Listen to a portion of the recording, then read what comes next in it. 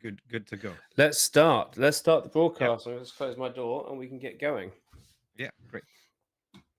We have our first play as well. So Yo, hello, hello. Let's go over to the casters and welcome to the Planetary Qualifier Stockholm PQ live stream from the Nordic Takedown podcast. My name is Jason, the Captain Kirk. You guys all should know me by now, and you should also know Magnus, who is the other way. Just make sure I've got the right on the stream here. hello, From Always Tell Me the Odds podcast. Hey, Magnus, how you doing? I'm doing just fine. It's Yeah, welcome back. You did such a good job, basically manning the stream for the last one. So I thought, okay, we've got to get you back on this thanks a time. lot. Yeah, It cool. was fun. It was fun helping you out. Yeah. Well, no, we really appreciated it. It was a great tournament. Manitosh also did this as well. But we're not talking about Manitosh today. We are talking about Dragon's Lair. You shall see up in the top of the screen here. They are in Stockholm. They have two shops in Stockholm. They have a card game shop and a board game shop, which is quite good because I rang the wrong one yesterday looking for Okay. someone and ended up going for That was board an game shop instead. interesting call, I guess. Yeah, exactly. Yeah, exactly. I was oh no, that's in the card game shop. It's like, and you have two. So I've only been to the card game shop when I play some Fab. So there we go. So this is hey Matthias, hey Nicola, and SWU Competitive Hub, Noxum. Hello, good morning to you as well. We will be having commentary all day, as much as we can. Me and Magnus will be manning the mics for the first one. First three games, and I believe we are now. They've hit the thing, so we are having 6 rounds of Swiss and a top 8 today. Okay, Yeah, that's so they've managed to hit the. I think the 33 players haven't been. If it hasn't changed already, so there we go. But do you know what? The best news, Magnus. what's We the have best. meta. We have meta. We That's have it. meta. We have the creator role on Melee, and we have Yeah. meta, which means that I can do something like this with the count of the deck list names as well. Obviously, we are not showing anything to do with. I just realised I'm being cut out of the shot here while we are on the stream. Okay. There we go. We also have the first game setting up actually. They are setting up for the first game, and we're being told who they are as well. If I just set this out, do you want to have a talk through the meta, which is insanely diverse? Yeah, sure. I can try. So it's I can't see the stream right now, but are you showing the pie chart? Or I am showing the pie chart right now. yeah. So we have as a very diverse meta actually. I guess maybe not big of a surprise that the most played deck is Sabine. Yeah. I mean, from winning Lille and the last sector in Do you know America, I what? guess. Now we're showing the pie chart. Okay. So now you guys can see the pie chart. Now we just had us. Now something is showing on Stream Pontus. Apparently I don't know how to use technology anymore. Yeah, despite things. Yeah. So now people should see it. Now I've moved. Now over to people live. should see. Okay, great. And as you can see, Sabine is the most played deck, but not by far. I mean, 12.1%. That's not. I mean, it's only 33 players as well. So I think I counted to 6 Sabines when I just did the count. And besides Sabine, it's an extremely like diverse meta. It's a lot of one-offs. Mm-hmm. All of the like 3% you see here is one of decks. So Quinlan, you have 2, I guess, and it's Kira with I guess 3 then on 9%, maybe 4. It's kind of hard. We can't see the count. We can only see the percentage. So I mean Sabine with 12, Kira with 9. You have Bosk and okay. So now I'm seeing. I haven't watched this, so we have a bit more Sabine than 12% because Sabine is on 2 places. I guess that's the different bases then. Oh yeah, this is the bases. same base and Yeah. So that's why I thought 12% sounded a bit low when I counted to. I think 6 out of 33 is Sabines, so that should be around 18%. think. No, you know, I That said I have. counts up Yeah, to yeah. I 18. said I have meta. We have quick meta. We have quick Um, meta, but it's, at because least we have something. So yeah, okay, so Sabine is actually giving us a quite of a large showing with around 18%, I guess. yeah, But as I said, not that surprising when she took down the largest SWU tournament up yeah, to date, like the Lille with 860 players, and it took down the last sector in America as well. So it's a great deck right now in the meta. Um, yeah. but I really like how the chart is looking otherwise. So Kira on like 9. I don't see any other Kiras 9%. No. And then it's just like 6 and 3%. So it's very, very diverse. Yep. So Right. this is gonna be fun to watch. They're It's gonna just be a lot. getting. About pretty much starting now. So I'm just Okay, yep. finishing off getting the stream set up. But as I do that, we can move over to there's Quinlan. There he is. Yeah, There's Quinlan. I was okay. looking for Quinlan, and we can move over to the game stream. So I have Martin there on Quinlan Tarkingtown, and then Piet on a. I think it's just a red The base. yeah, it's the red base, right? So it's get That's red and just spell his name right. Mackay. Mackay. I don't know. I haven't met this player, so no, um, no one I'm familiar with either. So okay, so Quinlan and Piet red. That's an interesting matchup. I'm not really sure how this is gonna go. well, I mean, I tried to play Quinlan. I don't want to say I'm a Quinlan player, but I tried to play, and it's one of those things where Quinlan has to be quick, but also keep up with any ramping because Yeah. Piet will ramp. Piet will try to ramp, and he's got more ramping tools. And so this is a thing where we hope that he has some chams in the deck to keep up, and not be too late out with that Quinlan flip. Yeah. And I mean, the Piet red Yeah. deck can be very Yeah, explosive. If it gets to do what it wants exactly. to do, it can do Yeah, a lot of damage quite fast. exactly. So, So yeah, we see Ahsoka out now. So he's exactly. starting So cards like to do, Ahsoka yeah, are going to be eh, really good because they have to yeah, hit the hand. yeah. So I guess the Quinlan player is going as much he can on Yeah, the hand we hates. didn't Right? see what he did, but he did push out a he did discard a it looked like a ruthless raider maybe he had to Yeah, do, or something. it was a ship at least. But then obviously Ahsoka gets taken out with the merciless um, Yeah. So contract. both units got taken out with the merciless. Yeah, we will try and lift the camera a little bit for the next game. But what you see at the top of your screen there is actually the top of the camera angle that we have there. Unfortunately, we didn't have the same tripod that we normally do, Yeah, but we have a feed, which is the important thing for today. that's the most Yeah, important, I guess. yeah, exactly. So that's an L3 that he brings out. Those shields are really important with a Quinlan. Yeah, and there is the first ruthless raider for Piet. Yep. And as I said, this can like spiral quite quick with planetary bombardments No, and absolutely. devastators and such. So it's gonna be interesting to see how the Quinlan Yeah. players. I mean, that's the thing. Yeah, When I've played this matchup,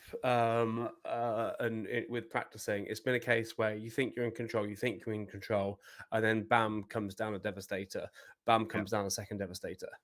yeah. Um, So Quinlan deployed. We didn't see the usual Plo Koon on the Quinlan turn. I guess that's a bit unfortunate for Quinlan no, there. and looking at his hand, he doesn't have that. He has Yeah, Kira's, he has surprise strikes as well, but that would have helped him out. But the nice thing with the Plo Koon is that you want it to make that impact. You want it to yeah. come out and have that ambush 6 and deal with something. If there's nothing to deal with, you have to ask yourself, is it wasted? Okay, so the Piet player starting with attacking with the Ruthless Raider here. Mm-hmm. If I'm not sure what he has, but with Piet out, I would have probably played the first capital ship first. But he doesn't. Maybe he doesn't have a big capital ship on hand, so that's why he wanted to get the attack in with the Ruthless Raider. Oh Yeah, it yeah, no, looks yeah. like he only had. I'm not sure what that's called. The Imperial ship that gives can give Sentinel to a unit, That's, 5/6. is that the Uh, Gladiator? Gladiator, that's Yeah, correct. Yes. yeah, So he could play that either way. He didn't need Piet for that. So I guess that's why he did it yeah. No, yeah. that order. Yeah. If he N- had like a Devastator on hand, he probably would have played that as the first action. Yeah, yeah, that's all. You have the I cut the card that's at the bottom of the screen there. I can't remember exactly what it's called, but that's an interesting choice for the Quinlan deck because it comes out with good stats, but it doesn't It's have yeah, as much. it's just a 3/5, right? For Yeah, 3, it's a but it's 3/5 though, so it sticks yeah, more. so it sticks. It will probably stick quite a while in this Yeah, game and do a lot of damage yeah. to Piet here. Yeah, because I think yeah, I guess you want to go. There's other targets that you'd want to go for as well. So he ambushes him with the The Falcon. Millennium Falcon, Yeah. and does he take down the? I think he went for the Ruthless. Yeah, he does. He can't take yeah, oh, he pings and takes out the Rootless, yeah, because Yes, yeah. he attacks for 5 and then he gets the ping, the Quinlan ping. Um, Liberated slaves. Thank you, Pontus. they're great. Yeah. Yeah. Um, Oh yeah. So I guess it looks like a big board from the Quinlan player here. yeah. But So there you have the deal 3 damage if it destroys something. Deal 2 to a base. I cannot remember the name of the card, but that is a really good card in Jump to Low Speed.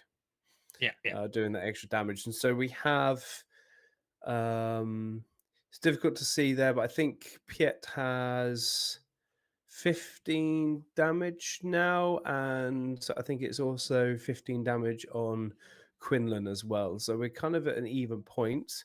Yeah, I We'll can't see if really we can see. get dice for the Yeah, next game. that'd be great. And not like white dice as the Quinlan player here Yeah. has red knife because that's hard to see. But I mean, this game can like turn around really quickly for the Piet player if he gets out like a big devastator or No, absolutely. Because I something mean, like that. how many are we on now? How many resources is Piet on now? Because right now, I you think he's on really, 8. yeah, Yeah, I think he's on 8. yeah. I mean, Martin really has to go everything to base right now, or he's Yeah, at risk of he needs losing to this. kill him quite fast now Yeah, before like the big stuff comes out. yeah. There we go. Force throw.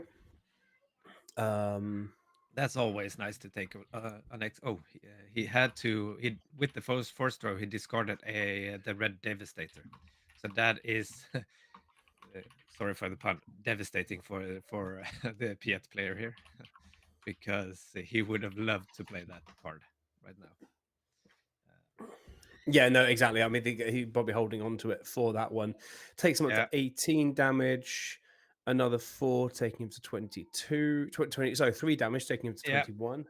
I think this is tough for the Piets to Yeah, come back. He has yeah. no And cards then in another hand. 5 with the blaster.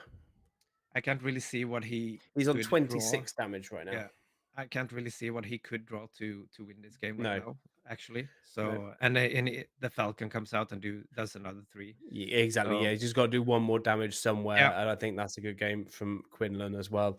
I yeah, think Piet, if he maybe he didn't draw into ramp, maybe he didn't draw into his devastators when he needed them.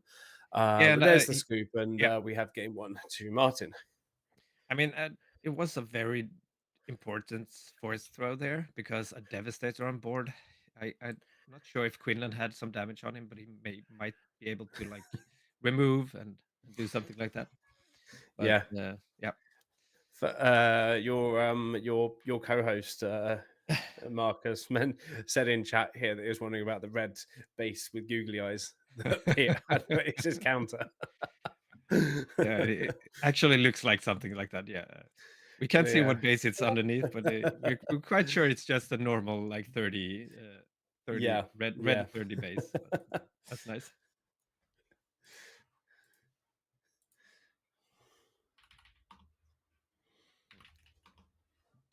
Pontus is saying that we're hearing Discord notification sounds on stream.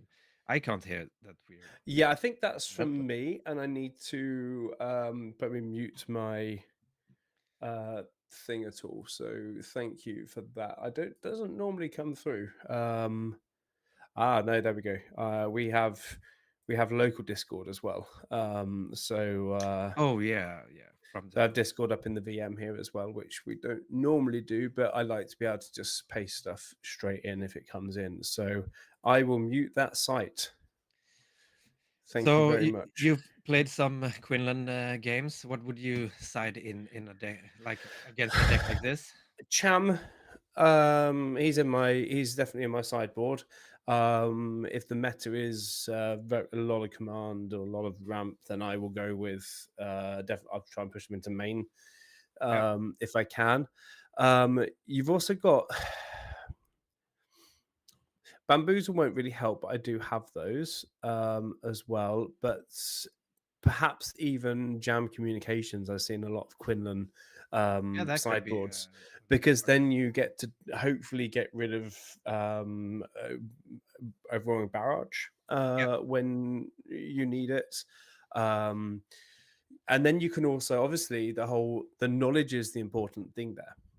yep, So with the Quinlan deck anyway, you have Kira, you have um, Spark of Rebellion anyway, to at least get that knowledge. But it's another thing that allows you to get knowledge and plan ahead of okay, how quick do I need to be? Can I control the board a little bit more?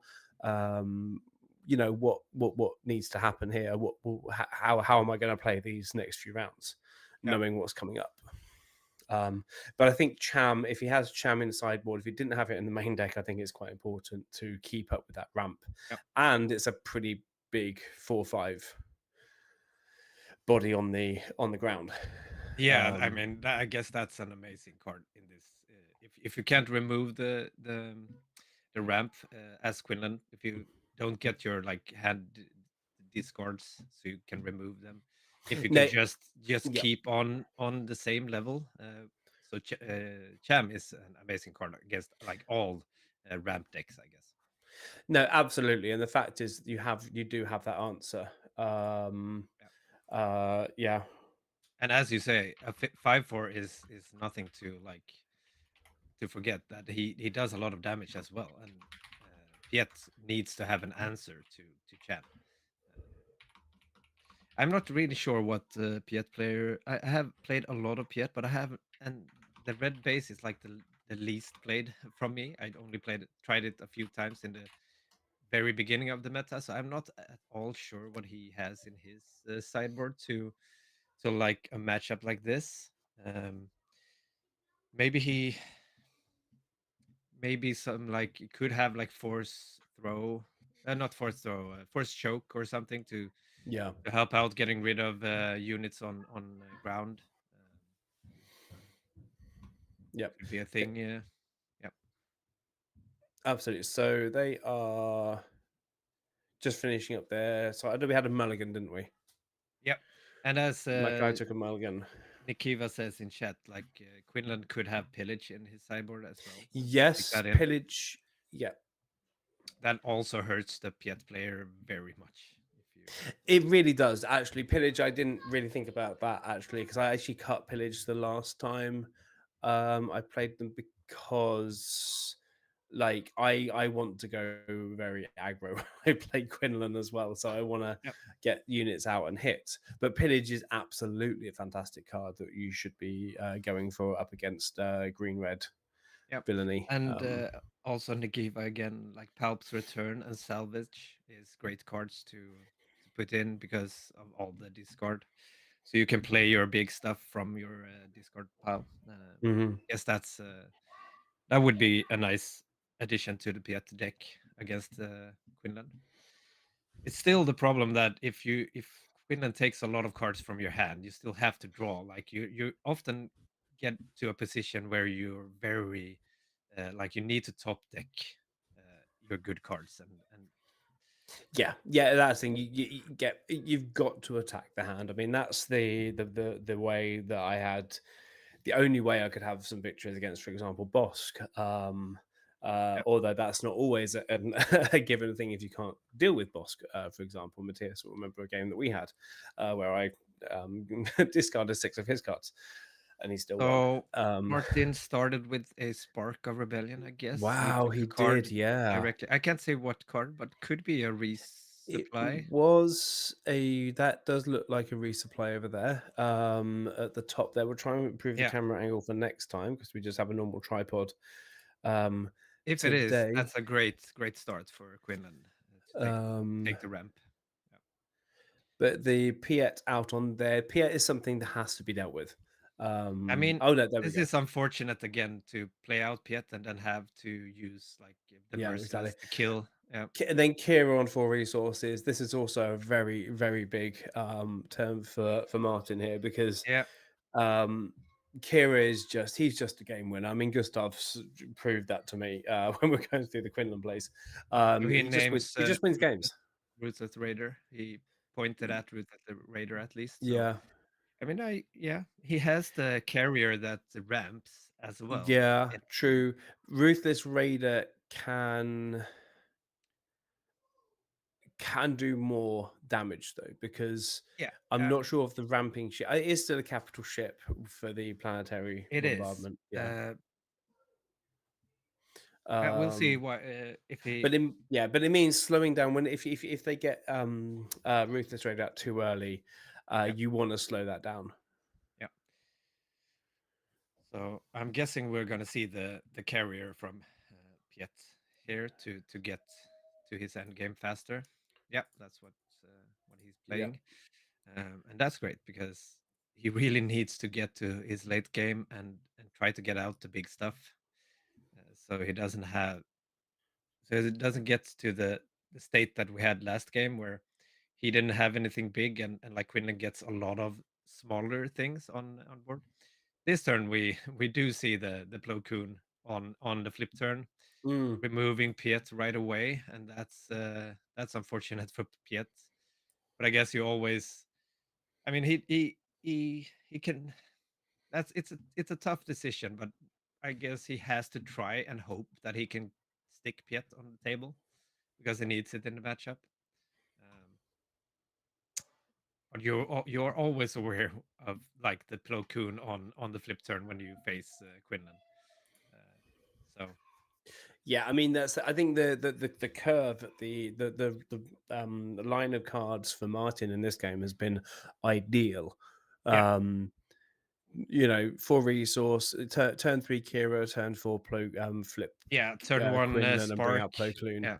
Yeah. So he's really, and he has a Uh, fourth throw in hand as well. So yeah, that's not good. exactly. Yeah, it's one of the ideal situations you want to be in as a Quinlan player. And it doesn't look like, yeah, it doesn't look like Piet has any Yeah, big like threats because he started with no, attacking with the carrier as well, and now he got the force throw on him. So yeah. He also hasn't used Quinlan, so Tarkin Town yet. Um, either. So he no, no, does have that option later on. He's yeah. done 4 damage to base so far, so he kind of needs to hurry up a little bit and start doing the damage to the base. The problem now is like even we know he has a planetary bombardment in hand, but Quinlan has so much health on units on the board, so indirect damage is not a big deal right now for him, I No, guess. no, exactly. But there's going to go through 6 there to take him up to But I mean, yeah, 12 on base. if he could get like the Devastator next turn and then play a planetary bombardment, that could be a big thing for I mean, yeah, for the game. that's huge, especially if it's the red devastator Yeah, and you're just sticking for 12 him damage to it because I onto mean, base.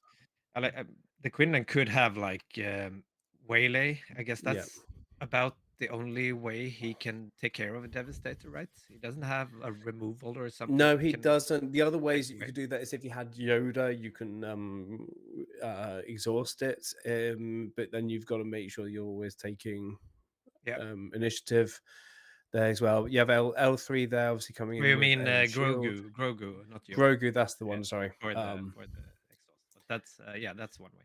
But yeah, we'll see. It's the game is gonna get decided like in this turn here.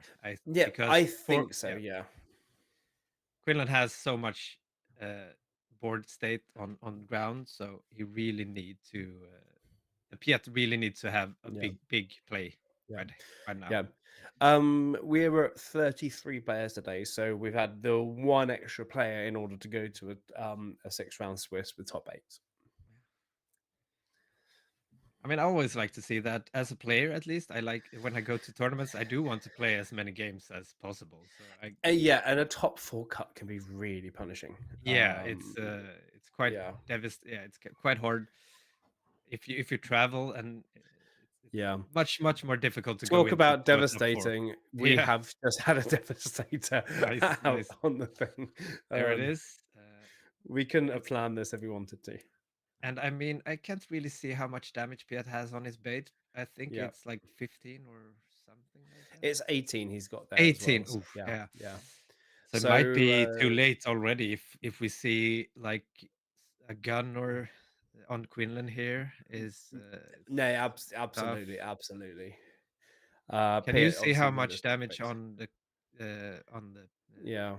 Quinlan? Yeah, he's on 2021, I believe, after that, the three from Kira there. So 21 damage, and on, I think there's only 9 damage on that Tarkin town there. So we've got Martin, he's in a good position, but he's got to push that through the extra damage because if Yeah, I mean, an attack from the Devastator and the planetary bombardment does take out Quinlan. and we But know he has that on yeah, hand. but I don't think he's gonna get two actions No, on the next turn. That's the problem no, exactly. He for doesn't Piet. have the blaster on Ooh, in the that's hand at the moment. He has a another Kira maybe to see what's in that hand. could like and name. And there's also an Ahsoka, but he's going for the Kira.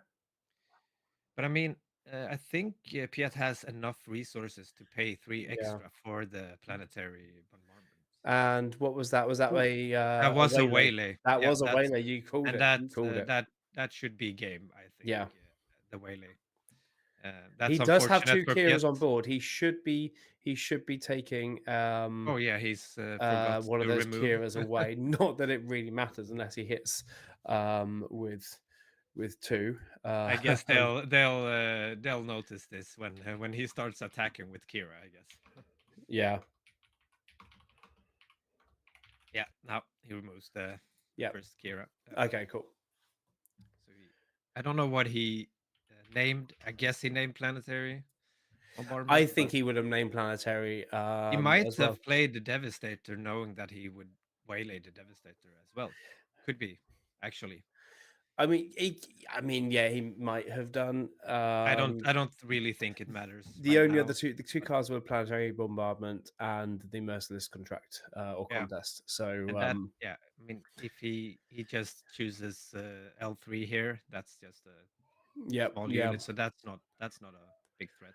Here we So go for I think Planetary. actually There we go. I think he named the Devastator. He knew he was gonna waylay it, and he didn't Oh want to yeah, no, see I it can again. Yeah, understand. Yep, yep, because yep. Thank you, Jochen. Yeah, that you are correct. Yep. There we go. Straight through 29. to naming the Devastator there, Yep. he's trying to stick to this game. How much is on the base?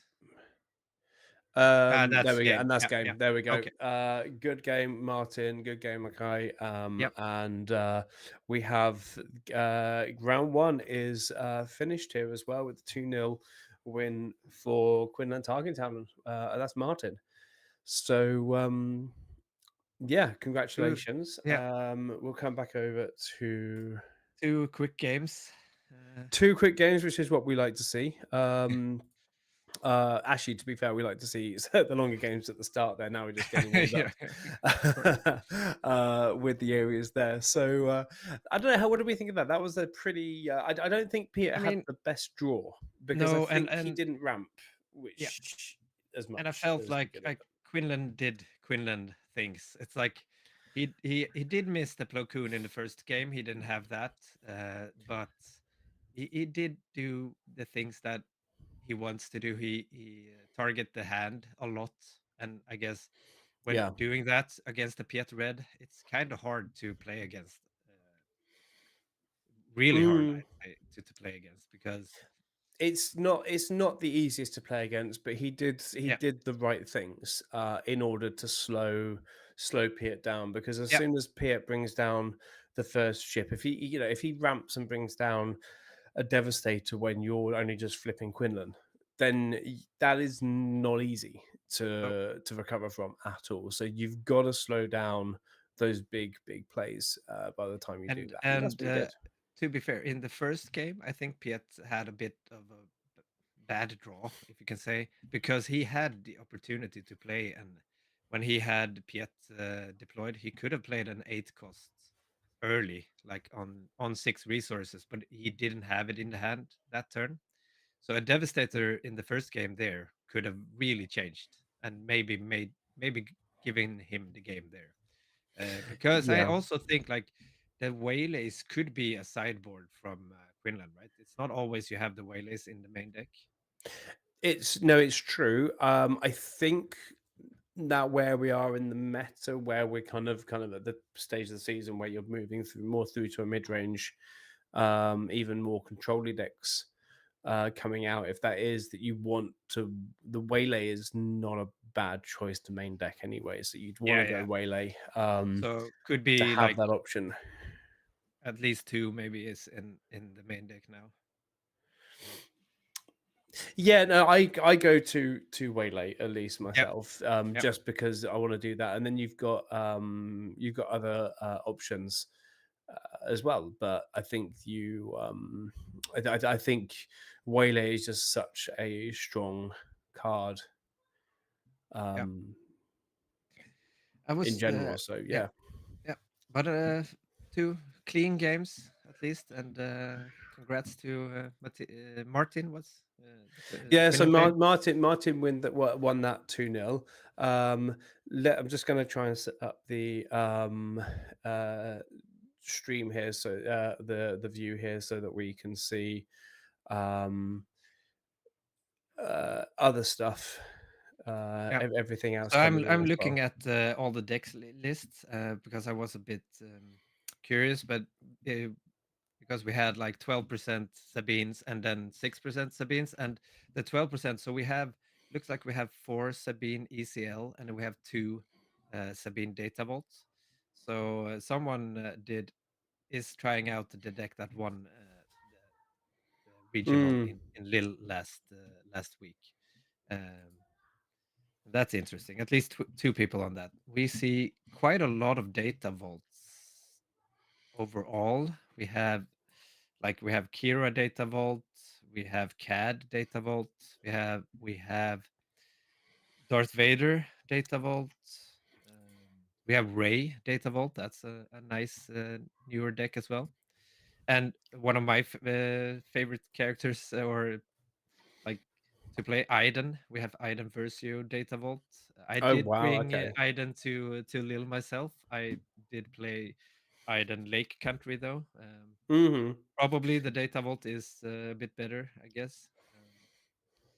In the meta right now, it looks like so. That's a cool deck. I really like the control decks. So Yep. Data Vault has really changed the meta a lot.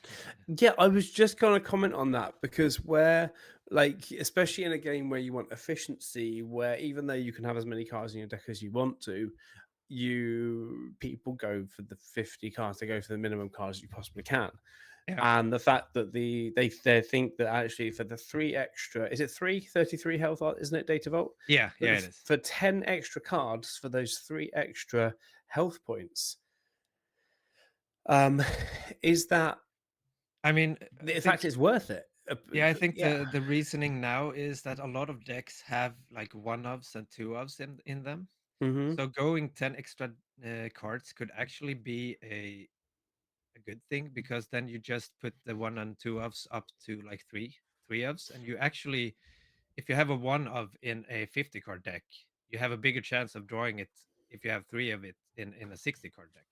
So Yeah. I think Yeah. that's one of the things, and also we have more more and more sets. Like now we're on the fourth set, so we have more cards. So putting in more cards in your Yeah. deck, you can put we have yeah. It's like it's not that you're putting in bad cards. You get more and more to choose from. So I guess the data vault is just going to get better and better because with more cards we have more options. And like if you have a specific 3 cost unit you would like to play on turn 2, when we have more to choose from, maybe you have another unit that's almost the same. So now you have 6 cards that doesn't really matter if you draw one or the other.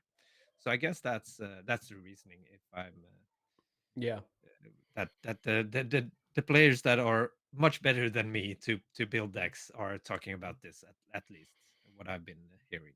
So uh, yeah, it's fun to see that base like that can come in. And I mean, it's a big thing when you see Sabine going away from ECL. You know that there is something to that deck, to Yeah, that exactly. base. And but that's the thing, you wouldn't expect that it would be those extra 10 cards Yeah, giving that for three. It doesn't feel like the best conversion rate, but it's good enough. And yeah, it's good enough. And also like usually it's like when Django was the top dog of the meta. You did see some people going away from Tarking Town, yeah. going Django 30 base because the mirror match could be really good with when you get the more health. And for Sabine in this case, like the mirror match against an ECL player, you have eighth more health on your base. That's a lot of damage extra to do for the ECL player, I think. So I guess that's part of the reasoning as well. Yeah, I'm just going to put up the actual list of the deck list Yeah, up on stream now as well, with the thing to the everything to the side, so we actually get the full deck list with the pie chart on the side here, so that people can actually see the full list. And I'm doing what I can in the background here to yeah, make yeah. this a little bit more readable, and make so, because we got this obviously access to this list, the finalized list, just before. Um, I can see my co-host is glad that the right side won in this game. I'm not really. I'm not agreeing with him there. oh, the I think like heroism, yeah. the poor imperial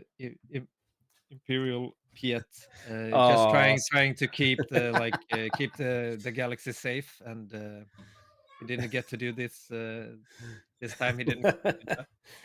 Uh, no, it, actually, I think I do enjoy, um I do enjoy heroism, I think, a little bit more. yeah, So I think I mean, looks I'm like on you Marcus's side played there. that like you started out off with Chewie.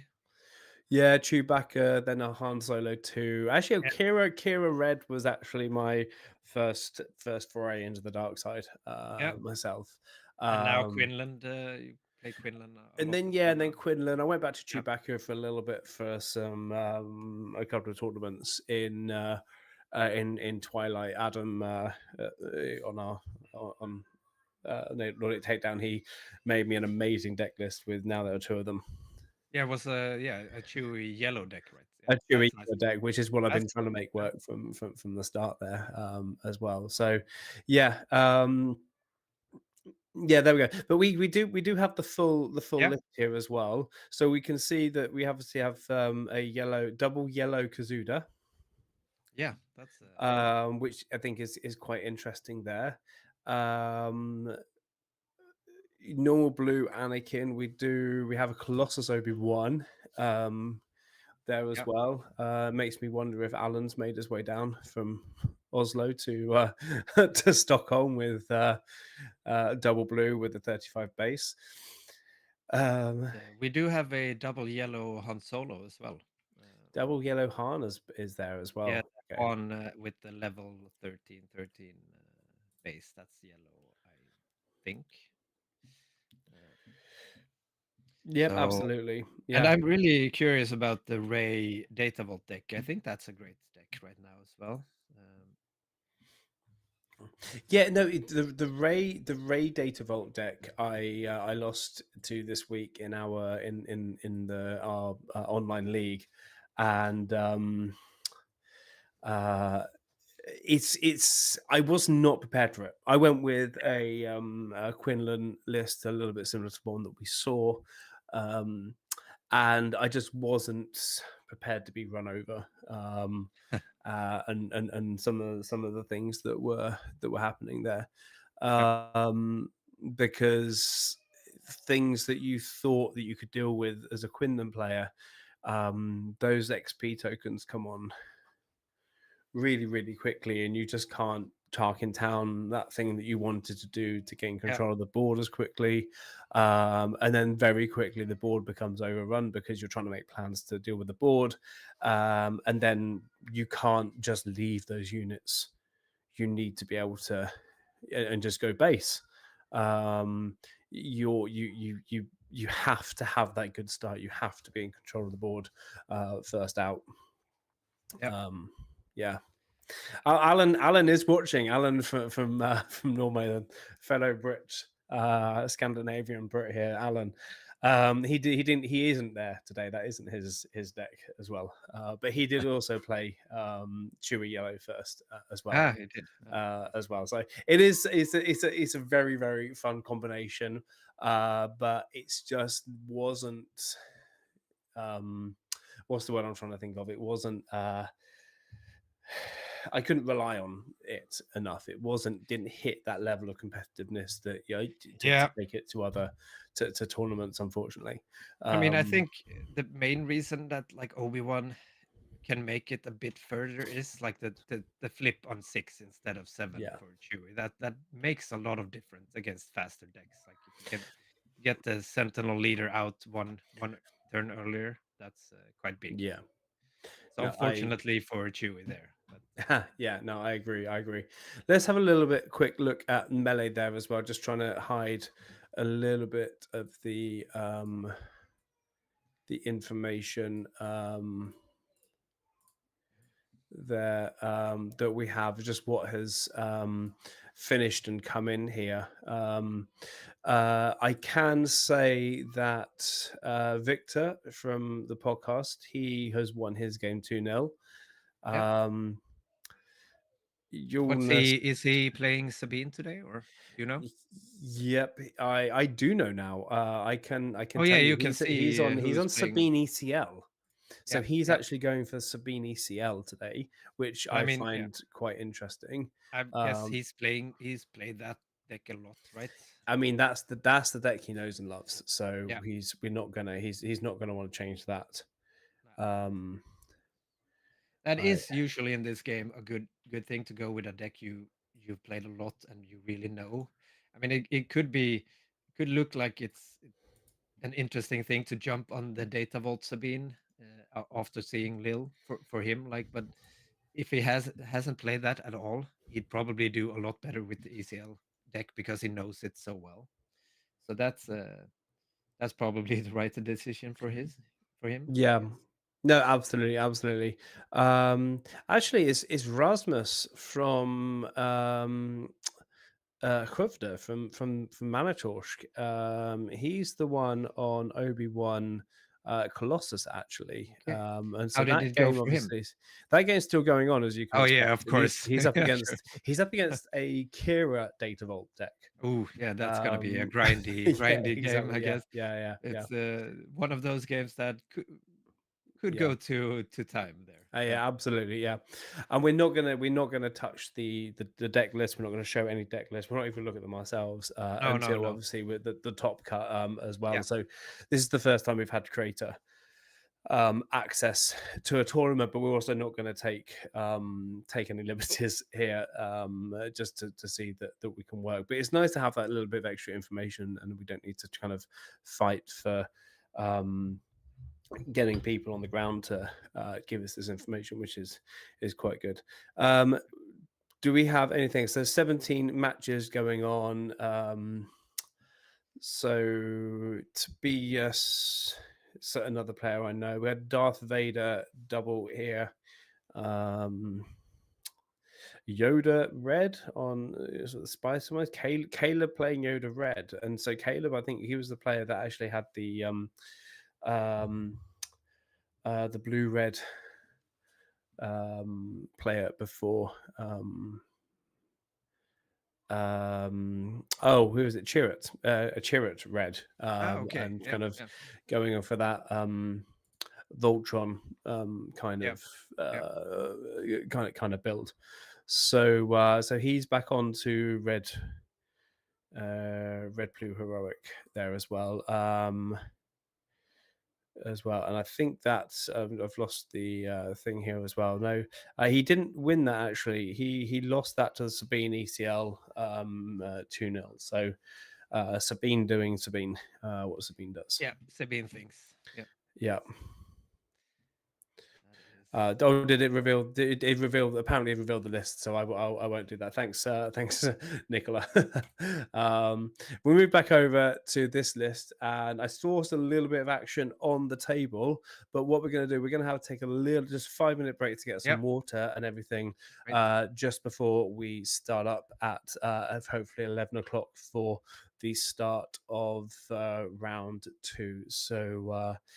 Give us a few moments, and we will be Yeah. Will be. back at 11 o'clock once I can write up the details Yeah. at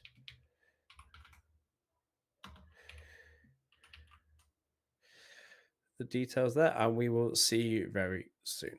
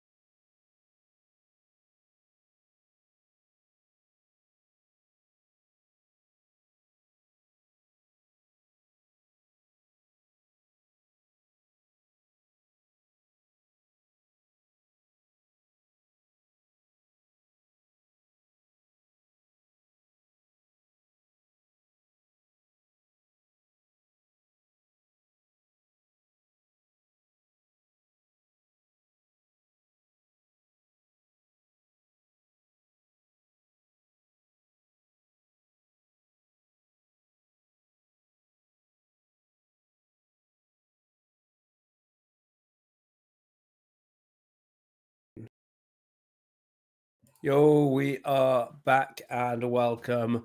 And the big news now is that I've chosen to sit down. No, I'm joking. Um, um, we need to get the playmats lined up here. They're just setting up on round two, and we're just getting um, Yeah. Do you the know? details Have you through. gotten what Which decks table? we're looking at? Which table? No, not just yet. I'm still waiting for that details. I've been working on the meta list as well a little bit to try and get some better, Yep. you know, this charts for what's being used and everything as well. So I'm just trying to teach myself doing this stuff in Google Sheets instead of Excel, which I'm more used to. We have the players setting up at least right Yep, now. exactly. So We have an ECL. We know that much. probably Sabine then. Yep. Don't know if like I think there were Yep. Krennic ECL as well, so could be Krennic Yeah, ECL. and it's We'll see. someone who went to the regional qualifier because Yeah, they are have that. flexing a regional qualifier We playmat. have we have one of mine. Oh, it's a Han 2 ECL against Aiden Data Vault. So that's Yeah, I awesome. like to see that. Yeah. That will be good. Victor's just giving us the details of what we're playing. So we do have Kira. No, is that Aiden? Aiden. Yeah, it's Aiden Data Vault. Aiden Data Vault versus Han. Um, Han 2 Han ECL. two ECL. Yep. Um, Kevin on it's Kevin on Han two and Johan on Aiden. So let me just switch these out and we can go over Yep. to They are them.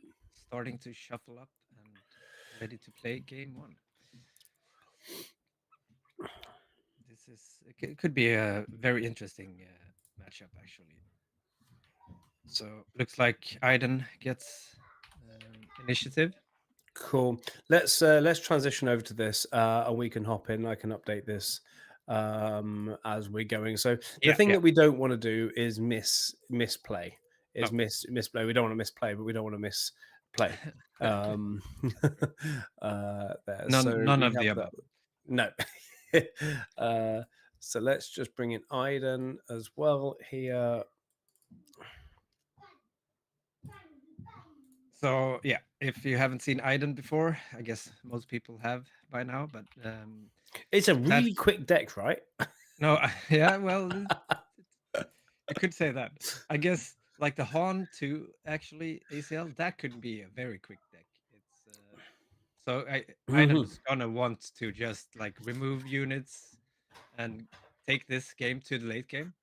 The Yeah, problem is absolutely. I'm not sure how aggro the Han Solo deck is here, but um, if he plays like crate dragons and stuff main deck, um, that can be a problem for Aiden sometimes.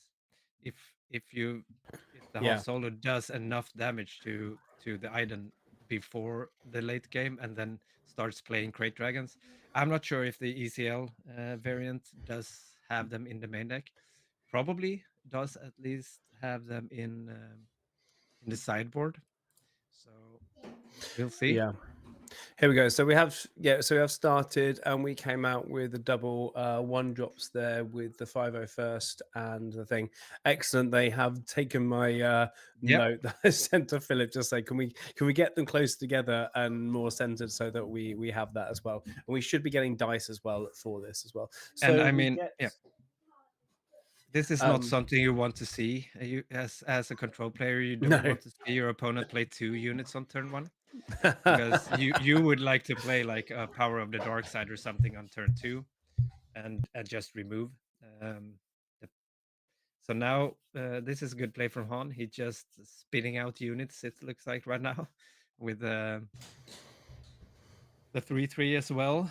So let's see what the item player can do against this. We're on 4 resources now. I usually would like to play a Childson. Would be optimal to play now to stop the ground for a bit as well, at least. And a well played like a Childson could really do some bad things against the Han here if he doesn't have a good answer to it.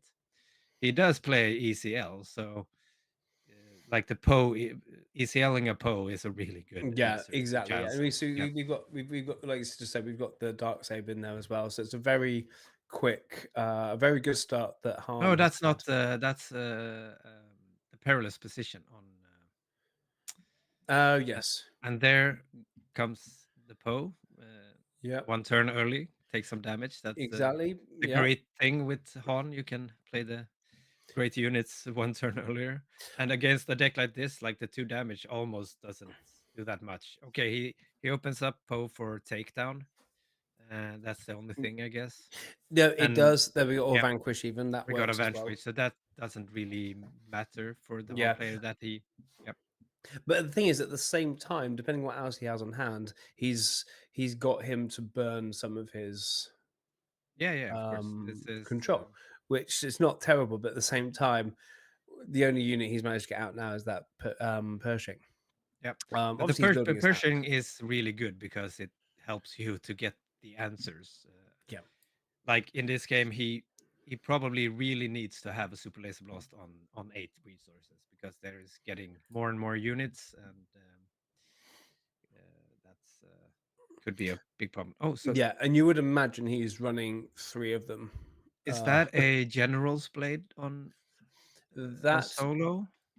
that he does. He has the dark saber in hand. It looks like it could be the It's general's the blade. dark saber. It's the dark It saber. is Yeah, another dark saber as well. So he also has one that's in hand. yeah. He has So one more in hand. um So I mean, I guess Johan really needs to find. Oh, he as got well. the he did have the rivals fall, and Yeah, exactly.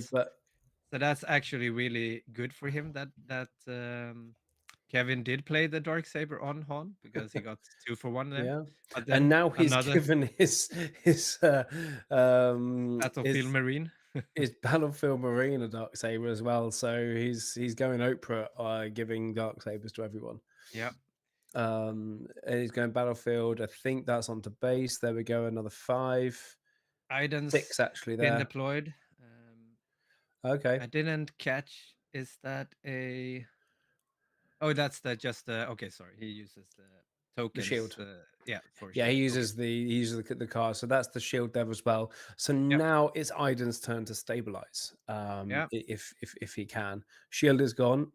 yeah. Looks like Kevin wants to remove Iden as quick as possible. Yeah. Probably. I don't blame him. No, but he's already done 23 damage on Yeah, base, exactly. so it's gone really fast. Yeah, So but is it enough? I I mean, if Iden can stabilize, Yeah. it could be that it's not enough actually. Oh, that's a nice play. He traitorous the battlefield marine that has the dark saber. So that is a nice play from Iden here. This is a very bad. He wasn't paying that battlefield marine enough if he managed to switch sides over there as well. So you got to be careful who you give the big tools to. Yep, So that is correct. I mean, this could be the thing that actually yeah, does there we go. He comes change in, the game. ambushes in, takes out Iden with the blue leader. Yeah,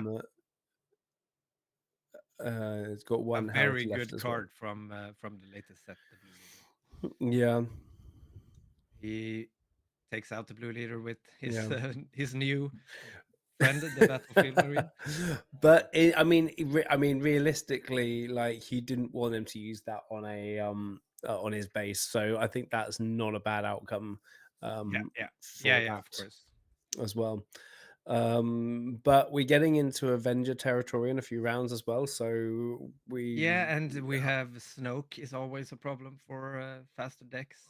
He can come out now, so this it looks like at least Johan has put himself in the position to actually do have a great chance in this game. Mhm. I'm always worried when facing like the Hans with the control decks that he does have like he hasn't used his ECL right yet, so he could do Wrecker with ECL. It's not what you would like to see as Iden here because that's a lot of damage. Both removes your units and does a lot of damage, and that is exactly what we're seeing here, right? Yeah, he does the Wrecker ECL, probably kills the Marine, and yeah, and he ambushes Pershing. So that turns the game around once again, actually, in the favor of Han, I'd say. No, I can't agree. I mean, Han is still like he's only got 6 damage more to do. Yeah, and he has a Um, full health wrecker, but yeah, I mean, as a super laser blast now could again change the tide. yeah, exactly. You can't take anything for granted there. I Um, think he has 8 resources, right? It's hard to see. They yeah, kind of it looks merge like together. he would do. He's not sure if he wants to.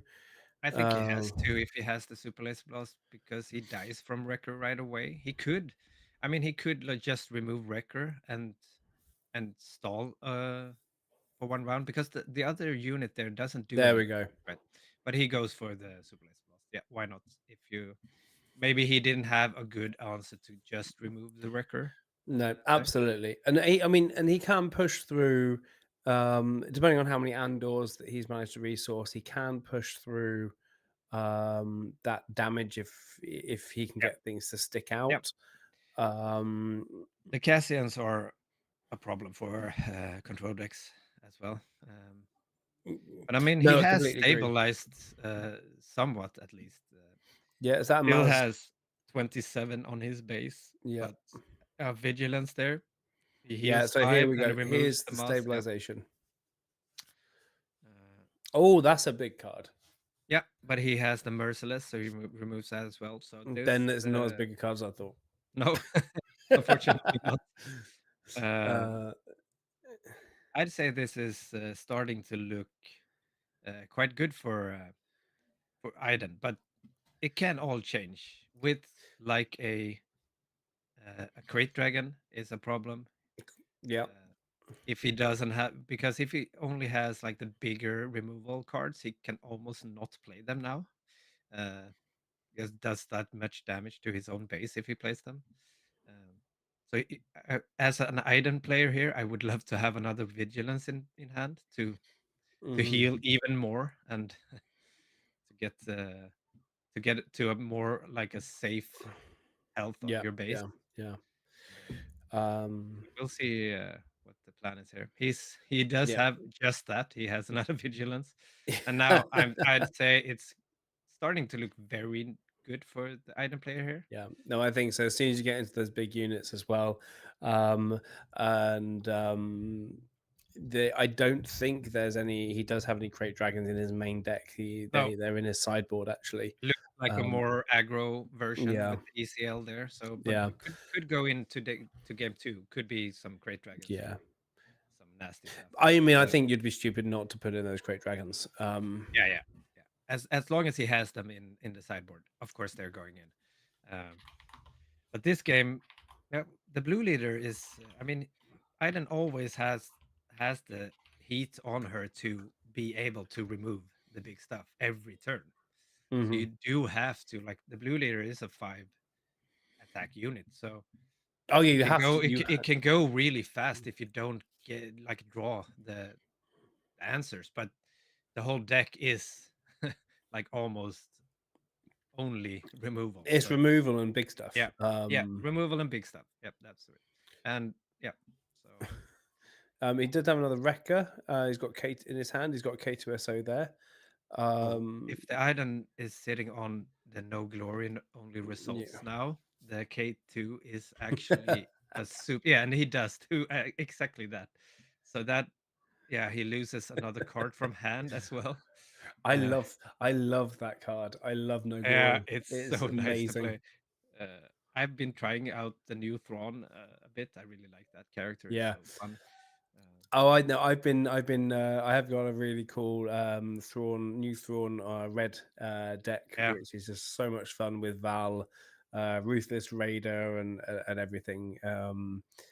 And yeah, it can go really fast. It's not as reliable yeah, as you want it to be, but that card is great. So here we go in for you got the is that the Adelphi yeah. And wing? now you see that Johan is gotten as so comfortable now. He's stabilized, so now he can start playing out his big units. So he did do the mall there, Yeah. so he can start putting pressure on the base because he feels he's down to like it looks like 20 or 19 damage on Mm, base, right? So he's kind of comfortable, starting to probably gonna see we have them all. Maybe an Avenger next turn, and hmm if he has the Avenger for next turn, I'd say this game should be kind of over. But you Yeah. never know Yeah. with Han too. He can have like timely's timely wrecker or something like that that could make a difference. But looks this looks very good for the item player here. Yeah. No, I really do agree there. As an item player Dennis. myself, this is the kind of board state I would love to see after. Yeah. Dennis, thank you for pointing out I didn't switch the round numbers. Um, Yeah.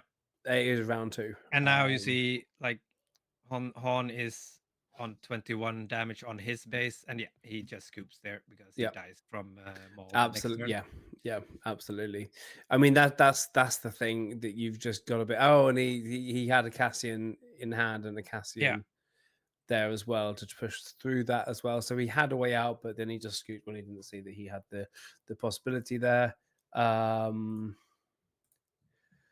the camera has been nudged a little bit, but there's no one available to push it back right this trying to second. see So we will try and move if I can. over the Yeah, screen a little bit. Oh no, someone is doing it. yeah. Trying to see if what he's putting in from sideboard. Just two cards from Kevin looks like could be the Great Dragons we've been talking about. Yeah, I think he would be putting in Great Dragons there. Yeah, and as an item player, it's hard to say what he has in main, what he has in his side, maybe, but could be some more like an extra sentinel or two. Could also be like top targets going in to get the health early game to get to late game. Uh, could be an extra fell the dragon if he doesn't have the full three in his main deck, because I guess he's expecting great dragons to get into the Han deck right now. Uh, Um, no, I think no, I think you're right. I mean, a very controlling deck anyway. I'm just trying to work out what it would be, what it would have in the sideboard there. I'll see if I can get any more information. Oh, he's He's got. showing us. He There we go. takes out like the Devastator and Annihilator, and And he he's puts in top targets and I think the third or second or third traitorous looks like. that would be a sec. Yeah, because We he is know he has running. one at least in He's main deck. running two traitorous, and so he's put another traitorous in there. Yeah. So he has three now. Yeah, I mean the Yeah, traitorous did. I wouldn't say it won him the game, but it could have actually been because the Battlefield Marine with the dark saber, yeah. getting that not only to get rid of it but to change sides on that unit, that that's a big swing. I think now from Kevin's side, knowing that the item player is playing the traitorous, I think he's going to be more careful about playing the dark saber on a 3 cost or cheaper unit. I mean, it's Yeah. still safe to play him on Han or play the dark saber on Han or a bigger unit. So I think he's going to be a bit more careful about that this game. Yeah, no, I've got to agree with you there. Losing that dark saber, because that was a big turning point. I think Han would have won that. He would have been too quick if he hadn't had that taken away from him. I think he might have been able to push through for the win there as well. So that traitorous was a huge turning point in that last game. Yeah, it was very much. So they're Uh, shuffling up, yeah. and we'll So see. I'm just having a quick look at the round so far. No games have been reported yet, so the Sabines have been controlled so far. At least for 20 minutes playtime. It is also interesting the amount of tournaments Yeah. that I've been where you looked up after 15 minutes and you see Yeah. the Sabine Bears just sitting there on their phones, looking very happy with themselves. Yep. Uh, Like a quick 2 and 2-0, two yeah, 5-minute exactly. games. Yep, that's not unheard of when playing Yeah. Sabines. Yeah.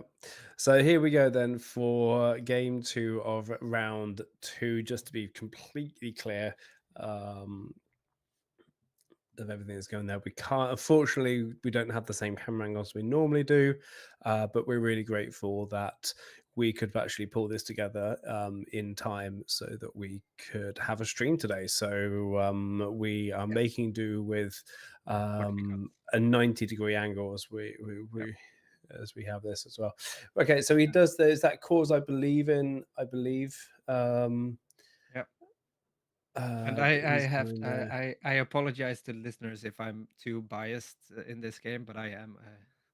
I do love my Iden decks, so I guess it's hard to not be a little bit biased I here. think that But balances up with the fact that I was very biased towards Quinlan in the yeah, last game. So here we go. So we have a very similar. We have a Maz and the 501st Soldier coming out in yeah, turn one. that's a great start for Kevin Um, here Very because good a start. Yeah, power or something like that, he doesn't remove the mass, so he can keep yeah.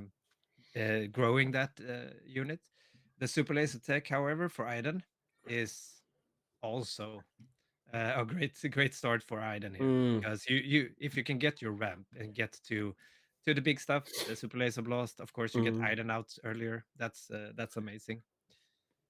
And we see the Sabine's masterpiece. That's a really nice addition from jump to light speed to a lot of decks. yeah. I don't play the heroic side of this game, but I really like that card. It's so fun. It would be fun to play, I guess. You have so much like Yeah, the Sabine's possibilities the are Sabine's endless. masterpiece. I do love playing that card. I've tried to fit that into a lot of different decks Yeah, that I've been playing, and it fits most decks unless you want to be really really quick. yeah, But most mid ranges you really have so much to play with.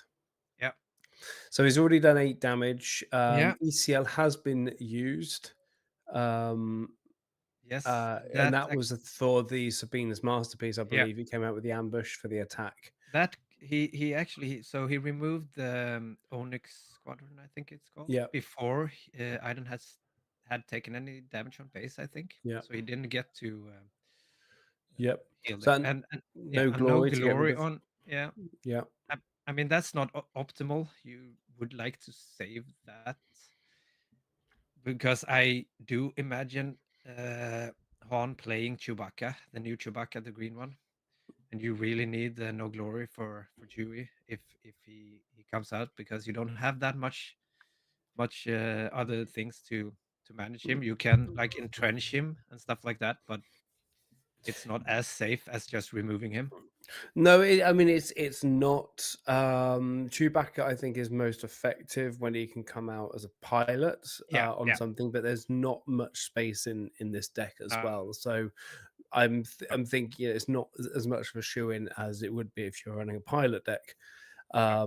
This Because this is this game is looking very good for Kevin. He got, as you said, like in last game, the Cham is of course super good in this matchup as well. yeah, no, And absolutely, Aiden did get to ramp, so Kevin got to ramp with him with Cham, yeah, and now he's already 20 on Aiden's base, and he yeah, has and that Maz that's buffed up for another yeah, she's 4 getting straight through.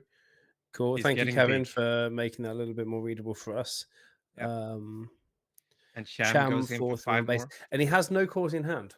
No, and I mean so he's No cause already in on hand. 29 on Yeah. base now. He One gets to more heal one, if he but can ping one, and he can then drop for a I think cause. this is already over this game. Actually, looks like. Yeah, exactly. Calm down. This went super fast. Yeah, Iden came out for a cause. Let's see what we do. 1, 2, 3, and then that's game over.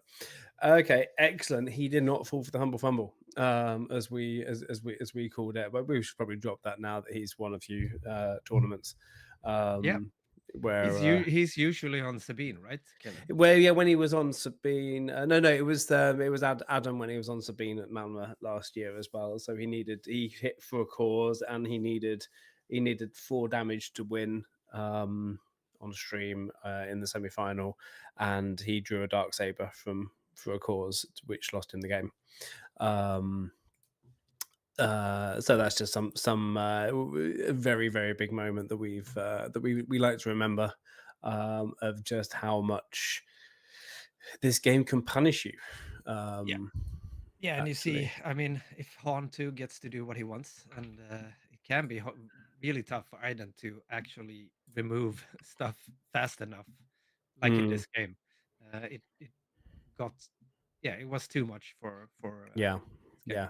Uh, he I managed last game to stabilize, but yeah, Yeah.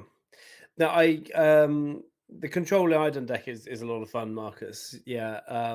Just seeing your co-host there in chat here. yeah, yeah, A more fun version of this controller deck that I did play against, and I built a copy of myself, was a Thrawn 1 controller deck, yeah, with like foresight and stuff in as well, because then you can kind of have a little bit more fun and poke at your opponent a little bit more before you bring out some really big units, yep, including yep, out of aspect stuff yeah, yeah, yeah. at the top end. That's quite a cool deck. Um, Okay, so game 3 then. Let's see Game three, indeed. So if just trying to if see the I yeah. hands here. I don't know if you saw what your No, one it's hard put to down. see. Looks like there is. It's a It's hard to K2. see. You Yeah, got K2 K2. in hand. Got That was a Battlefield Poe. Marine. Battlefield Marine. So he's put the K2 into thing, which is not a bad choice considering the no glory. I mean, Pershing is always a nice start for Aiden, and Yeah, this turn actually. Oh, Kevin gets 2 units out as he would like to, and yeah, that's key, I think, because if he only gets 1 unit out, and Aiden can start like removing the only play he does, yeah, then yeah, that's not a position he wants to be in. yeah, So that's nice for Kevin there. yeah. Just a huge welcome to all our viewers this morning as well. We're kind of nearly hitting 70 viewers, which is actually pretty good for pre-lunch on one of our streams here. Yeah, So you're very, very welcome. Don't forget to hit subscribe if this is your first time here. But we are now in game 3 of this matchup. Where did the R2, he used Perra's position on yeah, R2, didn't yeah, he? But yeah. He Poe did. has come out putting an X-wing but not piloting the X-wing. No, I um think he wants to go as wide as possible. yeah, well, you To do, don't you, against Yeah, these yeah, control decks? to stop the power of dark sides and Yeah, merciless to do too much to you. yeah, no, exactly. You want to be able to have those where you make the choice. Yeah. You can get rid of some of your pawns to protect the queens. So we're on 5 resources now. Looks like, right? Uh, We are, yes, we would be on 5 resources. a child's and yet this game. So it could be that the Iden Data Vault doesn't play the child's end because he might have too many green cards in the deck. But yeah, oh, so we see the traitoress again. Yeah, he does have a Charlton. He does have Charleston. Yeah, Yeah, he he just was a might Charlton. just haven't drawn it then. Yeah. He changed his mind. He Well, didn't traitorous the Marine. He did a takedown on it instead. okay. I So he think does have a he, traitress in hand as well. yeah, and might that could be a bad thing because if Kevin was thinking about doing a dark saber, I don't think he would actually try the dark saber on a small unit, knowingly that he has the traitorous in deck. But you never know. You never know. Poe is a big threat there. I guess Johan really needs to remove the Poe now Mm. because he can do a lot of damage to base. So let's see if he has a good answer to Poe here. Yeah, I mean, I mean, you have the top targets as well. They brought Oh, in. He he goes traitorous. for, or he changes his mind again. Yeah, He's thinking about because that's not that good of a play because Poe can just attack and remove the traitorous, right? yeah, exactly. So, Yeah, so Poe can, yeah, just get rid of it. yeah. So So, that's probably why he changed his mind. He drew a card with Pershing instead, so maybe he doesn't have a good removal for Poe here. That's not good for Iden because this Poe is probably going 8 to base now. Yeah, yeah, or maybe just 7, or maybe just 6. Maybe he doesn't want to get rid of a I card didn't from hand. see, him discarding a card. So Maybe I he think looks like he's still thinking about if he mm, and he didn't. I think he needs the cards yeah, here. Yeah, but 6 to base is still and I mean he's keeping the traitors away as well. yeah. No, So and now he puts the top target yeah, on him before. but that's also yeah. He really needs to remove Poe next turn before he attacks because when Poe attacks, he can just remove the top target. Mhm. Otherwise, And I think that must be his plan. He must have something in hand that he knows that he can get rid of it as well. He plays another one for no, wow. Remind me, is that a 6? That's a 12 heal yeah, that's 12 on. heal if he gets that. If he has removal for Poe. There we go. Goes into Oh, resupply. he because now he can deploy Iden and kill Poe with Iden actually because Poe is on 4 health. Yeah, no, So that is true.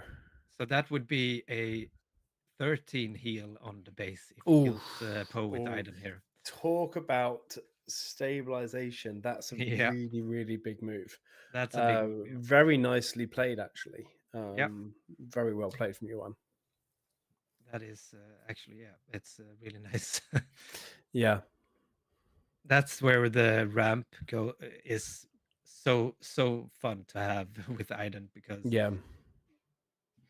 yeah, There we so have he it. heals Goodbye, Poe. 13 from base, and And Han has to start all over again. yeah, this is not what Kevin would like to see in this game. Uh, see what he's got to turn this around again, to start over, as you said. I mean, Yeah. he he hasn't used ECL, so he could next turn if he. I don't think Hmm. he has a wrecker in hand, but if Is a red? I think that's a Cham. Actually, he's that's a got a Cham, Cham and that's a Sabine. Sabine's masterpiece. he would ramp with Cham Yeah. because Iden did. So There yeah, we go. there So is he's Cham. going to Cham. He's not ECLing, but No, he does get to ramp to catch up a little bit there.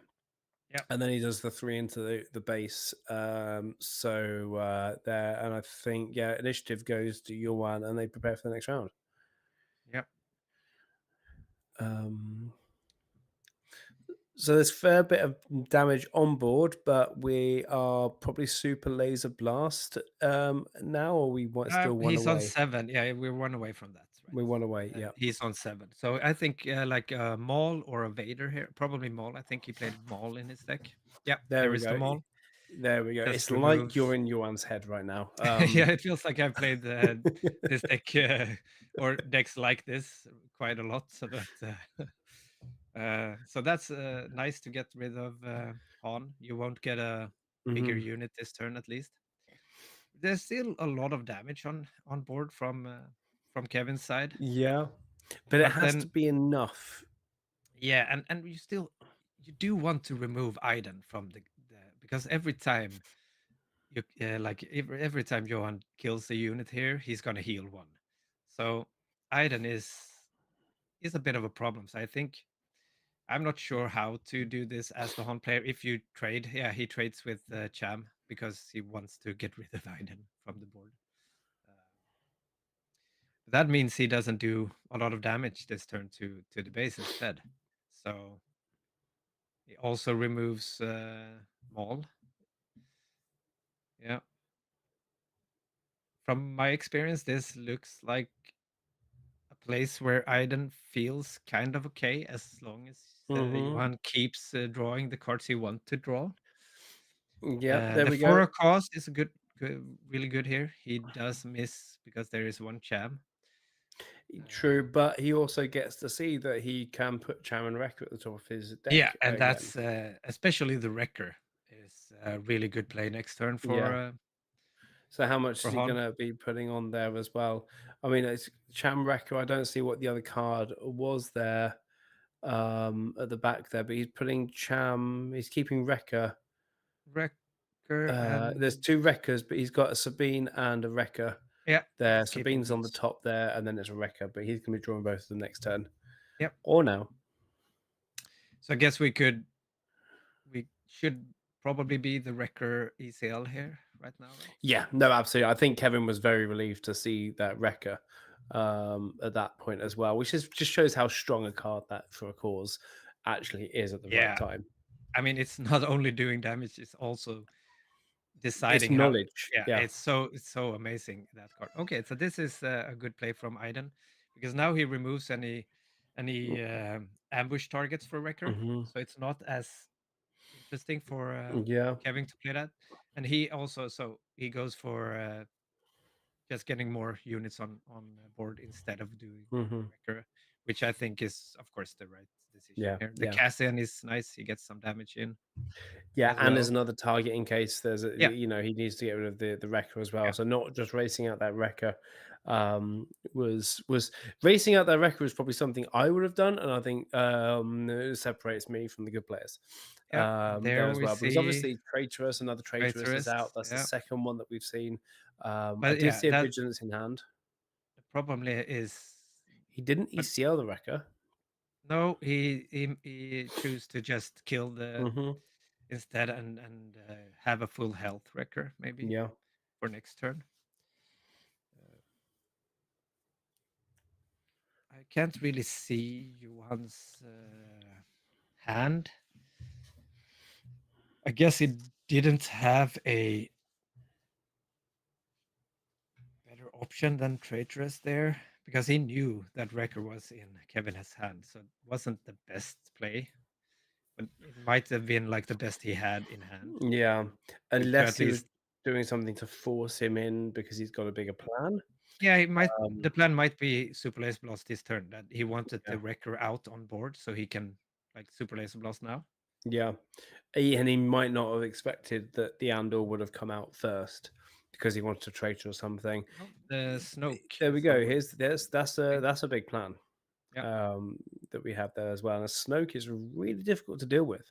yeah, because yeah, I mean Kevin just Um, keeps going to base. Probably yeah, the right decision. Hoping. there we And go. there is And then another top target. That's not what man, he wants to see because. I mean, how much damage has he dealt this game so far? He must have been able to win the game twice over. Oh yeah, I mean Um, he did heal like 13 in just one go. 13 in one go, plus all the other Yeah, little pings and everything as well. yeah. So he must be reaching, say, 50 damage And we that we he's haven't actually seen done. we haven't seen a vigilance this game yet. So He does have them in hand. that's probably coming Yeah. now as well. So feels like this is a good chance for Aiden to win this game. Yeah. And My we my do gut, have gut about tells me that. 15 Yeah, minutes left of before it's time as well. So, yeah. They shouldn't um, go to time here. no, no, not at all. That's probably not. So the Adelphi wing allows Wrecker to attack for how much does that give you? Does that give you a +2?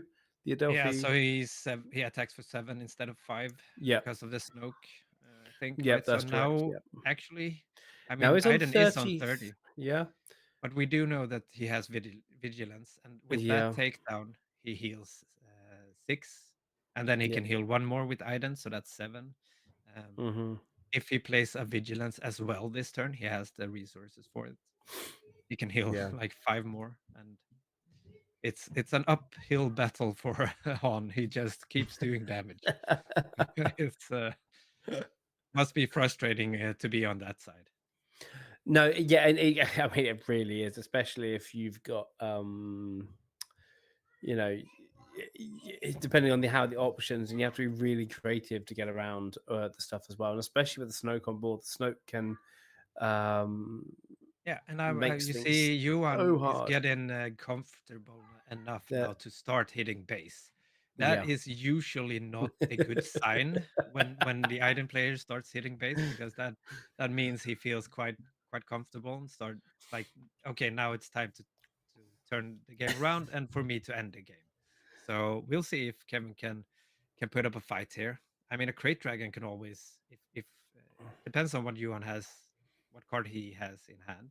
A Great Dragon can always be a problem for Iden. I mean, Yeah, a I ti- don't see one in hand. even worse is like a timely Great Dragon on on Snoke. That's not something you want to see as the Iden player, but we'll see. We'll see. Yeah, I don't see I can one in see. hand. Doesn't look like he has great No, influence. I think that's another wrecker, Yeah. and he has a it's the hyperfoil version of something. He has a Could it be the blue leader? yeah, the hyperfoil version of the blue leader as well, which isn't the best. You can come in and just do 3 damage to Snoke, but he's Uh, doing wrecker with uh, 5 damage. did Did he oh ECL that? he did do not ECL, he time lead.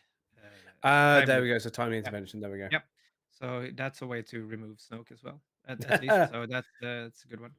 But what, he's on 23, so 10 now, 22, so he or 24. Yeah, as well. Obviously, the wrecker he did lose the Yeah. another resource there.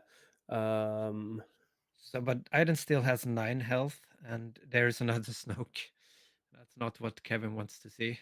no. The second Snoke here.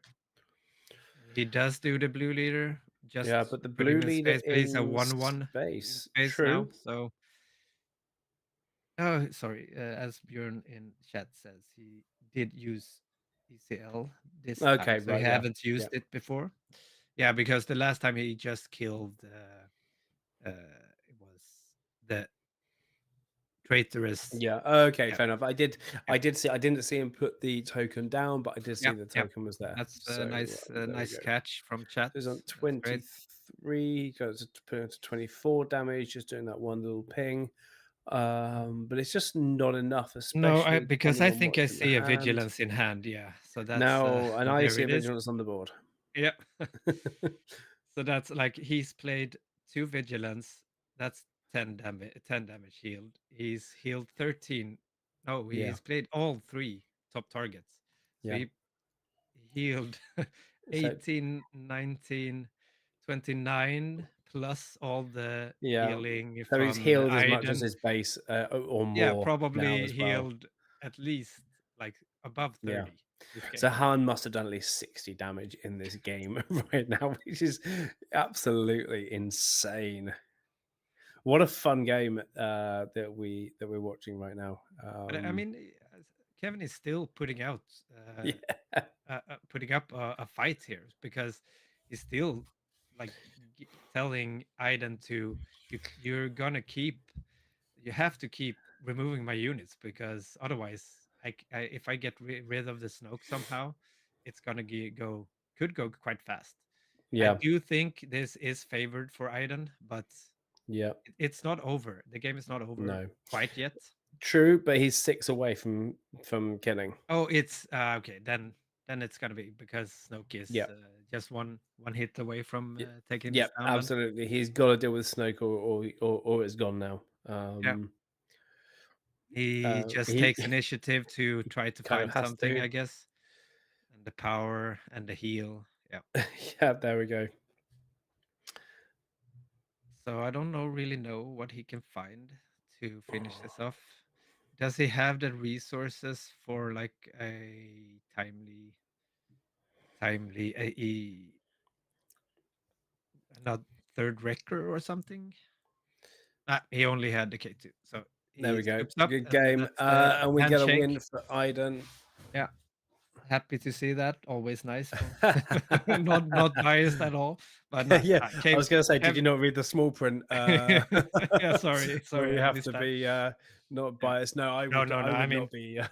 I really think Kevin did play this very well. He tried to put. I mean, we did see the second game went really fast in Yeah, Kevin's favor, so it could be a very tight matchup. But if yeah, Aiden gets the heal and get to like make the, the turn the game around, it yeah, is hard to come back from yeah. But how much did he heal? I mean, that. As I said, he it did over. do. It must be 35 at Yeah, least. yeah, He at actually least healed he up did three top targets. That's 18. He did two 2 vigilance. vigilances. That's That's 10. 28. Yeah. So and Aiden must have did like healed at least six herself, I'd say. I mean, I So think Ida must have done at least one per round as well. I mean, they went yeah, up to almost. Yeah. 12 And resources, so must have potentially healed up to about 40 yep, damage over that game there as well. So he must have hit about 60 damage and still didn't win. yep. Now that is painful.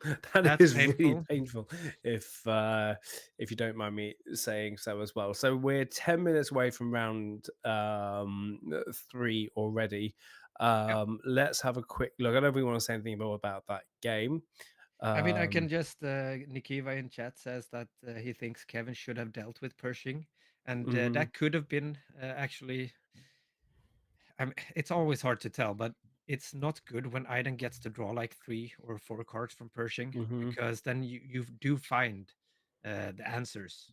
Uh, if he could have killed Pershing quickly, that could have meant we could have seen a game two, like a repeat of game two when mhm. Aiden really don't have the answers instead. No. So that could have been a way for Kevin to Mhm, actually take this game, but it's hard to say now. But yeah. So yeah. do you have any We updates have on a on little the bit there. game? Victor beat Jonas 2-1. So Victor's 2-0 right now. Caleb on that Yoda, he won 2-0 actually as well. So he's a 1-for-1. Of just that Yoda's a fun little deck. So I'm just kind of talking about the things that they are jumping out at me here a little bit.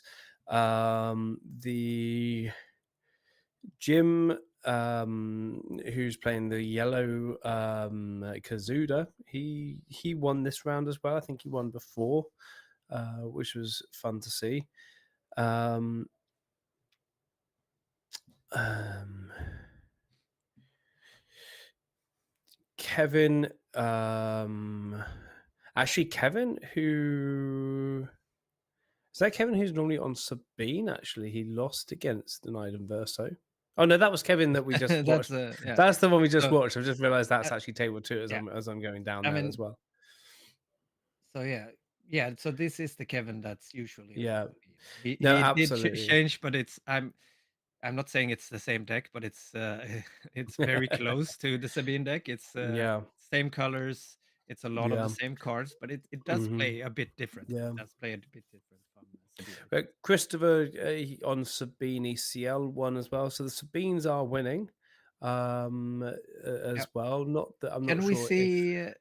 we do have Do you some know? standings a Yeah. Do you little know bit to which see. players are on the Sabine data vault? That would be interesting to see how they've done. We did have 2 players on Sabine data vault.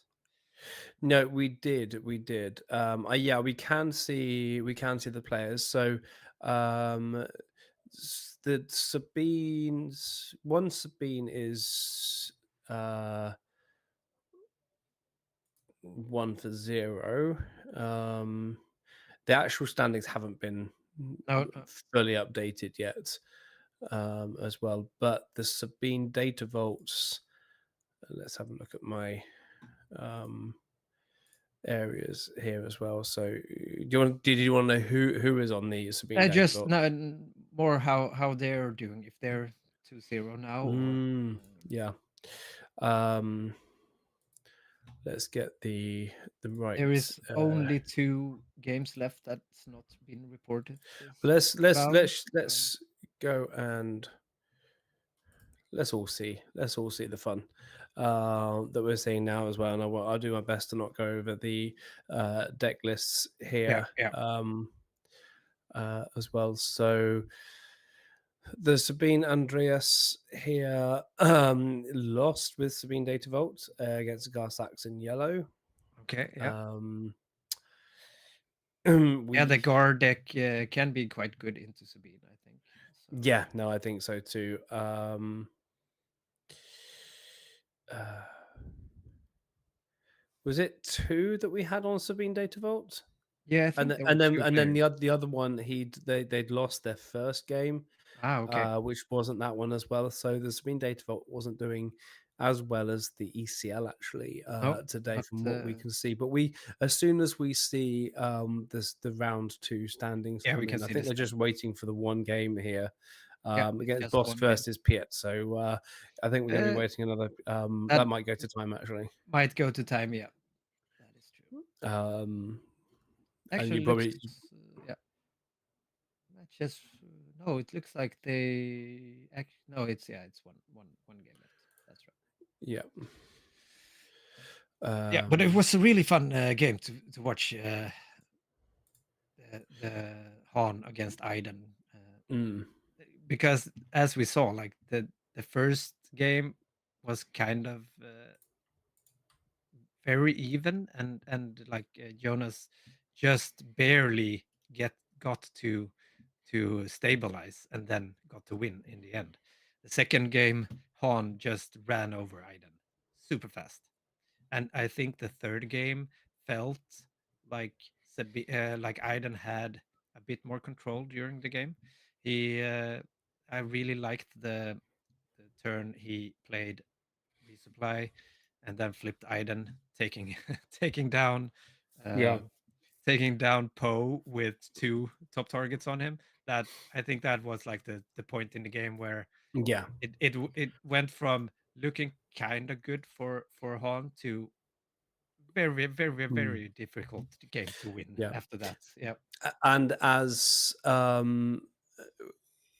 Nikiva says here in chat, that it was likely only possible because the top target resupply, because of the card draw, which obviously if you dealt with Yeah. Pershing that might Yeah. not have happened Yeah. as quickly. So maybe Kevin has to consider Yeah. in terms of those choices. But I think this is the Kevin who's normally on Sabine his whole life.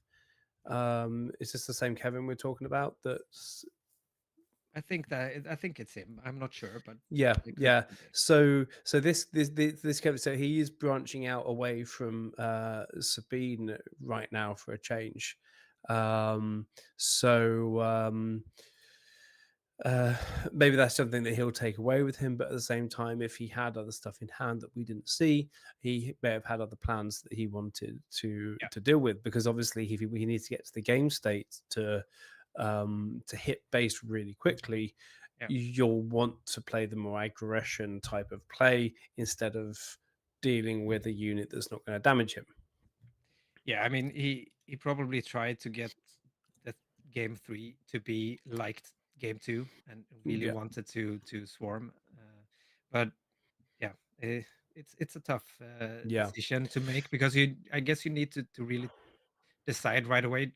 Am I removing Pershing, or am I just going base and hoping I yeah, yeah, can win? yeah, absolutely. Just going to see if I can column visibility. Here we go. So we don't need. Let's get rid of the by reason. Um, just get rid of some other things as well. I'll get rid of publish and see if it's reported, just so that we can um, see the results on our thing as well. On um,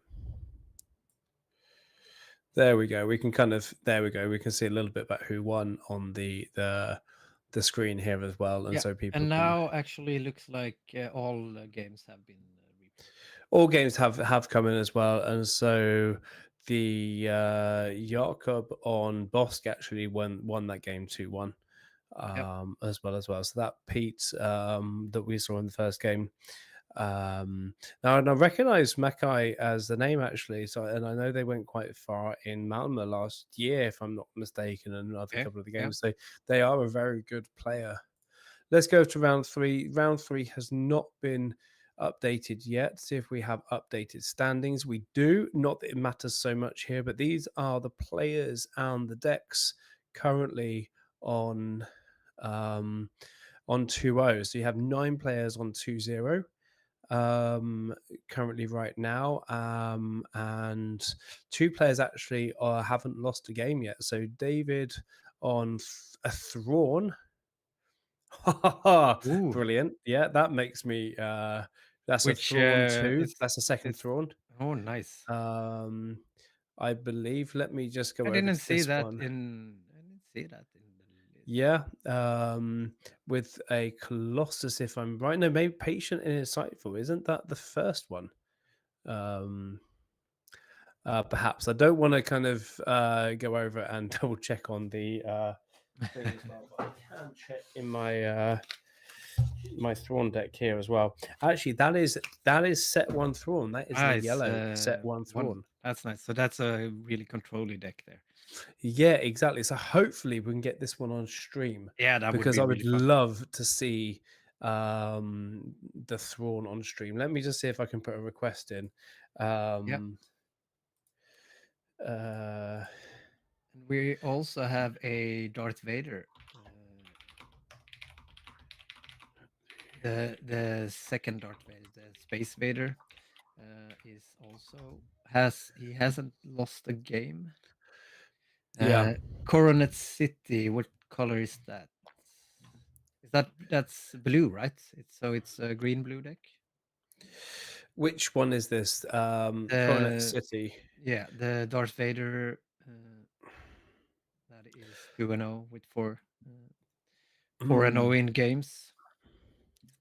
I believe this one as well. I don't want to kind of Now you don't want to abuse scroll our over. Yeah, stuff yeah. as well and do that. So let's just go over to our casting Yeah. So view, you and I can can have check it a out. Yeah. little check as well on which one that is as well. So we are looking at that's no, that's a yellow as It's well. Yeah, green, it's got green, cunnings and yellow. relays Oh and yeah, stuff. Yeah, coordinates it. Okay, so it's green, yeah, green, yellow. Yeah. So that's it's a quite an explosive deck. If you can't really control the space parts as an opponent to that deck, that's yeah, really tough deck to beat. yeah. No, absolutely, absolutely. I've made requests, so hopefully we can get that Thrawn on stream for the next one. He's winning 2-0, so hopefully that will be a really really good game up there as well. Obviously, we have Victor. He's on 4-1 with Sabine ECL. Sabine ECL with Christopher Last is also in on a 2. Um, um 2-0. And I think if we go down, if we probably be able to see visibility to actually show everything on the one page. We have Sabine. Oh, that's the Sabine ECL down there. But we have Data Vault, and Data Vault actually 0 for 2s. um Ooh. so the ECL is still quicker, but maybe that's obviously just the meta Yeah, and that I they are mean in up the data vault, Sabine is. I know the Jonas, the Dane, and his friend. I mean, they've played that game that a lot before there. Yeah, going to Lille. So yeah. I mean, on Steve and Jonas. They yeah. I mean, they brought us the Cad Bane one as well. We've just lost your camera for some reason as well somehow in the stream, which is interesting. We'll try and get that. Um, there you go. Now you're some back. lag, probably. Yeah. A little bit of lag. Yeah, there we go. There we go. So now they're just setting up for that. We have hit 12 o'clock. Although it's 12 o'clock lunch. Are they doing lunch maybe?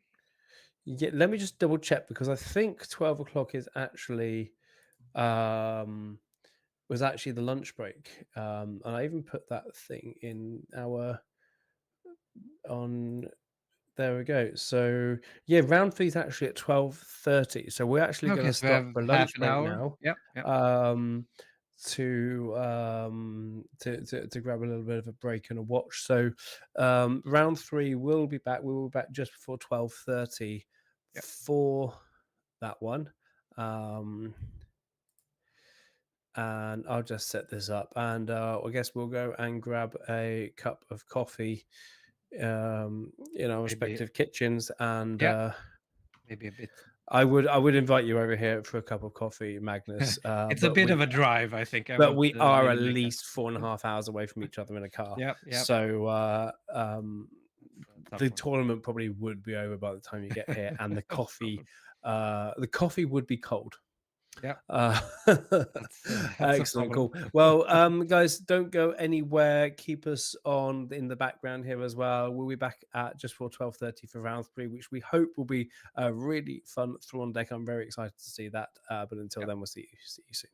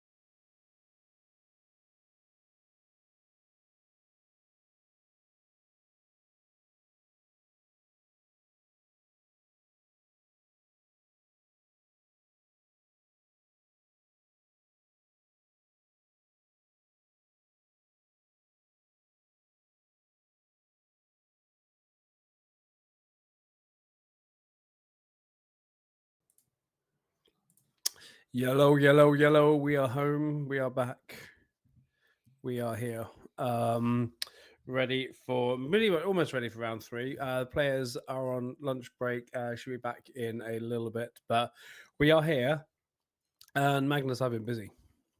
Yeah, Yeah. you've been I've doing managed stuff. That's I've nice. managed to get a few more stats out of thing. One thing in the future I'd love to be able to do is set up uh we do have matchups for round three. Oh, so there. So they are there. We really want to get, hopefully we're going to get Tim David, who is on Thrawn versus Sabine ECL. Okay, There's a Tim that has that, so that would be a really good one as well. could But be a tough match. Yeah, tough before we matchup for do both. that, Yeah, let's go over and have a look at these stats just to see the yeah. count as well. It's a lot easier to see that we have a count here as well. So you just see like nine people, nine on Data Vault in total. Yes. And And I mean, then ECL is on second place, but that's because yeah, of mostly Sabine. There is four per Sabines on ECL. yep, One Han 2, and I think it was a Krennic on ECL as well. yeah, that ECL decks. that's right, yeah. And then the rest of the twos, you got two Quinlans, and I think both of those Quinlans are Tarkin Yeah, Towns. yeah. Han Solo, I think, was there one blue, one green, one blue, one ECL maybe. We can double check that. Um, But then when Actually, you we've got look this at up here. the leader count, I think that looks really nice because it's only two Yeah. leaders that goes beyond two players. So it's a very diverse meta. Yes. You have the Yes. Sabines that are We six we Sabines. have we have our wish, my friend. We Oh, are nice. seeing we are seeing it. So we can have a look at this. If we go back and have a look at the meta, just what I set up, um, the area here, the playmat. Um, we'll work out who is on who as well. Yes. Um, So but yeah, so the wide range of leaders that we have here as well. Not a huge amount of new ones. Thrawn you don't really see in these tournaments. no, I think that's the biggest surprise. Ray's making a comeback, as we said before, and I think, is that a Ray? it was Ray Data Vault. That is a Ray Yeah, data vote, yeah. yeah. Um, CAD. We have two CADs. you have two cats, both one is on Tarkin Town and one is on Data Vault, actually. So Yeah. there's a red So and a that's green. different type of CADs actually. Yeah. Nice. And just double checking Oh, the other ones here. looks like we're getting Anakin Colossus versus Sabine ECL on stream. No. That's Thrawn. That's Thrawn behind there. Okay. Yeah. Okay. So now I know which side is which. I can It's set Thrawn. this up. Nice. That's great. Um, Love to see it. so I am very very excited about this game. Yeah, I am a big fan of Thrawn, both the character and Yeah. actually both leaders in this game. I've Yeah. tried to play a lot of Thrawn 1 as well, especially early in the game's life.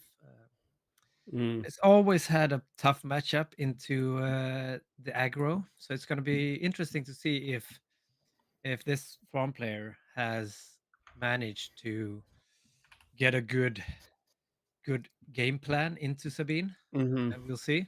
I mean, the Colossus does help, of course. It's nice with 5 extra health. That's going to help him. And I think that's what you need.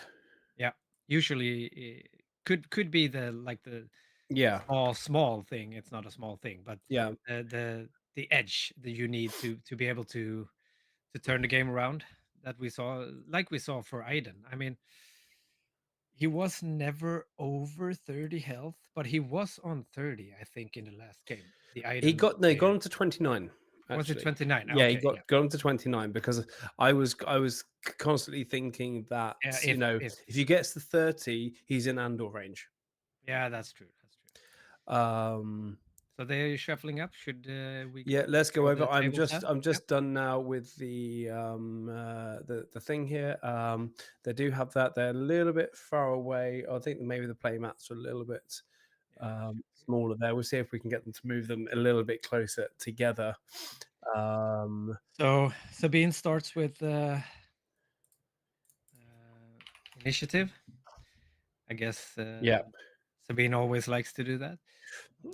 Uh, I mean, Yeah, I this mean, Thrawn you've one got to be though. quick. Yeah, But Thrawn one this, though is if he starts to try to save health by tapping down Sabine's units, yeah. he's not gonna have the initiative either way because that's an extra action every turn he has to do.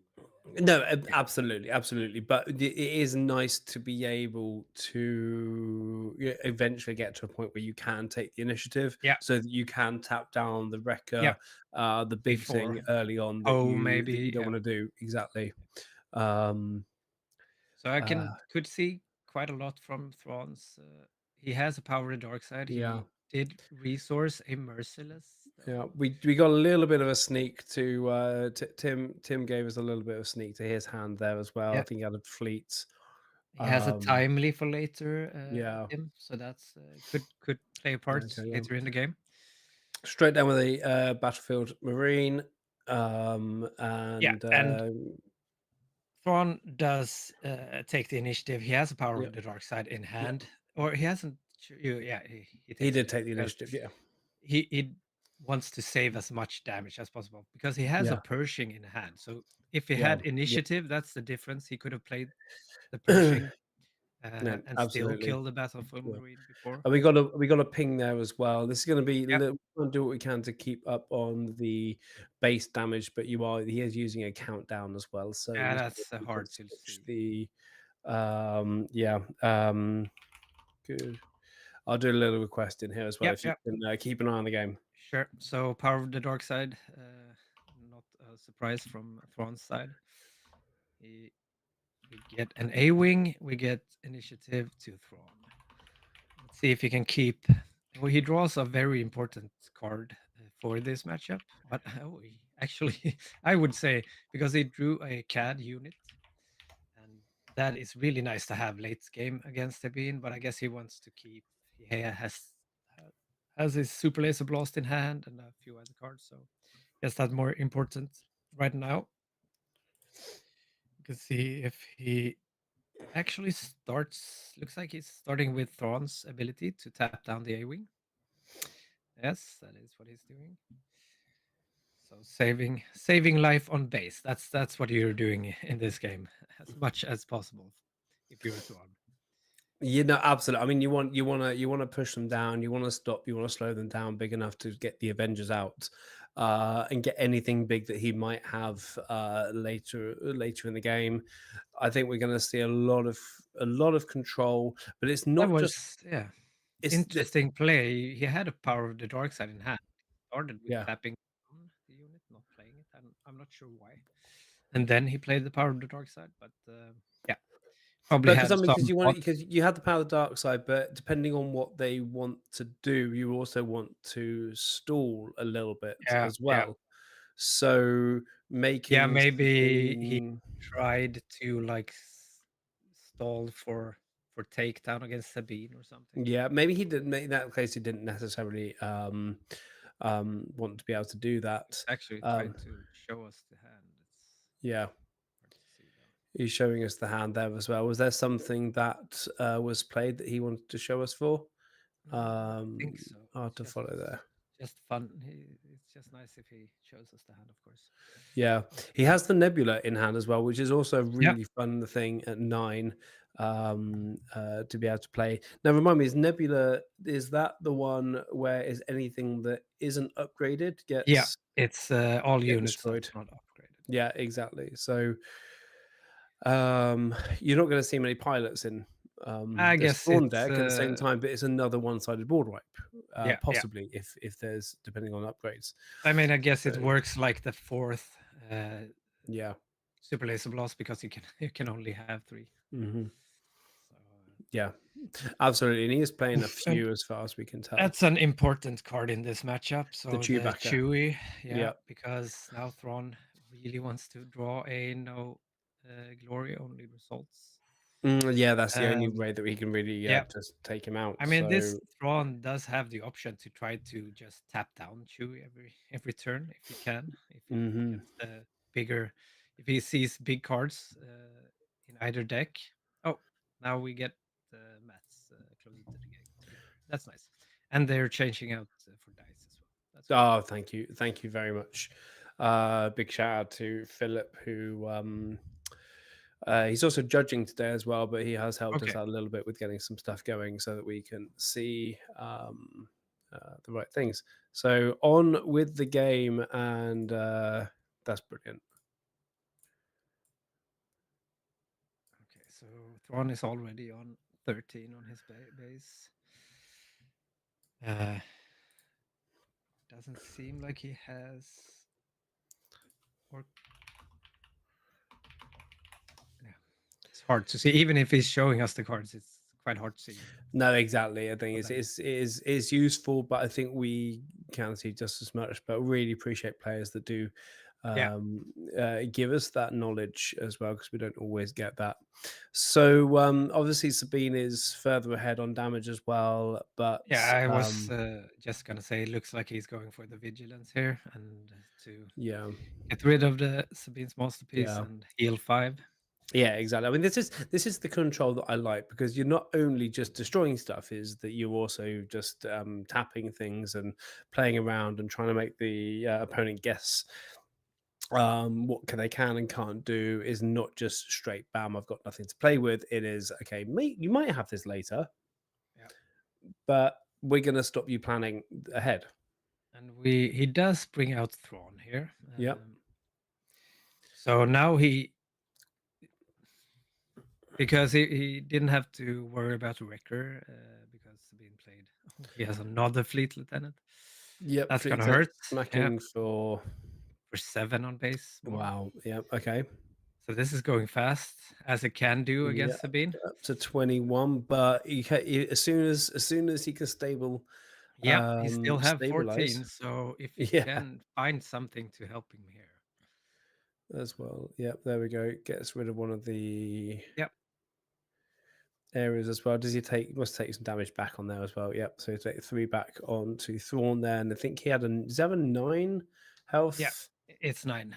So he has 6 back more. there. Yeah, But 4-9. if Yeah, so, if Sabine has a Wrecker now, he can do yep. 5 more Thank you. damage to Thrawn and then overwhelm 6 damage to base. So Yeah, that's a yeah. really bad situation for Thrawn if he has the Wrecker here. Yep, absolutely. And we also see that, I mean, he has the Avenger in hand though, and so he's just got to get two more survive 2 more rounds, and hopefully he can have stabilized to do that as well. But Sabine's being Sabine, The Chewbacca and is a problem because I yeah, know he has a Super Laser Blast in hand, but that doesn't remove Chewbacca. So no, no, Chewie is definitely a problem. It doesn't look like he has Wrecker because he goes for yeah, yeah. a He's 3 got to base. 11 health left. Yeah, it's gonna be tough. Um, He needs to find something. He would like to like attack with Thrawn yeah. here and tap down Sabine or Chewie. Would could be a thing. He could also Cad Bane also oh deals. that is great because CAD can capture. So Chewie is capturable. He's just not. You just can't defeat him, I guess. No, exactly. But I mean, that's almost as good as you do with Cad Bane. Now, Cad Bane gonna just stay there and hold on to him and not attack, so not give him the option Yeah, to take him back? and Um, you also have the problem now that you don't really want to play Super Laser Blast because then he only like Sabine just gets Chewie back mhm, as well. yeah, but Um, Cad can hold on to him until he has the no glory. yeah, that's Um, true. That's true. so your the thing with the Thorn deck is that yes, it's not just always hard control, but you are just delaying and delaying and delaying what they can do.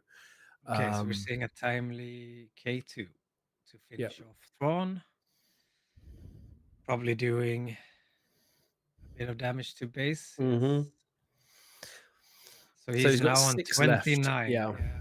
Yep, Sabine has gone this. very quickly here. Yep.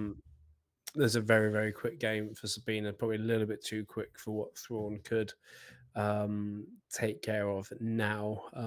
This isn't Yeah. the best matchup, really, but He he has looks gone into a tough. Snoke and an Entrenched. Snoke is nice. Yeah, However, K2 is a problem because he does 3 damage even when he yeah. dies to the base. Um, and Mm. Snoke doesn't affect Sabine. So Sabine can do 3, and if you kill K2, that's 3. Then so he can't play Snoke here because then he just dies. Mm. He needs to do something else.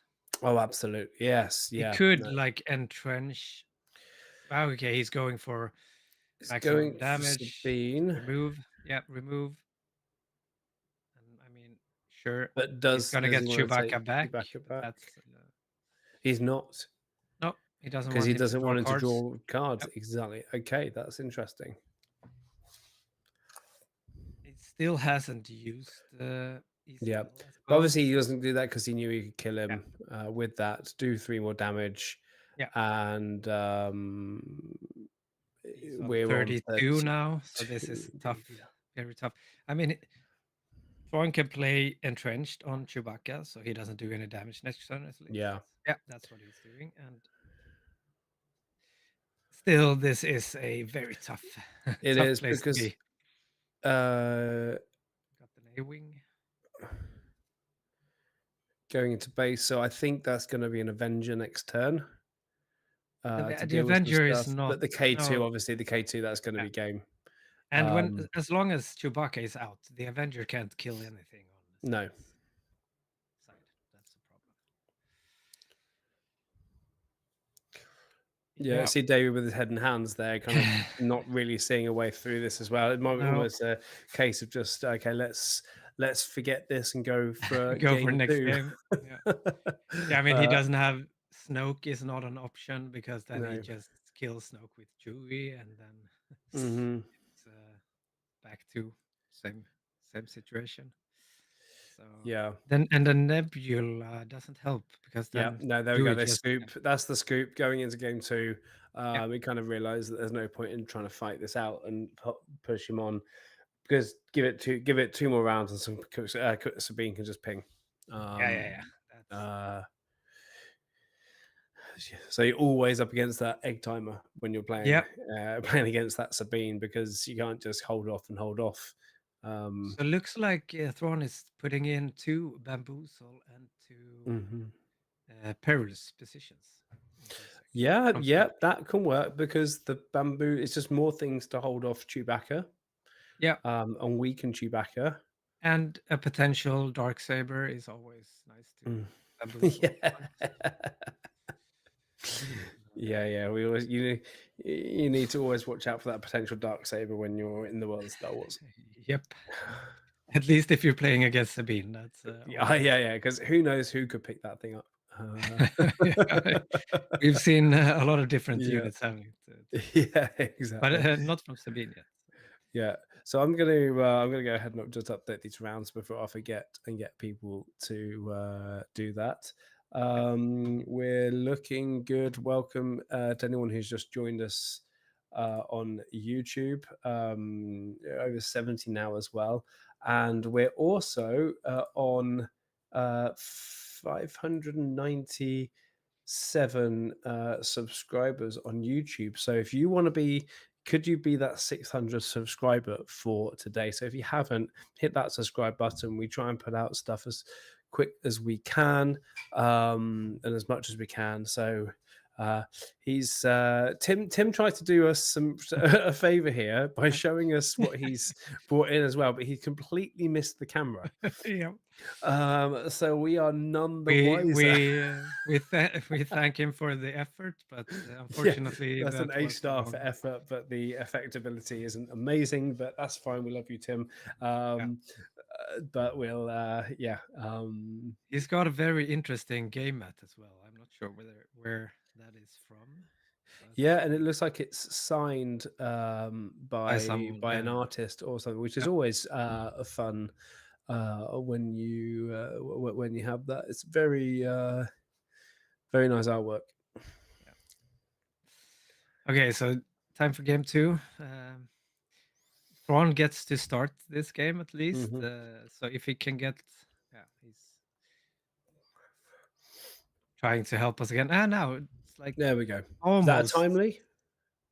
Could be a timely there, yes. Yep. Ah, he's throwing back and doing an Oh, he animal. was just throwing back the hand that he had as well. So he's getting close to the camera. Yes. We're getting improvements. Um, um, and possibly welcome. We've had a bit of a hike here. Maybe it's people from over the pond joining us here as you're waking up Yeah. in the States I mean, on the East Coast. how to better start a Saturday with than with like a cup of coffee and watching some swoop. That's Watching some SWU on the best channel in YouTube channel in yeah. the Nordics. 'Cause you guys aren't doing YouTube yet, are you? We haven't done that much YouTube yet, No, but we're no, definitely not streaming tournaments. So no. that Here we go. is Here we go. your So we got some. I missed a little bit what he threw, but we have Cad Bane. He started. We got Perilous. yeah. He's starting with takedown, And merciless contest, carbonite as well. and a carbonite as well. Frozen in So carbonite. So yeah, it kind of an okay start, I guess, because yeah. he'll probably start by taking initiative and playing the merciless next turn to remove Mm, that first turn. yeah.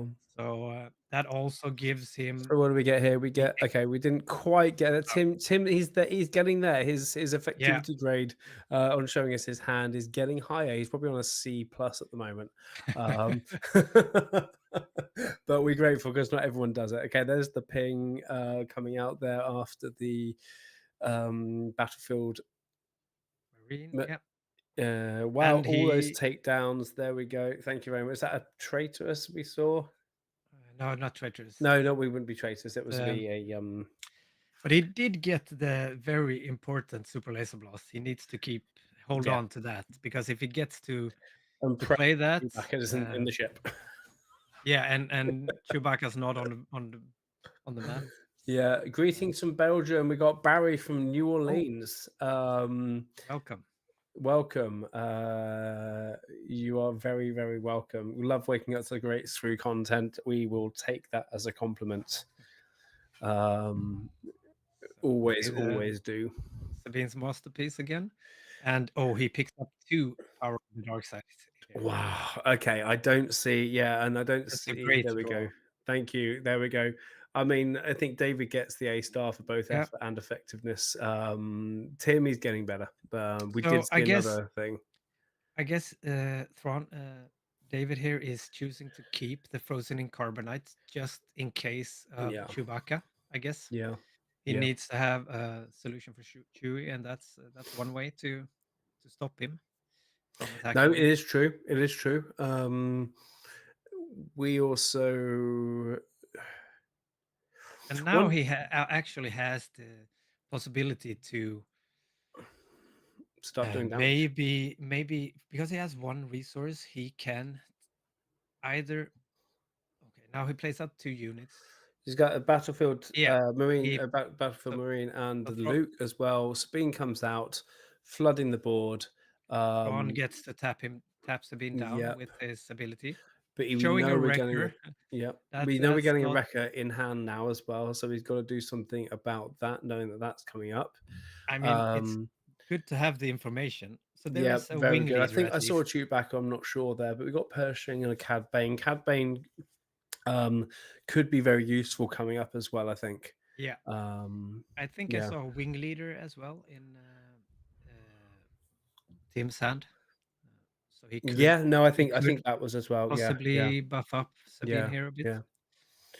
The build of this Thrawn deck as well is you've got to have a high low end and a high top end.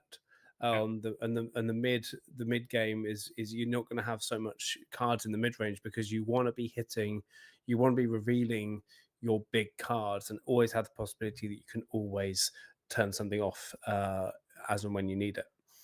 So a takedown on Sabine. Yeah. It's always nice to get rid of Sabine, knowing that he has a wing leader in hand. Mm, I mean, of course, David doesn't know, but we know. So that's probably good. Feels like Thrawn has mm. at least gotten a bit better of a start this game. He does. He does. He still needs an answer for what's going to come as well. He knows Wrecker's going to come out. Maybe he's Yeah, saving up the super laser for that one as well. But yeah, and you there know, is the wing leader. So, yeah, and that's interesting because Tim here he chose to attack with the battlefield marine before buffing him because he knows that Thrawn could, if he just buffs him, then Thrawn will just tap him down. So he got the 3 yeah. damage in Mhm. before. That's Another carbonite. that's an easy Yeah, mistake to make it got to bound to. buff him Okay, for. well we don't have a Chewbacca yet. But we do have another Sabine's masterpiece. I Was think that's a that General's a Blade as well. general's? Yeah, That was general's General's blade, I Blade. think. Yeah. We had Bounty Hunter crew, but that's going into resources. The double carbonite as well, so that can really do some damage. But I think he's got super laser blast at the top there. Does he have 8 resources now? Are we at that No, stage now? We're not. he's at No. 6. He's at So 6. probably turns on, but he obviously he doesn't want to use those carbonites up too early yet. No, I guess he wants to play them Yeah, after the super laser blast, of course, if he yeah. can wait. But Also want to say maybe huge. doesn't have the time for that. Yeah, Yeah, he's gonna use the carbonite on the yeah. battlefield. Also say huge kudos to David for always remembering that Thrawn trigger at the start of the game. That is not always easy to do when you're playing this Thrawn deck Yeah. live in person, and you don't get prompted for it. So um, Okay, so yeah, Sabine so doing Sabine things, damage on base, and yeah, Thrawn comes out as well, so you can tap down a few more things here depending on what I is d- coming it's in. interesting knowing he has a wrecker in hand, but I guess he wants to bait out the wrecker here Here we go. Here's the Wrecker. Wrecker's going to probably do the 5 damage there and kill Thrawn. Yeah. to Thrawn. It's only the 5 damage. Does he kill him? Yeah, because it's 9. So he also overwhelm 3 to base. Oh yeah, so he ECL'd. Yeah. And I Killing the mean, Thrawn. David didn't know that he had a wrecker, so I guess he wanted to bait out the Yeah, I mean wrecker you because because you want to get the ECL as yeah, well. Turn him off as well. You can't do anything with the Marine. You can't do anything with Wrecker now. You're not going to take so much damage here. You should be able to turn off, stay on for one more turn, and then you can come out with that ECL. yeah, No ECL, Super Laser the Blast. super laser blast, yeah, Super Laser Blast. and SLB, ECL, DV. and There's so many abbreviations in this game now. there is Bamboozle yes, and Tech. Wow. Okay. And then we also have, is that a restock and that's restock as I well? think Tech is going into the resources. he has the CAD unit in hand He as does have the CAD unit as well, which can capture up something as well. But things are pretty much turned off. Yeah, so they can't do too much now. Is the board going to grow anymore? Yeah. Yeah, it's he's playing Yeah. Thrawn. Yeah, he's just picking up everything, And saving as he's much picking up the damage other as he 2 stuff can. as well. Yeah, Yeah, yeah, really, really nice play. He's kind of in this stage of this game now where we could be seeing a turning point now, and if this isn't a turning point, then it's going to be games of Sabine. yeah, Matthias said, yeah, but really nice players showing their hands as well. yeah. And especially now that they're actually showing them to the camera. Yes. We're appreciative that game 1, Tim was missing the camera. But that's okay. So let's see what Tim has. Really It's helps us. Like K2. K2 coming out, he's going to have to take some damage if the Super Laser Blast does come out. He's taking the initiative in order to get that.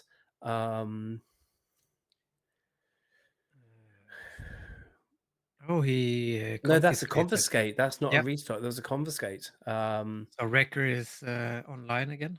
Yep. Another K2 in hand. He's got a Fleet Lieutenant in Oh, he hand got as a well. entrenched. That's a good. An entrenched A as well, and a bamboozle. Raise Bamboozle is resources. going into resources though as well, but we are going to be seeing the ECL first. But is he going to attack with the Cad I Bane mean the first? super laser blast. I don't Yeah, think we might not do super because laser you blast here. He could no kill Wrecker with CAD and then super laser blast because no when CAD dies, you Sabine still gets need the to units left, yeah units back. you still need to get that damage through into base though. But maybe yeah, killing the wrecker isn't the bad thing because obviously one thing will come back out onto the board there in order for the super laser blast to come down. Because obviously if you kill Cad Bane, the Yeah, super laser blast is going to release those and he's going to have the 2 units on board. yeah. So So you want to hit with Cad Bane before you hit the super laser blast. yeah, that's and it's a good thing to remove the Wrecker because Yeah, then no, you yes, don't you get that called that well damage. there. Yeah, Yeah. absolutely. And now he could play the worst thing that could happen now, I guess, is Chewbacca on the thing, I don't think ringleader. he had one in hand. We know he had a K2 and a fleet, and I think that fleet's coming out now to smack base with Yeah, something. yeah, K2 7 into base, which puts it in a very interesting thing because he's now on 25 damage. If he's super laser blast, which he yeah. does, he's now Here going it to is. take another 3 to base. Yeah. So There we it's go. he's getting, but it is a empty board, and Yeah. see what Sabine Empty plays. boards, Another masterpiece. masterpiece. There we go. But and now we can just hopefully just control, and we're now into Avenger If territory yeah, here as and well. it also I mean, if he picks up like a vigilance now, that would be a really good Yeah, start of next turn. Heal 5 and get rid of the masterpiece, but as you say, an Avenger would be yeah. good as well. We've got entrenched, Pershing, bamboozle, and is that a power Power, bamboozle yeah. going in as well? He doesn't need the bamboozles anymore. Um, Didn't really see what I didn't Sabine really had. see. He's trying. He's trying. Um, And uh, interestingly as well, I did see that top card of Thrawn's deck is a Super Laser Blast when he is it okay? Yeah. Okay. So he gets rid of that as well. So now he's just holding off and holding off. Now he's only got 6 rounds left if Sabine pings each time anyway. Oh, Uh, another K2 is not what he wants to see. that's he can't do much about that, but just to slow him down or entrench him, he can't do anything there. He's just going to want to be able to see himself. Oh, for a cause is also not what he wanted to see. 1, 2, 3 heroic and a fourth. So that's another 4 points through to base. He's got 2 rounds left in him, depending on Sabine's going to ping him up to 34 this round. Then, He yeah, needs we'll to find the see what's healing going for to next happen. turn. He needs to find a vigilance. Yeah, And no, he we does. actually know that the top card is a Super Laser Blast. So he Yeah. has one card to draw But he a doesn't need to. But he should be. But if he plays Super Laser Blast now, that K2 is going to give him the 3 damage, so he can't yeah, really so he do can't that. play So that. he's up a certain creek without a paddle right now. Yeah, this is It's the beam ping, and it's going to be game over if there's no answer. we're in top deck mode here. And No glory. yeah, Oh, that could um, help him, but Sabine's still going to ping him in there unless he can do some unfortunately he only heal. has one life left. If he Yeah, had more exactly. life, that Yeah, would be a great card to draw now. yeah, Yeah, so that's unfortunate for him. yeah, I mean, he feels like it's nothing he can do. yeah. Oh, there was the next card. Oh, Was a vigilance. he was one draw too late for everything as well. That was really, really exciting. I'm really pleased that we got to see this matchup. Tim takes it for 2-0 in So round 3. I guess Thrawn still has a problem with Sabine. Looks like he's Yeah, the extra health isn't gonna really get you that far, unfortunately. and I mean it's Uh, that actually is quite story accurate as well. Thrawn does have a problem with Sabine usually.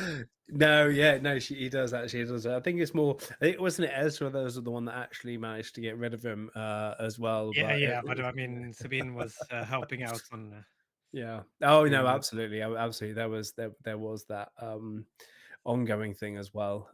Man, this just made me even more excited for the new Ahsoka series, series Yeah, 2 yeah. coming out. So Uh, there Ah, we go. fun to see. A What a lot of game. damage. Yeah, nice games. Well, again, and so good to see Thrawn in one of these this up at this level as well, of a tournament as well. You don't normally get to see these decks as well, and the fact that he was 2-0 as well, so it's a Yeah. good deck and it's a deck that worked. It was just wasn't quick enough. No, I mean, No, I guess he hopes to maybe only have to face one Sabine in Swiss. yeah, Because if this was his only Sabine, then if he can win the other games, he'll go on to top 8. So yeah, um, yeah. should be fun. Let's just bring up the have a quick look at the uh see if we've got any results coming in on Melee, and then we're going to switch out actually and say goodbye from us, Yeah, but we're going to welcome in uh a couple of other uh there is a few games that have. yeah as well. Are they transition over to this one as well? Are they having a third game anyway? Looks like they're shuffling up actually. I think they're shuffling up to play, but that was a 2-0, Or is wasn't it? that just no? He's just checking if Oh, he, they're just waiting for around the and next round. for the next round as well, and playing the game. Okay, that confused Yeah, us just a little bit there. yeah. So yeah. So what do we have anything here as well? We see that I'm looking, for example, for the top table. Top table hasn't been reported yet. Sabine versus which is Andreas Ooh, versus Makai, as we saw in the first round. That Piet that hasn't been reported yet. looks like Um, Victor did lose this game against Johan. Is that the Johan who is on yeah, Iden as Johan well? Nielsen that played Iden Yeah. in round 2 on stream beat Victor from the podcast. And that was a 2-0 actually as well. So that was not the result that he was looking for. Erasmus from Quivda with his Obi-Wan Colossus deck. He took a 2-0 loss as well to Johan Sandien on a Sabine ECL as well. So Sabine winning that one as well. We get Han Solo on yellow base. Is that a Han Solo red? Also, I shouldn't have gone over that one. But is that Han Solo Audacious Smuggler? That's the That's yellow one, wasn't it? No, that's yeah. the one That Han is won. the double yellow. He won. He beat a Gar Saxon yellow. Yeah. And the Kazuda wins as well. The double yellow Kazuda also won there as well. Yeah. Well, there we go. We're still waiting for stuff to come in. We're going to do a switch of hosts now for this as well. So we're going to get Gustav and Matthias on for a few games for the rest of the Swiss, and then we're going to make a plan to see what we do with the top cut and the final as we go in there as well. But Magnus, thank you so much for giving up your morning very last minute. I know, but it makes it more exciting, I think, when it's last minute. Yeah, That's just my yeah, yeah. excuse.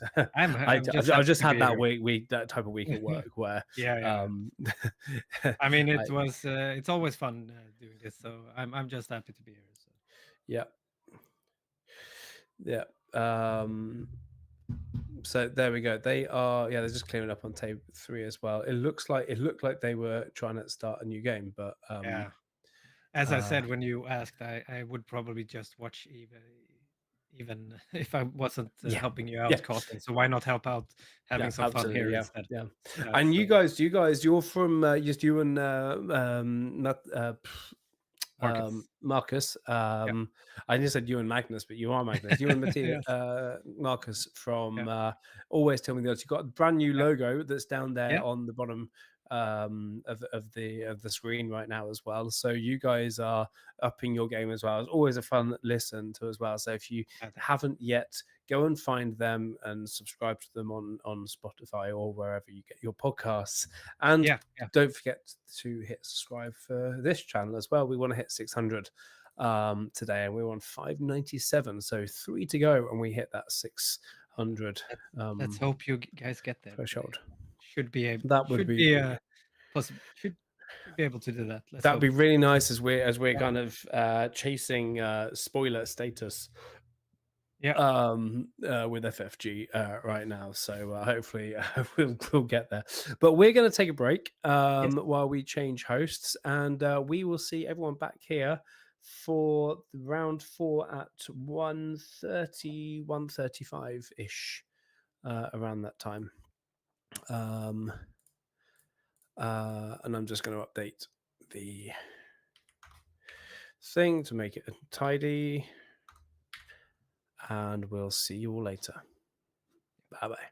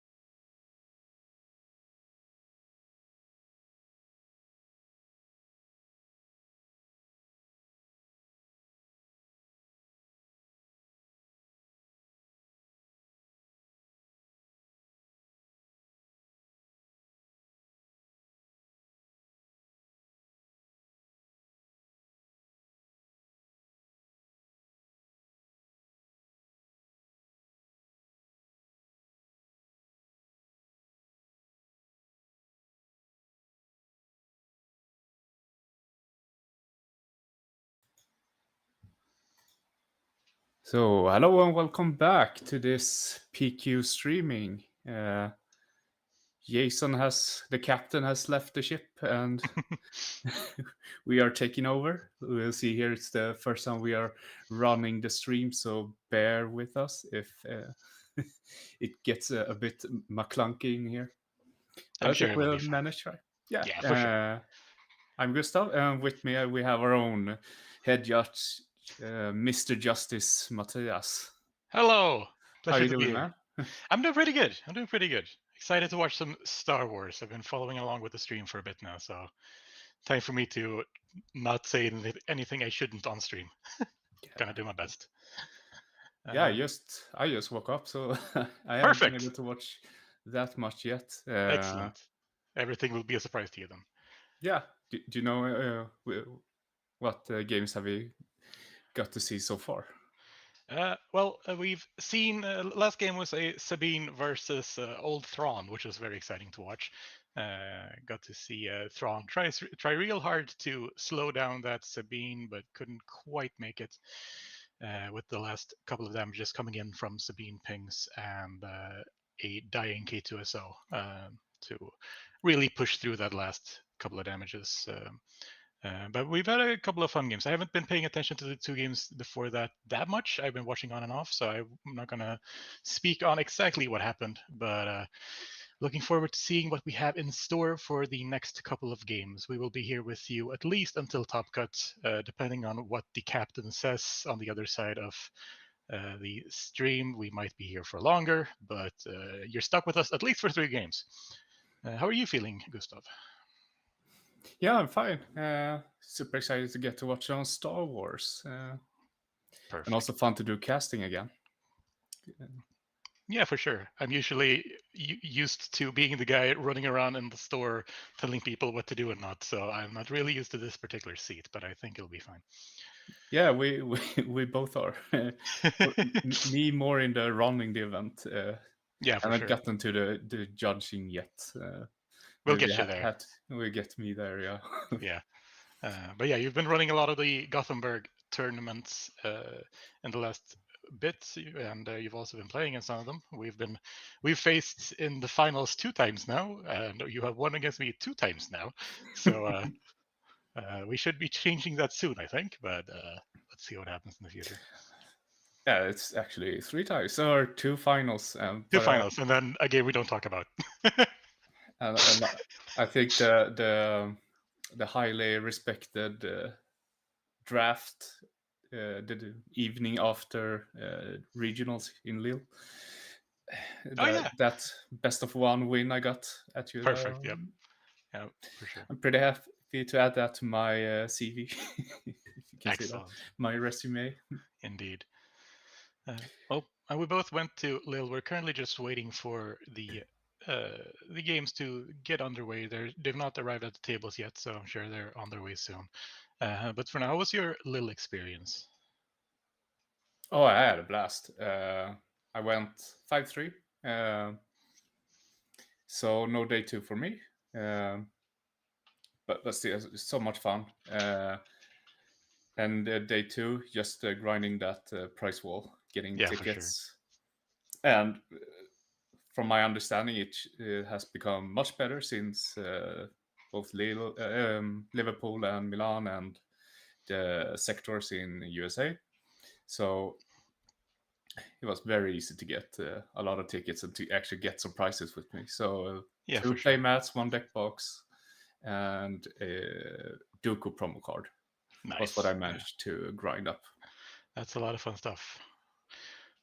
I also got a whole bunch of fun stuff. I went 6-3 in the end, losing that, winning in, unfortunately, against the Quinlan ECL of all things.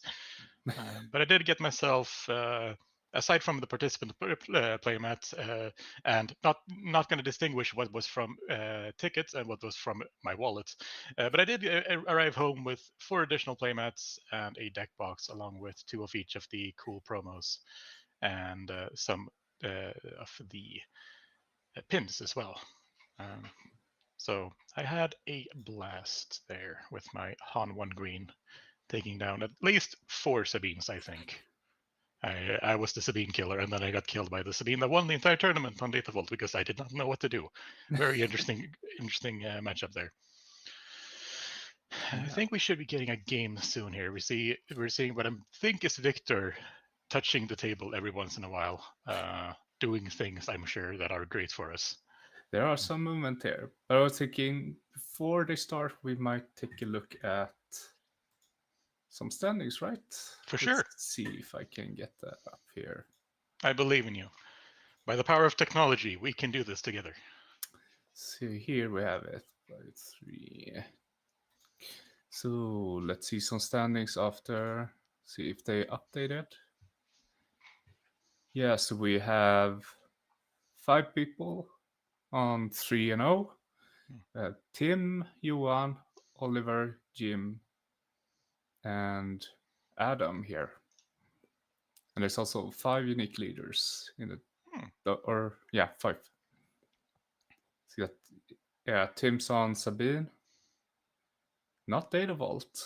It hasn't catched up yet. We'll get there eventually, I'm sure. Johan's on Aiden. Oliver's on Darth Vader, and it's looking like a Darth Vader blue. Ooh, exciting. Let's see here. And there we have it. Let's see there. I'm not convinced it's showing on stream, but that might just be very delayed. Who knows? Ah, click the good old button. There it is. So you can see. And then at number 4 is a Kasuda. It's double cunning. Indeed. Kasuda does sound pretty cool. I faced one in the casuals at Lille, and I did win, but it was terrifying. So, looking forward to seeing what happens with that. It can be really fast, but when you pair it with cunning, you also got the bounce tricks and can stall out a bit. Yeah, for sure. It looks like they're sitting down at the table now. We've got ourselves a yellow deck box. Do we have information on who is playing? Not yet, but I'm sure we will be getting that shortly. Yeah. At the 5th spot is a Han Solo cunning deck. Wonderful. Yeah. We all love Han Solo, right? We all love Han Solo, right? At least no DJ shenanigans anymore. Yeah, that's true. The deck is still good. I faced one a couple of days ago. Still got that okay, turn 1 discard, turn 3 discard, turn 4 Kira, turn 5. Okay, I can't interact with you. So hey, Han Solo. Hey, 7 resources. Hey. Consider yourself getting hit in the face a lot. And it looks like we might be seeing some of that here shortly with the Han Solo yellow against Darth Vader yellow. So that's exciting. So we can transition over to the playmat here.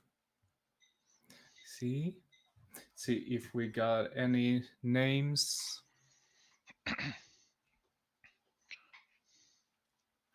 And Jacob says hello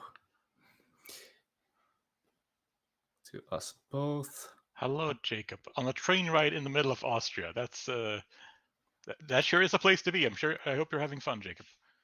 Yeah, watching SWU on the train it's a nice way to spend the time. For sure. For sure. Let's see. Can you? So that's a Yellow Vader, right? Yellow Vader, indeed. Let's see if I can find. Yeah, you're the only one with access to melee, so I'm gonna leave the doing of things to you, and I will just sit here and be a bother. That sounds like a plan, right? Yeah, let's see if I could get the actual names of the players, or yeah, for sure. If I have to guess here. So we're on round 4. Cornet City, it's Vader coming. So it should be Adam versus Oliver. Let's double check that there isn't another exactly same match call. No. Han Solo getting to start with that initiative.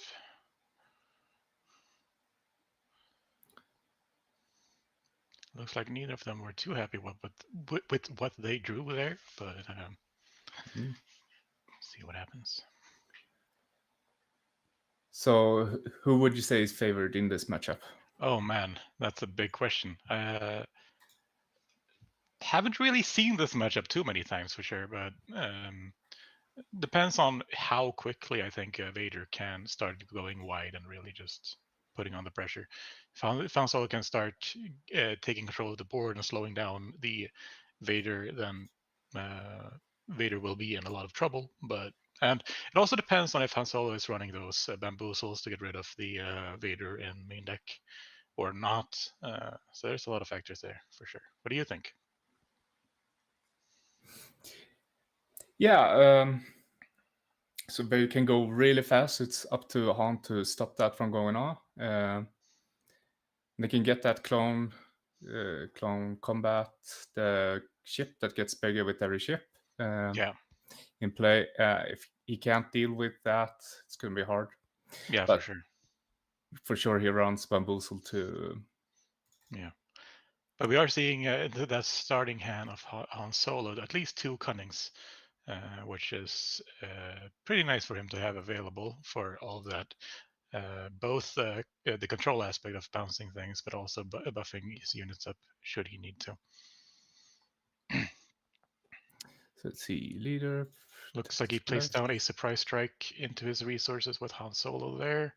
Just a tiny little ship from Vader, and then we have, I don't remember what that yellow card is called, but Vader's already starting that swarming action here. Here, I will get the. So, yeah. Let's see which was which. Leader right. We're starting off real fast here with an attack from the Han Solo's unit, which again I do not remember the name of. But that's okay. TIE fighter swinging in, just 1 damage, but it does mean that Vader can now start producing his tokens. The liberated slaves coming out from Han Solo to try to get some board presence here. And a Victor 1 from the Vader to keep buffing up his ships and presenting already, 8 damage on the board from his ships now on the table. So a lot of threats to come in for sure if Han Solo can't stabilize.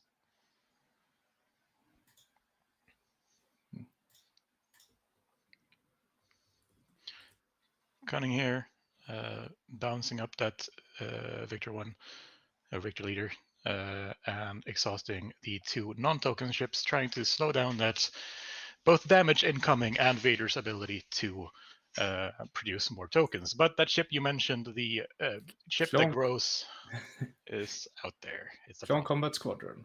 For sure. All right. So that's a 6/6 right now. That does, in fact, sound terrifying. Yeah.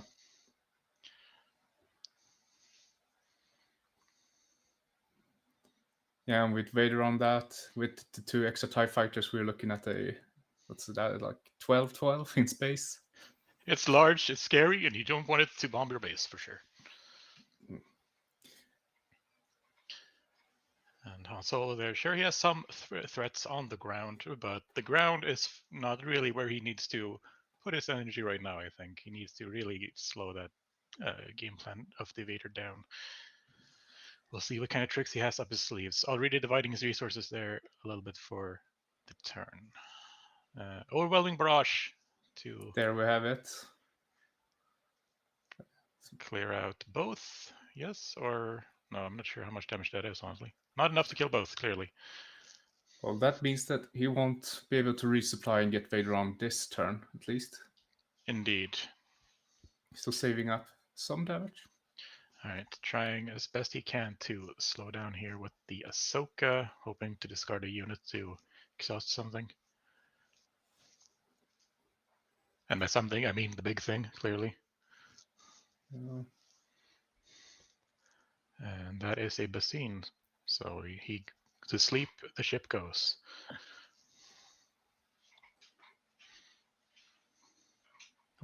Throwing some campers around. He saved up a lot of damage on his own base there. Yeah, for sure. That was a very good play. Tap Invader for another tie. Han Solo getting ready to deploy here with putting down that resource as well. And there he is.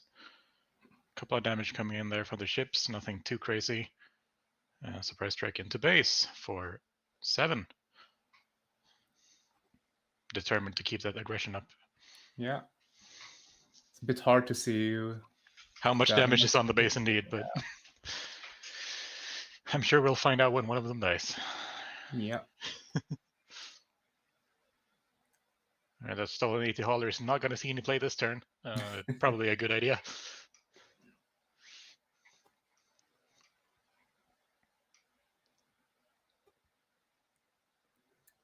Tricky situation for both players for sure. A single card here from either player could make a big difference. So yeah.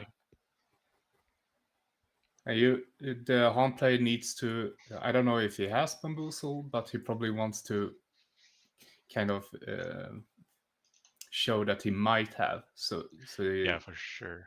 Oliver just can't put Vader on the Clone Combat Squadron and hit for a lot.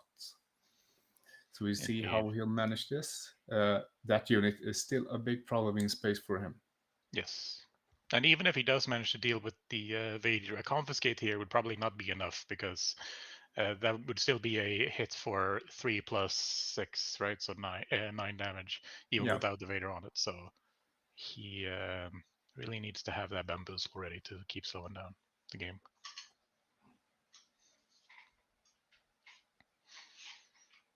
Will the Vader come out? We're thinking about it. Yep, there he is. There he is. Oh, no. Where is he? Maybe you want to put in something else to spread out the love, so to keep that 9/9 available and still have a big Vader to hit with. Yep, looking at the 1/3 there, which is a big ship still. 2 TIE fighters coming in. So 6/9, right, or 6/8? 6/8, yes. Waylaying that guy. So that was unfortunate for the Vader player to not get the Vader on the right unit, but we're capturing a slave. That's not good. Don't do that to people. Swinging in for 4. And we answering back with. Yep, just doing some cleanup here, and then we have a 6 to face. Nope. Oh, we don't. Oh, hang on. Doing some math. The biggest problem for any suit player is math. There we go. At least for me. And there's a lot of count for Vader players, or a lot of ones. Oh yeah, for sure. There we have it. And there we have game. There we have game. Han Solo managing to slow down that Vader for long enough. So 1-0 Adam. And I'm taking this first game in round 4 of the second ever Stockholm Planetary Qualifiers, this time hosted by Dragon's Lair. We did also, right as we left for the break between round 3 and 4, we did manage to hit that 600 subscriber count on this channel. So thank you all for joining us and for being part of this Moose family. It's always glad to know that there's someone listening to our shenanigans. Yes, it's cause for celebration later, maybe.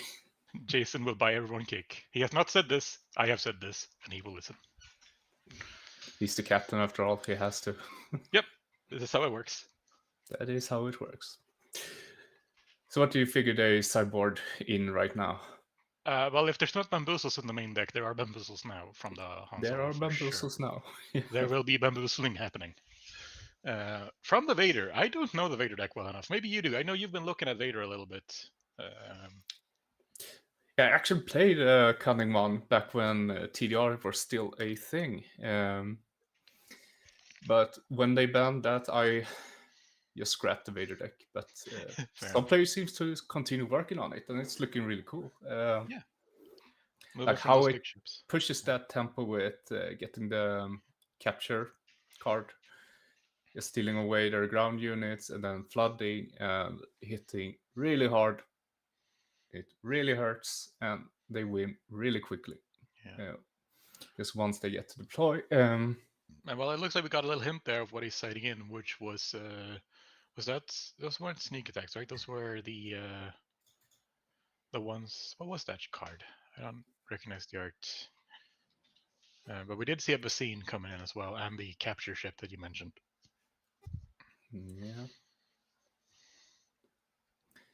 Capture ship.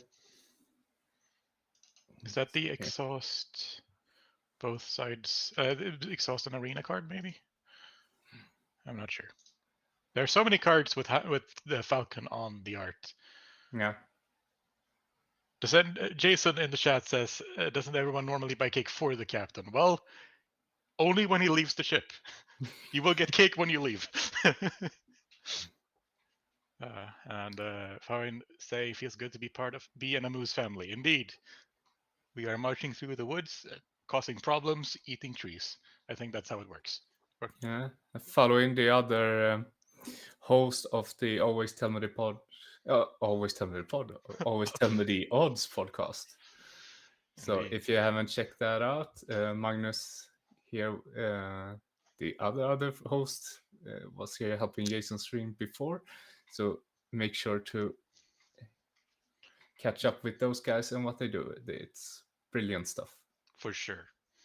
Yeah, we have an amazing community here in the Nordics with a lot of really fun people willing to share their experiences in the Star Wars Unlimited world. So it's great to see that happening. We have a game getting on here with a TIE fighter coming out from Vader, who has taken the initiative for this game. Han Solo placing down his resource, and another TIE fighter coming out. Double 1-1 play, so it's already 4 damage on board. And we have a stolen AT hauler. That's a very risky play, but maybe it'll work out. We'll see. Yeah, and we can see that new adventure in hand. So if he tries to kill it and play it himself, he's just gonna new adventure it, right? For sure. But it does mean you need to keep that new adventure in hand. And playing Han does mean you put down a lot of resources every once in a while. So it could be a bit awkward to have to keep that available. When you have an exhaustion from the spaceship, since he has another spaceship. Yeah, saving himself 3 damage this turn. 4 even. 4. 4/5 in space. It's a 4/5 indeed. It's terrifying. And Mando coming in, jumping on that stolen hauler to exhaust the TIE fighter. Which is a plus, I believe, +4/+1, right? Something like that. Mando, +3, right? +3, maybe, yeah. Mandalorian pilot. Let's see what I find here. It is +3/+1. Yes, sorry, my bad. We'll see here what Oliver does. He's contemplating if to hit face or.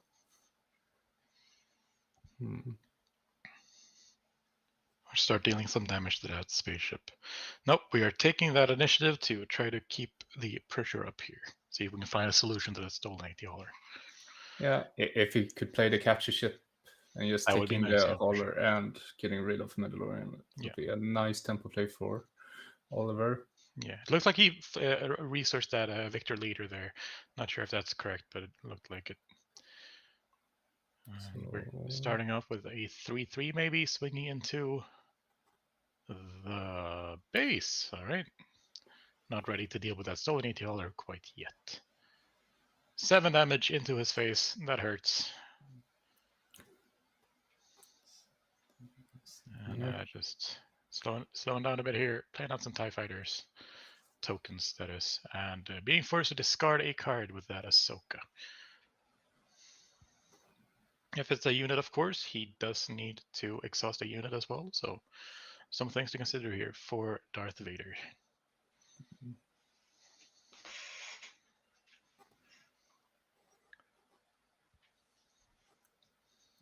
Han Solo looking fairly comfortable from where he is right now, but this could turn around fairly quickly with a solid overwhelming barrage or something similar later. That is, speaking of which, an overwhelming barrage is discarded. And a victor leader comes out. Getting rid of the OB is rough, but I think he needs to put pressure on. Oh. Yeah, for sure. Oh, he's going to start trying to hammer into that hauler.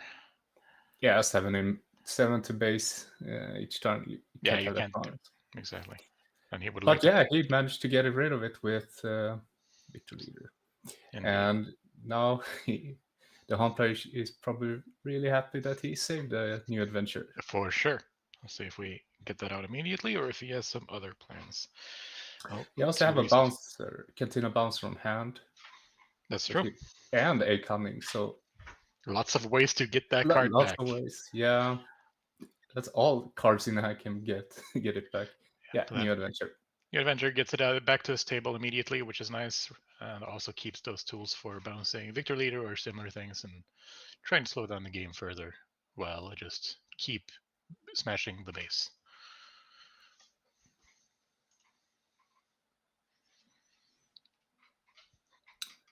Let's see here. He has one player has 3 resources up.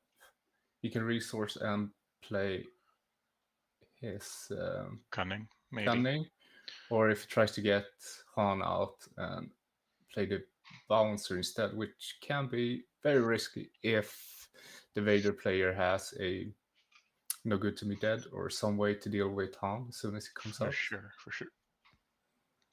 All right. Taking down a resource. We're seeing the Vader stalling here a bit to keep those resources open, maybe threaten more options to deal with Han. Whilst getting some damage in. Oh, there we do have the Han, and we have a overwhelming barrage coming in for 6. Yes. Pretty solid start. Yeah. And now we have the we have a little robot coming out, the 2/2 with a shield. L337. And nope, and we're trading again with the Stolen 80 hauler. Let's see if he's going for it again or not. Yep, there he goes. He would like a stolen hauler. Will he keep it this time?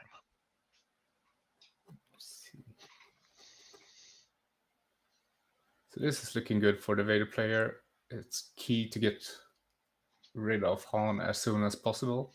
For sure. He has already taken quite a lot of damage, so it could get rough regardless. Yeah. But he does have quite the board to start really hammering home.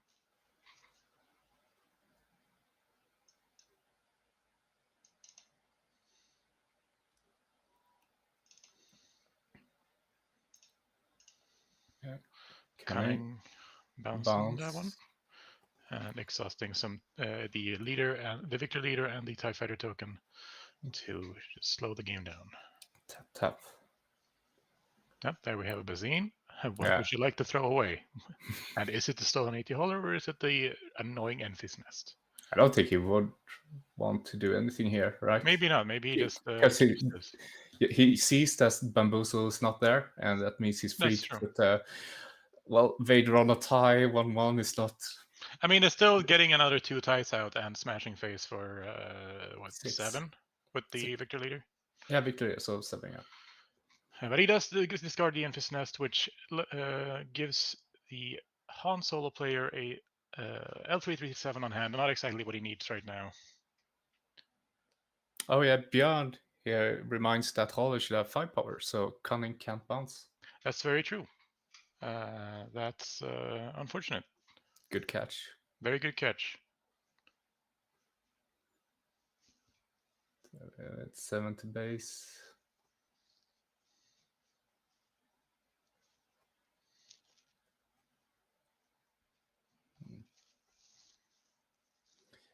Player takes initiative, yeah. He needs to find answers right now. Yeah. Oh, and we're just slowing that. Indeed. Now he has 2 L3s on hand. Wonderful. Oh, gets the Falcon and a what looks like a Bamboozle to me, but I'm not sure.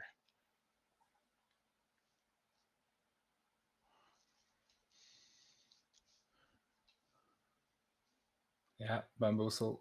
Figure that is getting played.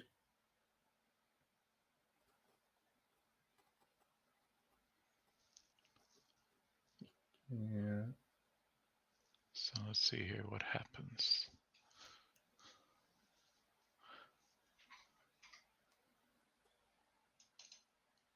Yeah, Bamboozle. Yep, there we go. And Vader going for a bit of a rest. Yeah, the card's crazy good into pilot. Yeah, for sure.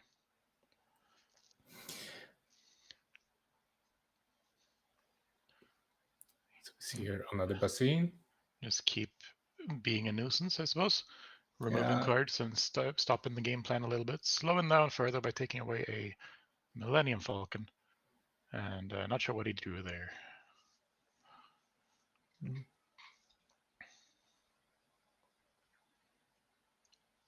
Price sizing for 6. Indeed. Most players looking fairly even at this stage, but clearly the Vader has slightly more of a board presence. Yeah. Yeah, 3 ties up there, so that's 6 damage. Yeah, those ties get terrifying. 3. Yeah, so that's 9 damage. Yeah, so this game will very shortly start turning into the Vader's favor if there is no solutions coming on from the Han.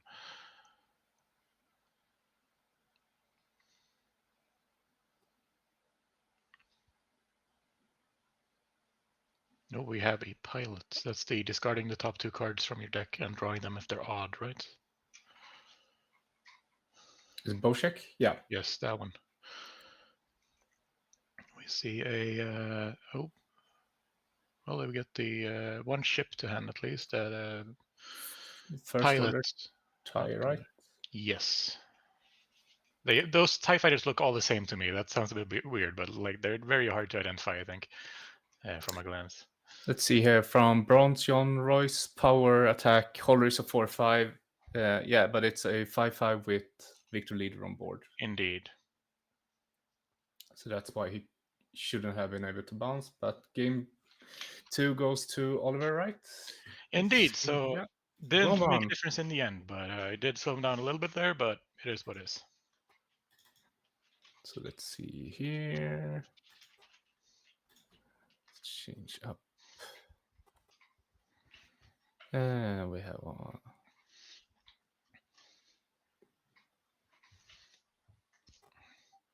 But it is what it is. These kind of things do keep happening when in games, and they get caught on stream, but they don't always get caught in when you're not in front of the camera. So we just do the best we can to deal with it. Yeah.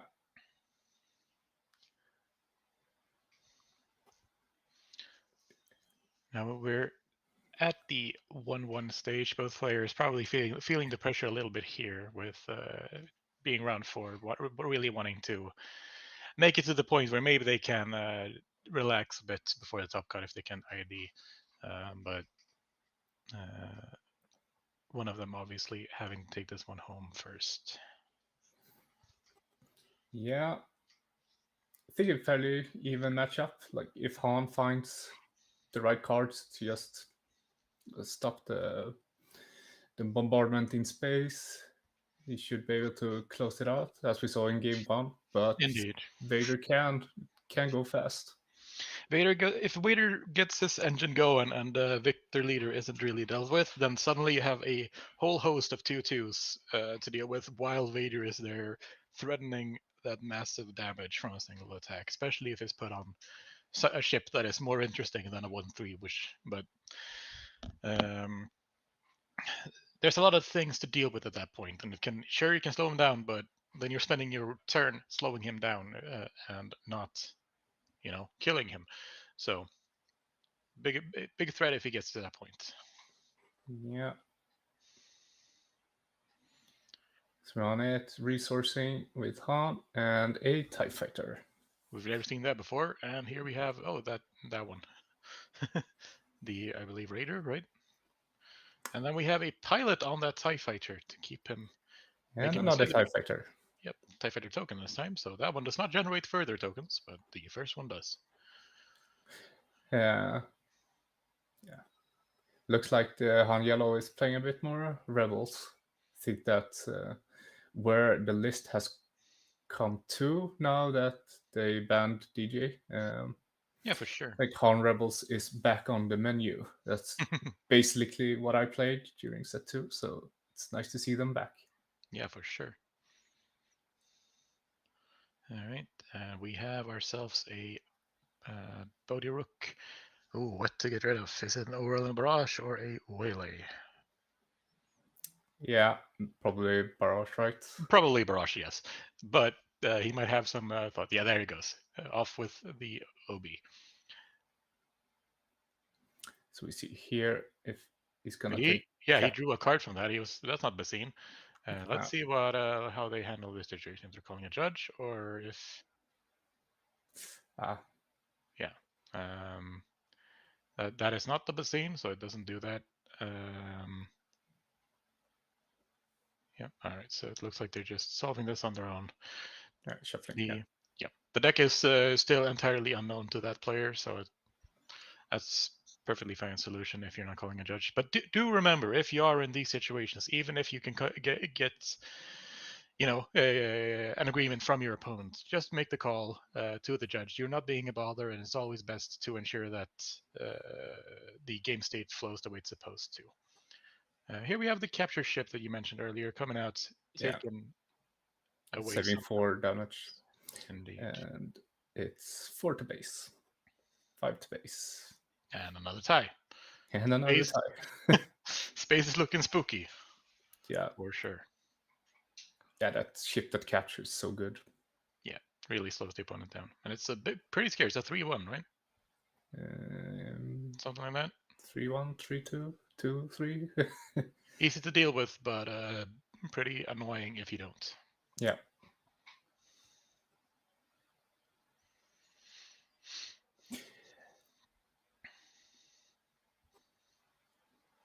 So you see 3 resources.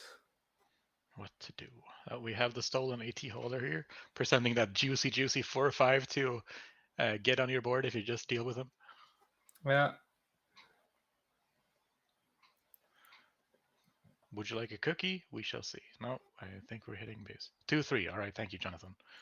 2-3, yeah.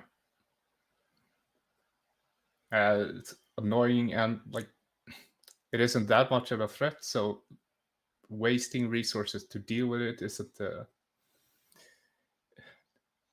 funniest thing to do for you, I think. For sure. And then we have a Waylay to get that off the board. I'm not taking your bait this time, he says. And just gets rid of that to keep putting on the pressure. 3 TIE fighters on board right now. 4 if you count the real one. Or if you count the tie-in fighter, right? Yeah, FN fighter? I think that one is. I don't know the designations of the TIE fighters, I'm sorry. I may be a nerd, but I don't know that much.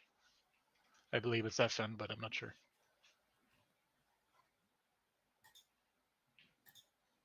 Let's see here. Yes. All right, a bit of a conundrum here for the Han player. How do we resolve this much damage coming in every turn? Vader sitting there looking pretty solid at this point. Not quite ready to deploy, but we will be getting there soon. No big deploy targets yet, so maybe that's a goal for this upcoming turn, if he feels comfortable with the board state. Oh, the stolen AT hauler coming back out again. And we are exploiting a tie, bouncing it back up. Which I think, is it cost 3 or less? Yes. 3 or less, yeah. Yeah. Not power on that one. All right. Looking to get Han out. So yeah. 2 resources up. Yeah. Mm-hmm. All cards must bounce. Bounce fest. Yeah, that's cunning versus cunning.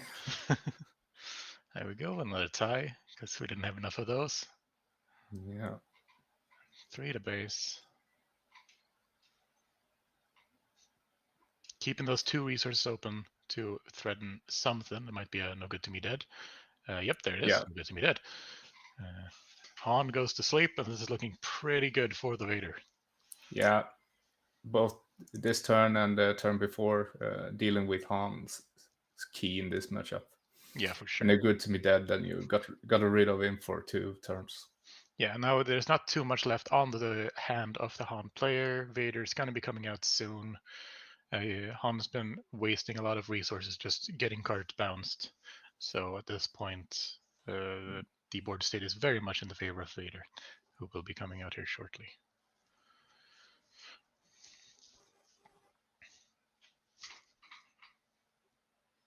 Looking if there's any solutions there in the resources to smuggle out. But just going for phase for 3.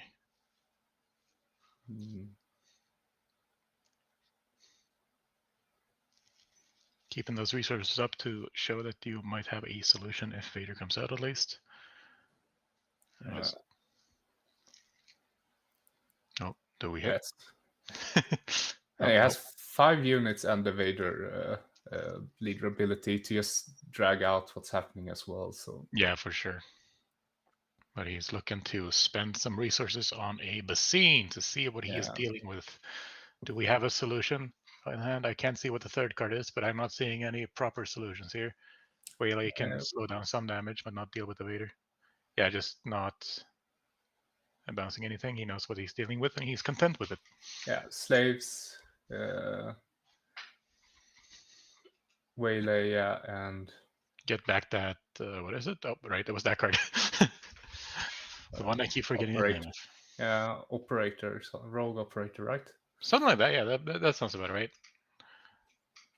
But yeah, no bamboozle. He knows that, so he's free to deploy Vader here.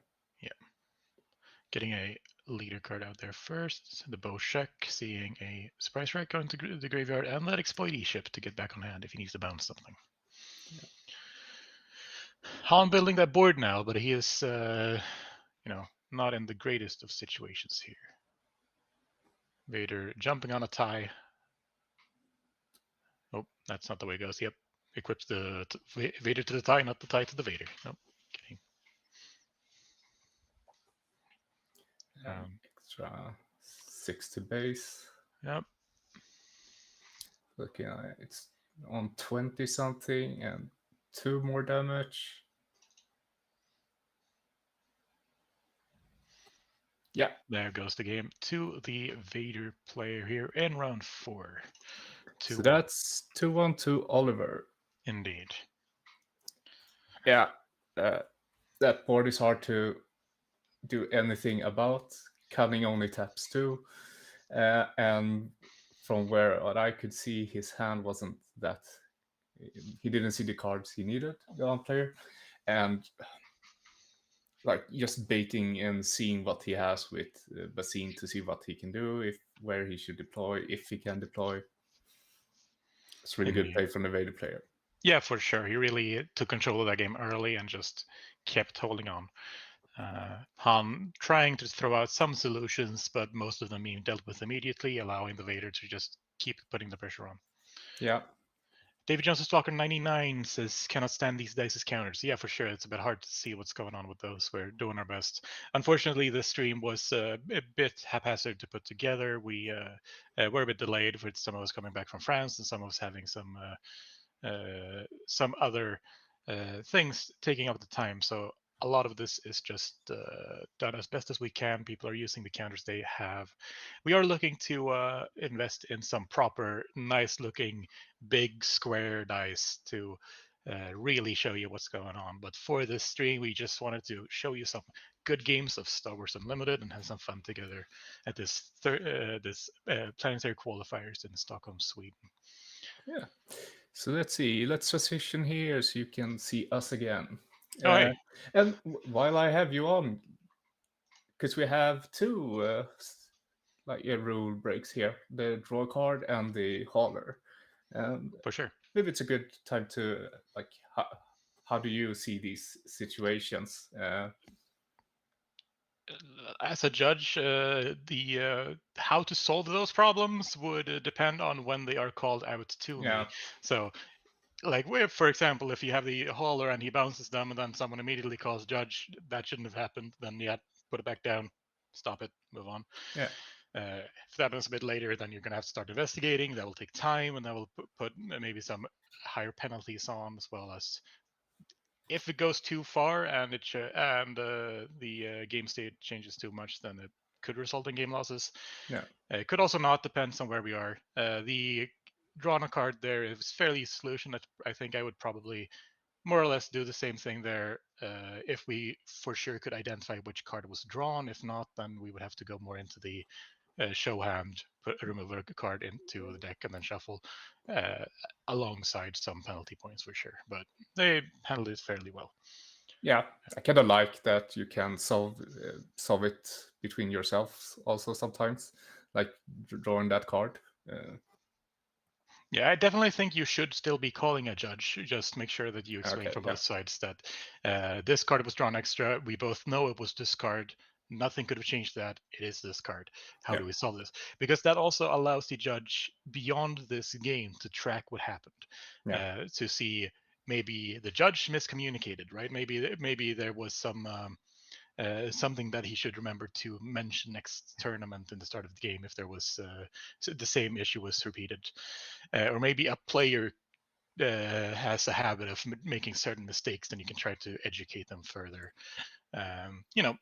Gives you resource in the macro perspective, as well as gets your game going in the right way. And if you're playing against someone who might be pressuring you to move on from from not calling judge, then you might feel like, we're just going to solve it this way, and you might not actually be happy with the solution. So even if you are, make sure that the opponent is as well, and make sure that the judge gets involved. It only takes a minute. You will get that minute in extended time. It will be fine. Yeah, that's reasonable. Listen to Matthias. Call the judge. Listen to me. Call for me or my colleagues, and we will solve the issues. That's why we're there. Should never be afraid to call the judge. It's important. We don't bite, usually. No, you're there for the players and that everything goes smoothly and correctly. Absolutely. So yeah. But before we take a little break, let's see if we got some other games in here. So, see, did I do the transition? Yeah. So we're on round 4, and we have Team versus Christopher here, where Team won 2-0 with his Sabine ECL versus Quinlan Tarkingtown. We also have Lars versus another team, Sabine versus Kat Tarkingtown, where Tim won 2-1. Yep. And let's see, we have one other game reported here. Adrian Turner winning 2-0 over Yuan. That's Darth Vader, Victor Squadron Leader, but with Echo Base. That's cool. Fun, yeah. Maybe some Unity of Purpose is the card, right? Shenanigans. Yeah, an Echo Base. That's yellow. Right. Yeah, both command, attack pattern, delta. So a lot of fun can be done with that. Oh, right. Yeah. Yeah, that could be pretty cool, for sure. And Late Night Gaming, love the coverage. Looking very good. Thank you very much. Yes, thank you, Late Night Gaming. It's always glad to hear someone's appreciating what we're doing here. Yeah. Trying to not fall out from the screen of the camera here. I'm just realized I'm fairly far down. Apologies for that. No, not see things. Sit straight so the viewers can see me properly. Hello. Yeah. And another brilliant streamer, Lopi from Late Night. So if you haven't checked out his streams, do that as well. For sure. So let's see. We will not have any update to the standings. So I think we will take a short break. Round 5 should be around 2:30, right? That sounds about right, yes. So we'll jumping a bit before that. We can watch the standings and see if what has been updated. Indeed. So yeah, see you in about 10 minutes. Indeed. Thank you guys for coming. See you in a bit. See you in a bit.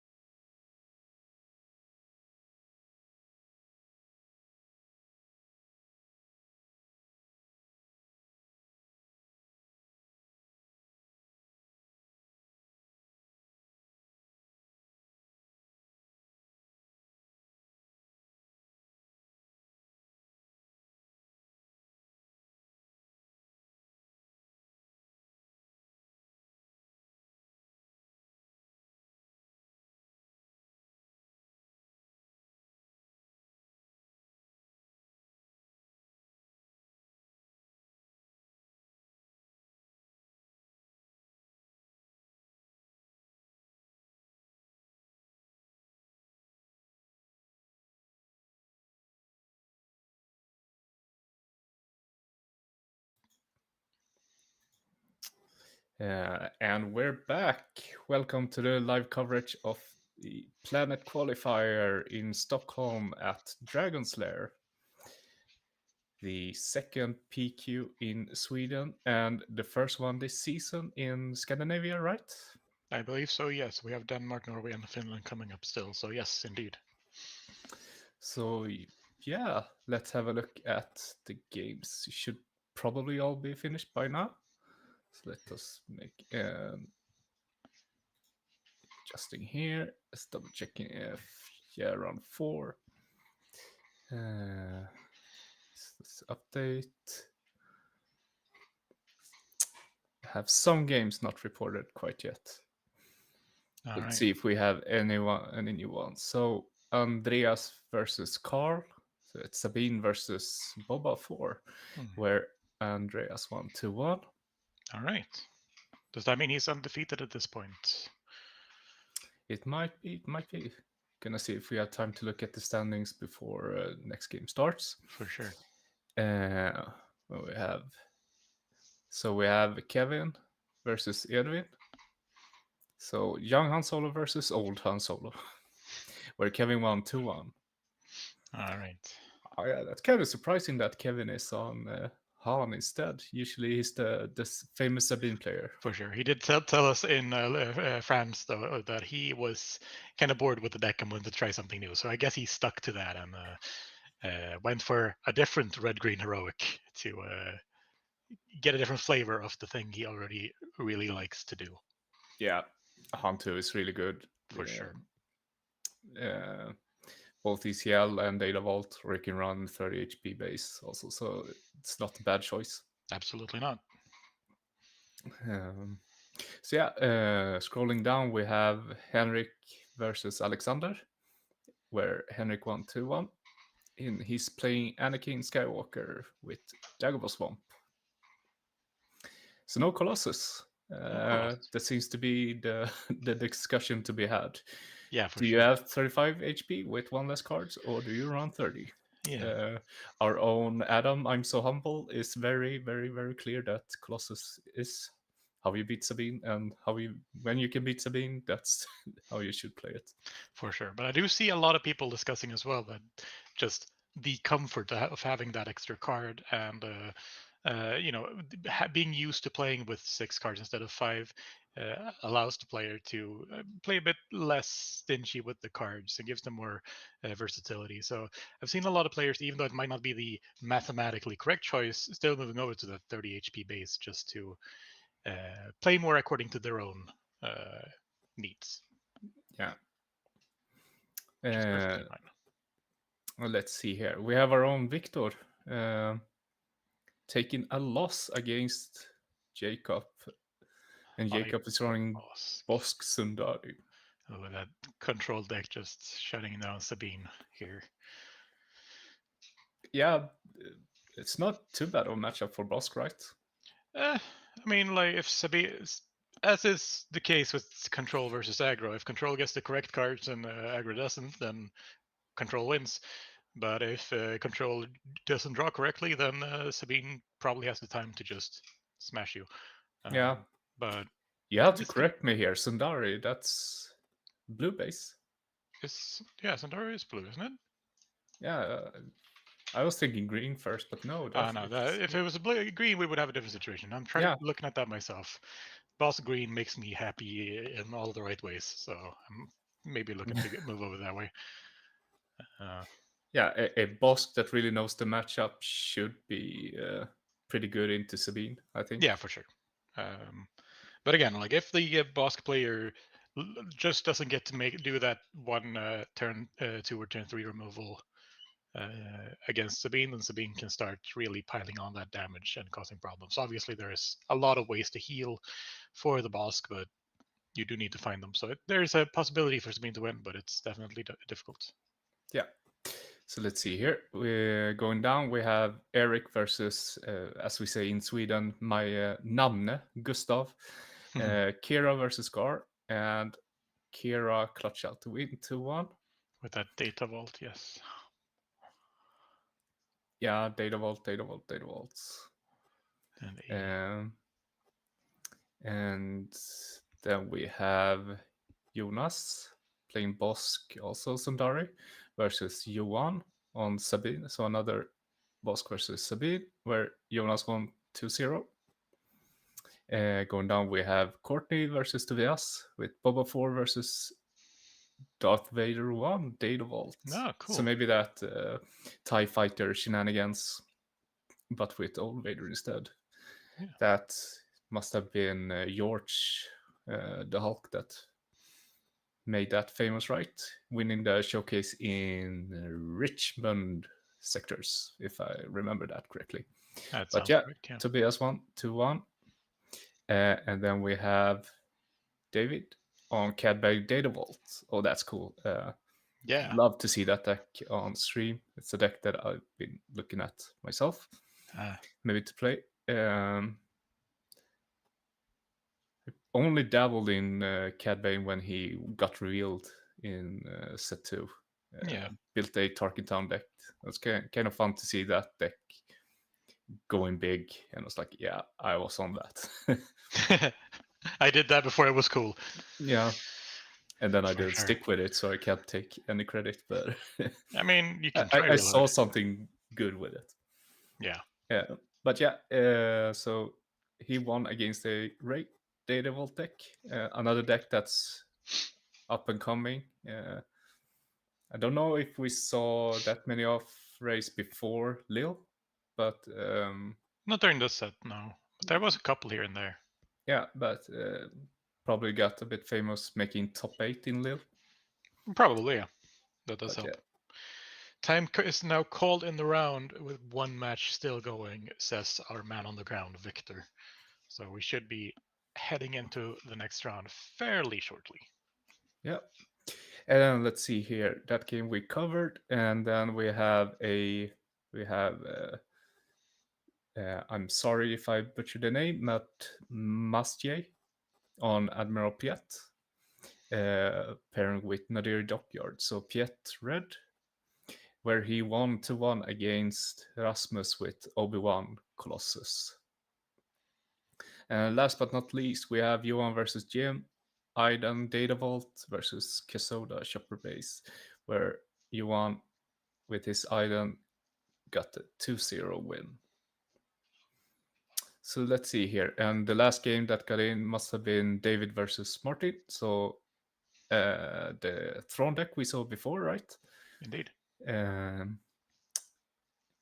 Versus Martin's Quinlan, Tarkentown. So 2-0 win for Quinlan. Yeah, Quinlan probably loves to see that Colossus base, just already discarding a card there. So can be excellent. really rough. Yeah, excellent. You don't get to play the game if you don't have any cards. That's how it Yeah, works. I mean, for throwing a Devastator, dealing 10 damage to something, it's as a former Quinlan boss player, it's very nice to do that. Yeah, it makes me angry on the inside when I get pillaged or force thrown or whatever. It's just not fun. But it's great for the opponent, so hey. Yeah, and let's see, no movement Round at the table timer yet, so we have ended. time to look at some standings here as well. So round 4, yeah. So we have 3, 4, and 0 players right now. We have Johan on Aidan Data Vault. We have Tim on Sabine ECL, and Oliver, which we saw on stream in the game before, on his Darth Vader Cunning. And so far, it's Tim has gone cleanly through this 4 stages, 8-0. For sure. Yeah, Sabine goes fast, and he probably had a lot of time to just relax and do other stuff as well. For sure, yeah. And we're seeing some playmats showing up at the table now, so we're about to start moving into that. Next game of this planetary qualifier in Stockholm, Sweden, at Dragon's Lair. Yeah, so yeah, we can transition right into the playmat, and we'll see which games we get. And there we have a sweet-looking Lord Vader playmat. I have that one myself. It's gorgeous. And what do we have against it? Ooh, I do love that one though. That one is gorgeous. Another gorgeous one. So yeah, for sure. And that one's stitched. But yeah, so for those of you just joining us, my name is Matt, and I'm joined by my co-host Gustav for this planetary qualifier. We're about to move into round 5. Not sure quite yet what this matchup will be, but it will be something with a blue base. Oh, it's an Anakin. Anakin 30. Cool. And what does he face? Time will tell. So let's see. Left player.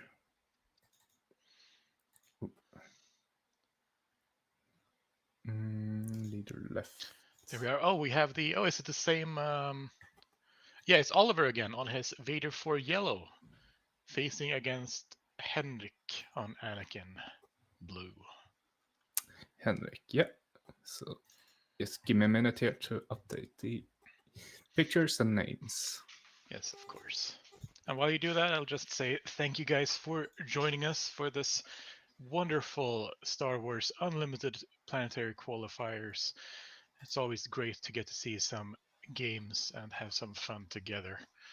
Of course, this week after the regionals in Lille, a lot of people are still trying to catch up on that sleep and get some rest in before furthering their Star Wars Unlimited careers. So thank you guys for joining us this weekend. I hope you guys have fun with us. So let's see who we have. Name. Henrik. Left. That's round 5. Indeed it is. So every text is up to date and didn't need to change Oliver's here. Perfect. We love that. Less to do.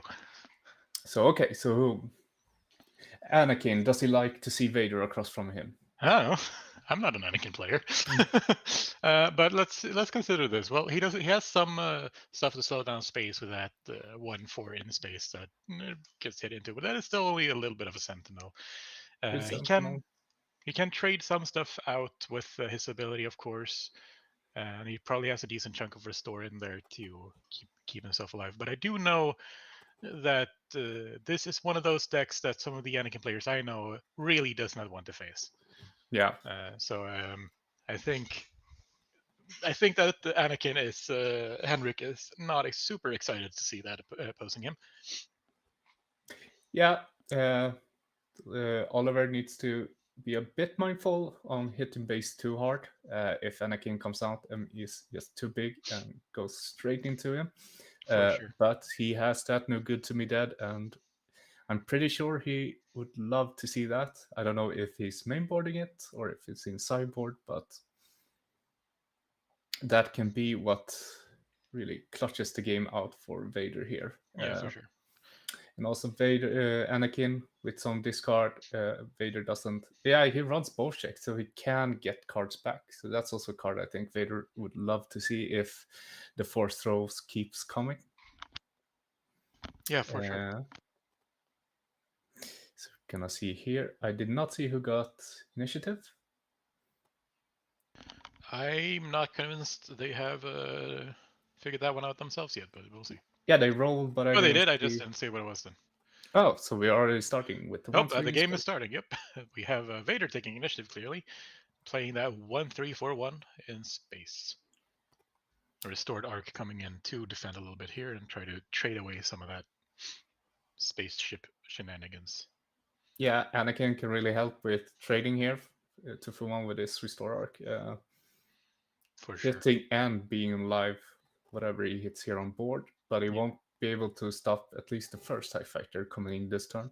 That's true. But we did see him in hand having that other Space Sentinel, the 1/4 Space Sentinel.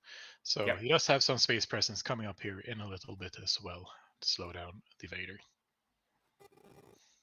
Yep, there he is. Yes.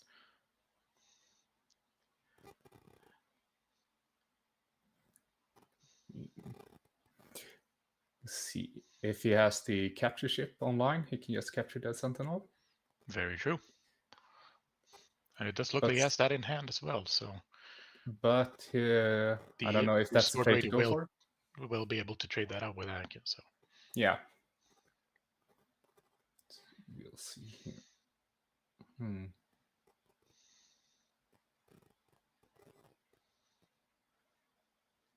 Yeah, with all those weenie ships, it's kind of hard to. You need kind of a pump to deal with the Space Sentinel there. Yeah, for sure. And he doesn't have any waylays or anything to get rid of it, I think, so.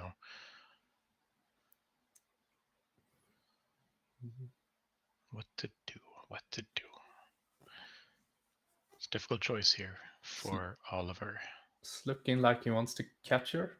I wonder if he captures the restored arc. Yep. Just slow down there, yeah. There we go.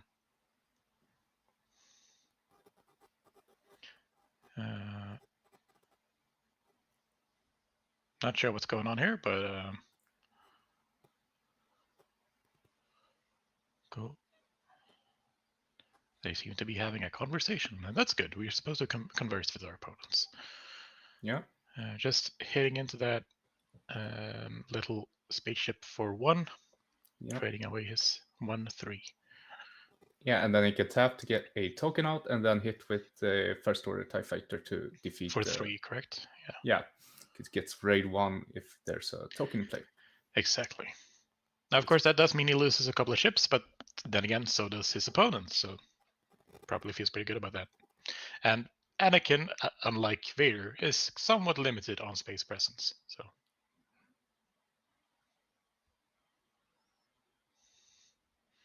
he has not quite yet grown into that part of his life before taking on the role of Darth Vader. Yeah, but he should love to fly in space. For sure. A C-3PO. Let's see what he guesses. And a miss.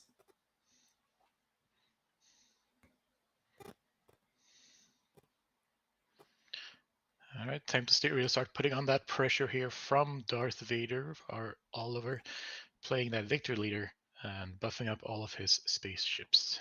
Yep. So now he has 5 damage to dish out this turn. Which also buffs Anakin, but I don't think that is the main concern at this stage. Oh, putting on out a X-Wing and putting on a shield on that C-3PO, making him that much more annoying to deal with. Yeah. Yeah, covering the wings card we start seeing. See it run in Vader, new Vader Blue as well. Just giving a shield or using it as to turn 1 play can also be good. Yeah, for sure. Deciding here to trade the tokens here to ensure that they still keep some ships out there and not allowing Anakin to buff that up and hitting into his Victor leader for a nice even trade. Instead, just keeping that board clear, getting out some TIE fighters, and putting on the pressure. Yeah. There is confusion. And all right, and we're moving on to the next round.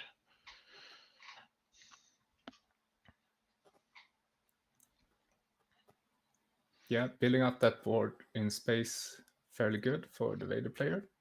For sure.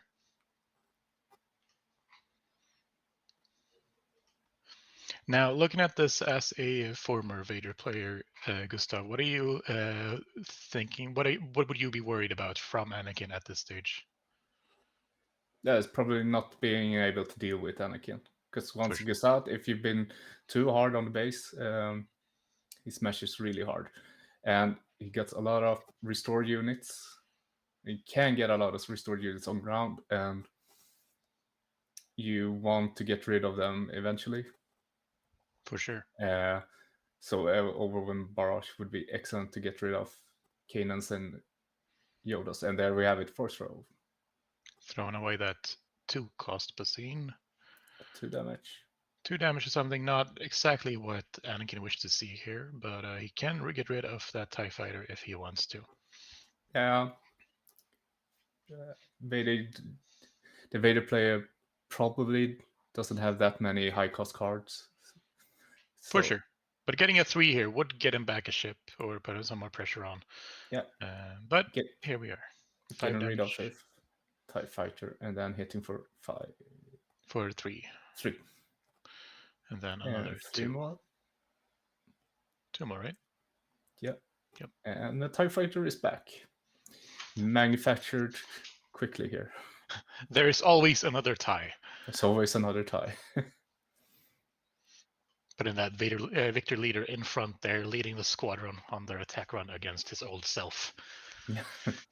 Not sure how that works. We're not questioning it. Now we're at both leader deployments. For sure. Only 8 damage on the base now, but it will be probably pushed up to at least 2 or 3 power buff on that Anakin before he swings. Yeah. Kanan will probably restore at least 1, so yeah. So that. Let's see. Hits for 1. Let's see. Nope, that's a miss once again.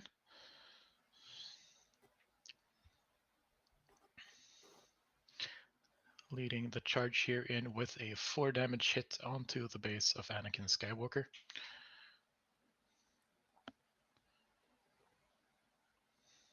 There we go. We do love those dice. We should get some more of those. Yeah. Hard to see the Vader health, but clear of the Anakin having 12. So what is he now? That. A 6, 7, right? 4, 5, 6, indeed. That's how math works. Another one of those to slow him down. Getting some Sentinel in space just after that 4 damage hit goes in. I think he loves to see those. Yeah, for sure. If Vader, he runs 3, I think he wants to see all 3 of them. Absolutely. One of the best cards he has to deal with Vader's shenanigans. Yeah. Still 60 resources open. A overwhelming barrage can be super dangerous here. And with Vader on either the capture ship or the Victor leader is... Ooh. Oh, that's a cunning. Coming for 6. Tap. And bounce. Yeah. He will still have the resources to play back out if he does that. That's probably what he's considering right now. But the other options would be to buff something, and that would probably not help that much in the situation. Yeah. There we go. Yep, bouncing that up. Probably looking at getting that one back down as soon as possible here, unless he has other cool options. Yeah, Anakin still has 3. Yeah, there it goes. He's playing it. 1, 2, 3, and there's the spaceship. Now, what to do? All resources from the Vader is spent. We are about to be seeing him deploy onto the battlefield. Yeah. I figured the Anakin player wants to see Perilous position. Perilous position, of course. Perilous position. Wouldn't be bad, for sure. What ship will he pilot? Will it be his own ship? It will be his own ship. Taking up... Yep. Oh, no, never mind. Grab in... Oh, nope, there we go. All right, jumping in is TIE Advanced and the Victor leader. Getting ready to get some solid damage in, generating some more tokens.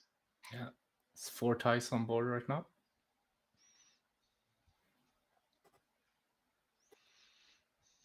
All resources out and everywhere, so it's probably just time for Vader to start throwing things at the Sentinel and see if it dies. He does have enough to kill it with 2 hits or killing it with Vader if he would rather do that. And it looks like that is the choice he is making, attacking in here with Vader to make space for his TIE fighter and the capturing ship there to go straight for Dagobah Swamp. Yeah, I don't think he wants to give the restored art back. So probably wise to keep that off the board. So we have 17 damage on Anakin's base. And only a couple there on Vader, looks like. And a whole, what is it, 4 tokens? 4 tokens, yeah. Yep. Anakin, Kanan, and C-3PO still standing there on the ground arena, trying to keep up the aggression here. Now, obviously, Anakin going back online here, hitting for a solid 7, yes. 7. Yeah.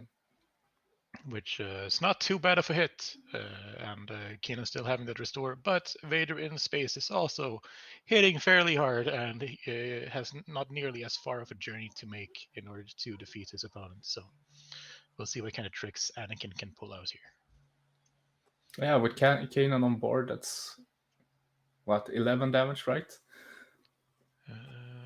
Are you telling me to do math? 7, Yeah. 11, 12 if you count the C3PO. He counts, right? 12. He's here. Yeah, that's right. 12 with C3PO.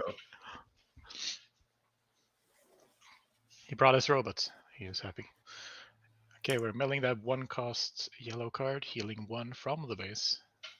Down to 16. Yeah. We see here if we get them no barrage on hand. We have a but it's surprise surprise, right? Just pushing in that damage. So that's Moving 7 with, maybe not. We'll see what he chooses. Yep, 7 with the little guy whose name I forget. 4 plus 3, 23, 24 damage. 24 damage. So he is now threatening lethal with that Vader, and of course his plethora of TIE fighters. Yeah. Yeah, So that's a lot to deal with for him. For sure. And that's not like, well, he does have, no, he doesn't have enough resources, even if he was playing something like Nebula Expulsion to clear out the board, unfortunately.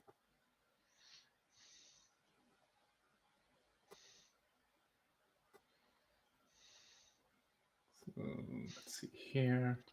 Oh, yep, there we go. That's game 1 goes to Oliver on Vader from Jump to Light Speed. Restored arc, not going into the wrong deck. That's always good. Yeah. So let's see here. Some sideboarding being done.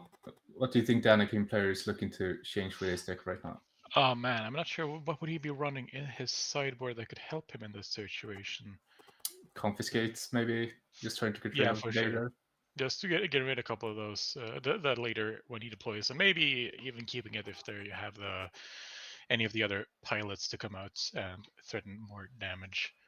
There could maybe be the Disabled Fang Fighters for the same purpose, and bringing some threats into space.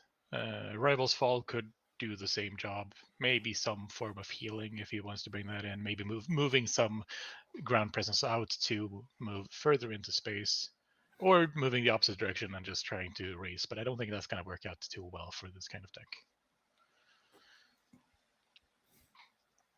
Yeah, Vader playing. He's happy with his main board now. Taking a look right now. Switching in 1 card. Let's see if we can get a view on what he sideboarded in. That would be lovely. Yeah, I figure he wants to tap, probably bounce. Maybe if he has more Sabines in sideboard. Yeah, just making some slight adjustments to. Oh, can we see it? Ah, we didn't. Trying to sneak a glass here with the camera, but to no avail. Yeah, it kind of looked like another Basine. Maybe. I'm not sure. Very likely to be another Basine. Basine is a good card after all. Yeah. The decision being a lot harder for this Anakin player, doing a lot of looking through and trying to find solutions to the problem that is his future self. Yeah, we've seen Oliver make very good use of Basine so far, especially the last game. Just checking, does he have an answer if I put Vader on a ship? No, he doesn't. Yeah. Then he's free to do it. Yeah. It's not even to necessarily remove cards as much as gain information. Yeah. Information is key after all. Information is key. Oh, just make sure we have those cards in the right direction. That's good.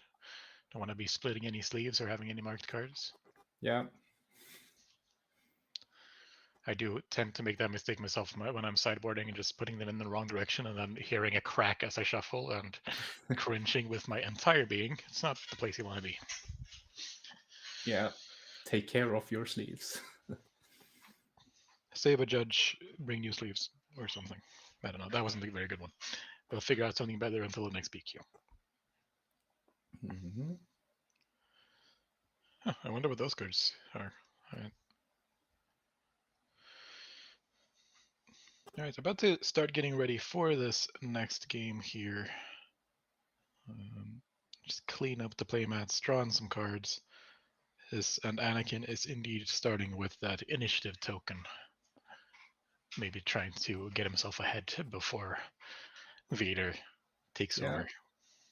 We see that Basine in the hand of Vader as well, to, as we mentioned, just get some information later.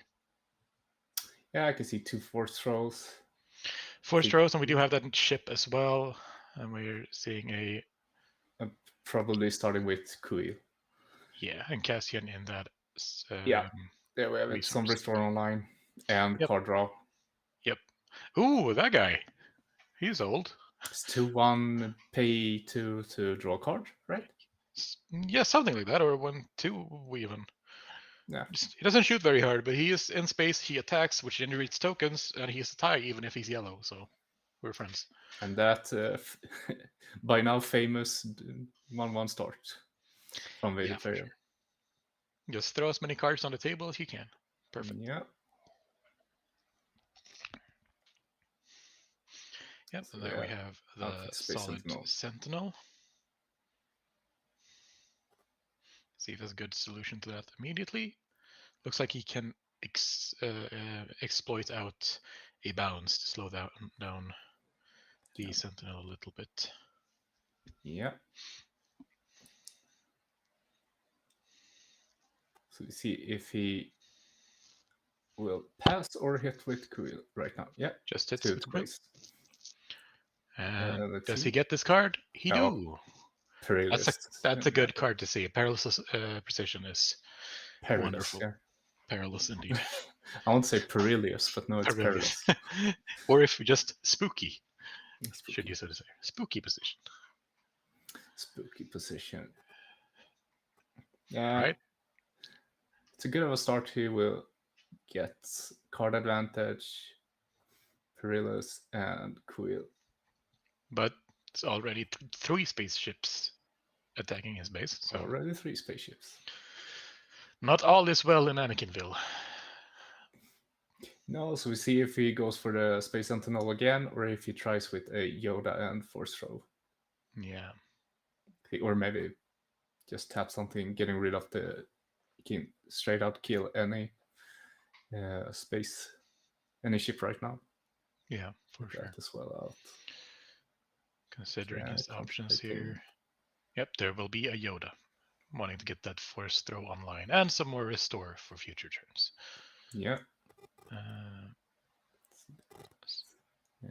We hit 3 to base. Indeed. Bringing up to 5. That first buff onto Anakin when he eventually deploys. First buff.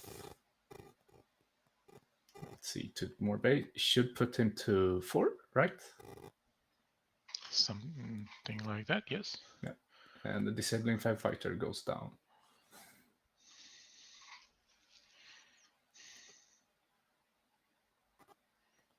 No, what are we doing? And restoring 1, right? Yes. And there we go. 6 damage on base. 2 more. See a Force Throw indeed coming out here. Yep. Was prepared for that. It's already had the Surprise Strike ready to go. Surprise Strike there, right? And let's see here. There is always another tie. Now we could see there. 1 damage with a tie, and then we're waiting for that. Oh, we have the clone squadron, right? It buffs itself depending on how many cards, how many fighters are out at the very least. Yeah, it's so scary. It's 6/6. Yep, 6/6 right now. Getting ready for more tokens, and the eventual deploy of a Vader if all goes according to his wishes. Yeah, I think if that's a Felder Dragon on hand, probably wants to play that to get rid of it. That would make sense. Yep, and there it goes. There it goes. Yeah, that ship's scary. It needs to go. The dragon has been felled. There are now 3 TIE fighters left.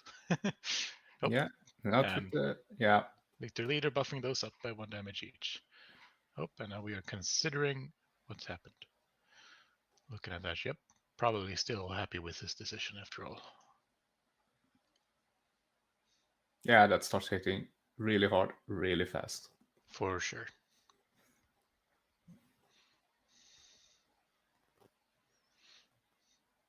Evaluating his options here for a bit. See if he wants to get some restore in, hitting the base, maybe getting some card advantage through Quill, or if he needs to do something up in space.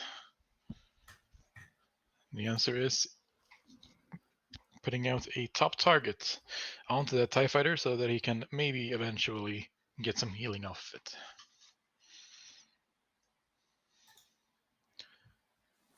But first, it gets the opportunity to hit him in the face.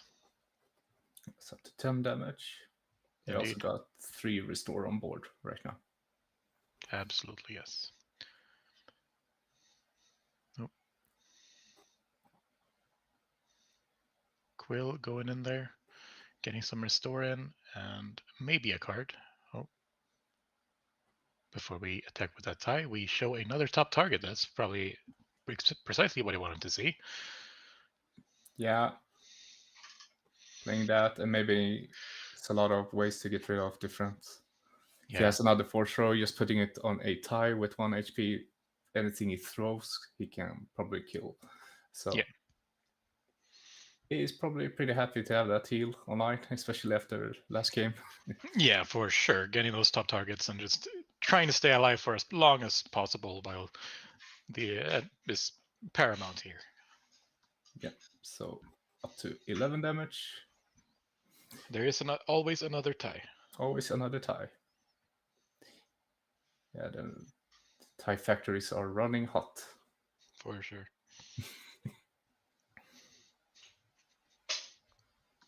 It's so fat satisfying having all those ties on board. Yeah, for sure.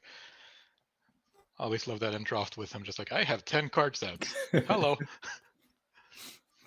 I need more TIE fighters here. Anyone has more TIE fighters? Yeah, I can't fit all these ties. What do I do? Yeah, he can move the leader and the base like all the way to the right. Just getting real to fit all the it's tokens. very satisfying. Yeah. Having a solid 7 actions left when the opponent's done for the turn. And here comes the Sentinel spaceship out to absorb some damage from the base. Yeah. He can hit and kill it with 1 swing right from the TIE fighter. Can he? That hits for 3, it has 4 HP, right? It hits for... What's the pilot on there? It's the top target. Oh, sorry. But now there's a Vader there. Now there's Vader. Now he can definitely hit it once to get rid of it. Yeah, that's the top target. Right. There is always another tie. This time there are 2 of them. Let's see. Can he answer that? And yeah. Oh, but there we go. Bye Death to Vader. Much better position this game than he was last game. Yeah.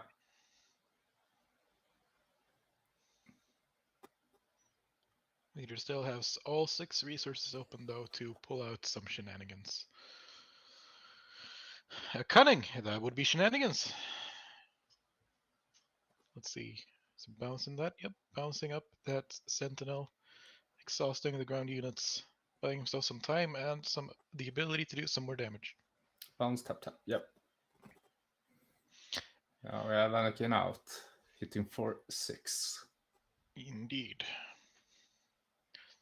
But it seems like Anakin is in a good position here. A lot better than last game, that's for sure. Yeah.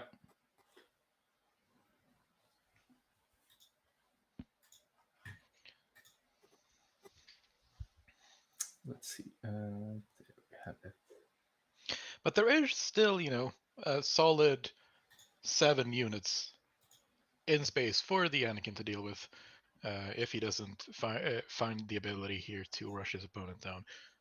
Absolutely not impossible to do with Anakin, but still a lot to work through. One of them disappearing now to get rid of that 3-2 disabled Fang fighter. ensuring it doesn't pose any issues in upcoming rounds. Keeping that space arena cleared. And the 2 damage hit coming in from the Victor leader, putting Anakin at 16 HP on the base, damage on the base, sorry, and hitting back with Anakin for 7. 7, yeah. Let's see here, and that should bring him. Doesn't look like he's on 20 yet. Yeah, I think he will be after this attack.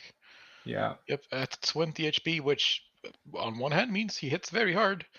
On the other hand means he's very close to death. So let's see what kind of solutions he can pull out here. Peter, of course, having less things to do here in the late game. We did just see him get a Basine up into hand to maybe deal with some of the threats that could be coming in from Anakin, but also not exactly the late game play you want to see. No. The tie, killing it, and that's 4 health back, right? That would be 4 health back indeed, and putting Anakin in a lot of better position here. Sure, he's facing 10 damage from his opponents, but that is not enough to kill him. And has at least 3 restore left on the board as well. Vader now having to try to figure out some way of getting back into this. Looking through his resources for something to smuggle out, but he already has the Basine on hand, so a lot harder for him to do. He does have the Overwhelming Barrage there, but Overwhelming Barrage for 4 is not what he's looking for at this stage. But it's what he's got, so that's what he'll be doing. Putting that onto one of the ties and clearing out that Yoda. Yoda. And giving his opponent a card, of course, through that Yoda when defeats the ability. And that's another Space Sentinel for him. So he is not sad to see that Yoda go, I think, when he can just do that, absorbing another 4 damage and killing 2 ties eventually. Oh, what? Oh, right. He did have the Overwhelming Barrage on it. My bad. So you can just clear that out with 1 tie. Yeah. So that's it. Let's have now 8 damage on board. That can be enough. Quill hitting, milling himself and healing 1. Getting that. What is that? It's the shielded unit, right? Oh, that the 3/2 with 2 shields. Yeah, I think it's 2 shields. Yeah. All right. Well, 7 damage to face. That I do know what that is. And puts him at, I believe, 24 at this stage, unless I miss. It doesn't seem that he's above.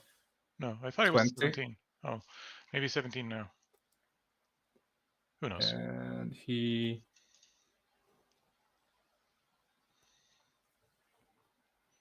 Let's see. There's math to be made here. Can't make Anakin too big, so he swings for lethal. Yeah, and another top target. We do like those top targets to keep farming ties for health. Yeah.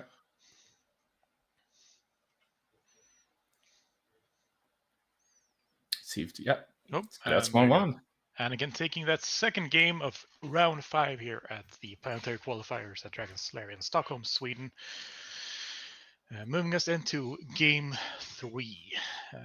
Thank you guys for joining us here today. We'll be moving into game 3 here of this round momentarily, once the players have done any further sideboarding they so desire and shuffling up and getting ready to play. We have 138 watchers. So thank you so much for joining us in this live coverage. Absolutely. Glad to have you all here. Always fun to have someone to listen to us ramble about the things we love. So let's see here. Vader looking like he's 2 cards sideboarding.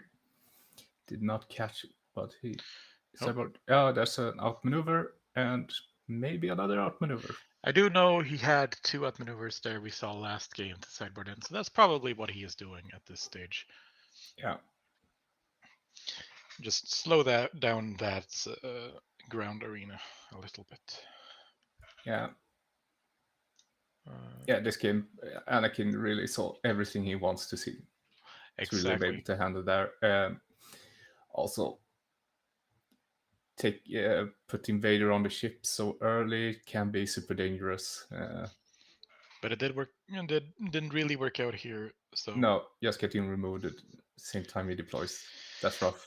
Yeah, that's not what you want to see as a Vader, for sure. No. Yeah, and everyone knows there's a lot of upgrade hate running around in the main boards or sideboards up place. Yeah, for sure. Han 1 really managed to grab a lot of people's attentions to put some sideboard hates. And of course, with the General's Blades and Dark Sables and Sabine as well, any decks trying to run upgrades or be having upgraded leaders are kind of need to be wary of when they start using this. Yeah, only recounted like Luke, the new Luke pilot, he can at least get around some of the cards, but Bamboozle. Bamboozle does exist. Bamboozle does exist. But we won't be seeing any Bamboozles in here. I don't think it would be very unlikely. Yes. Yeah. Unless the Vader runs it out of aspect. But I've seen CADs run it out of aspect, so you could, yeah, and so you can discard to pay its cost, then it's fine. But I don't think that's exactly what the Vader player right now is looking at doing. Sure, you can exhaust that Anakin for one turn, but he already has the No Good to Be Deads and the maneuvers to do that for him. So yeah, I don't think that's what he's looking for. You see a mulligan from the Anakin player, not happy with what he's seeing. So we'll see here. Always scary to do, especially when you have such a delicate matchup where you really need those specific cards to make it work. Yep. You can see the TIE fighter in the hand of the Vader player, along with, but I believe it's that 1-3. Yep, there it is. And some other fun tools there, like the coordinate capture ship. See here. Oh. If they move the camera a bit. No, we can't see the discard. Yeah. I think we're fine. Yeah. All right, getting ready here into game 3 of this round 5 of the planetary qualifiers. Starting out with a 1-3 spaceship from Vader. We have seen that before. And immediately putting that top target on there, just telling you, I will get the HP back. I know you're getting more spaceships, but here we are. And the token. Yep. Oh, we have that spooky TIE Phantom there on hand as well. Going down into resources, however, as he has the 3-3 clone squadron. Oh, maybe not. Decisions are hard. Yeah. Oh, yep. Just staying with this original decision. Moving on. Yeah, I think Anakin has ways to deal with that. Yeah, for sure. Perilous Position is a card that exists.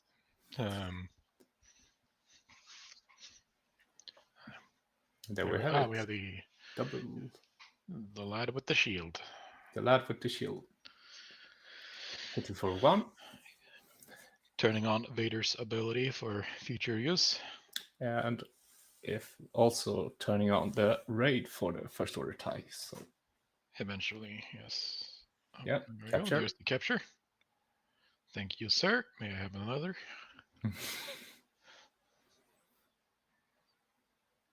All right, Vader. There's always another TIE, and then we hit base for 3. Yeah, all ready for vehicles in space. Yep, really good start for Vader here. Absolutely, and no real responses from the Anakin aside from that top target that will, granted, undo the damage that has been done to him once it pops. But still, he does have a quite large board to deal with here. Moving on into round 3. Yeah. Let's see here.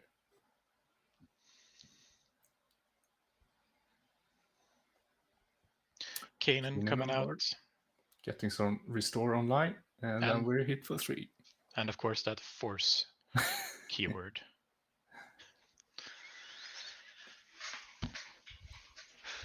Thank you, sir. May I have another one from Late Night Gaming? Yeah. Let's see here. When I play Vader, that's that's where we're at. Yep. Another couple of damages flying in here from the Space Arena. 11 damage. Didn't know so you want. Oh boy, here comes the clone squadron. Now a what? 3, 4, 5, 6, 7, 8 damage. 7. No, 3, yeah, 4, 8. 5, 6. 8 damage being threatened here from that lad. An overwhelming barrage could be ready to push that to 10 and cleaning up whatever Anakin is putting out, unless he manages to deal with that immediately. Terrifying. That is 8, 1, 2, 10, 13, 15, 16. All right, the perilous assault. Oh, that's not the target you want to be doing that on. Exactly. There we go. Yeah. At least slowing him down a little bit. Overwhelming barrage here would still be terrifying, but not quite as terrifying.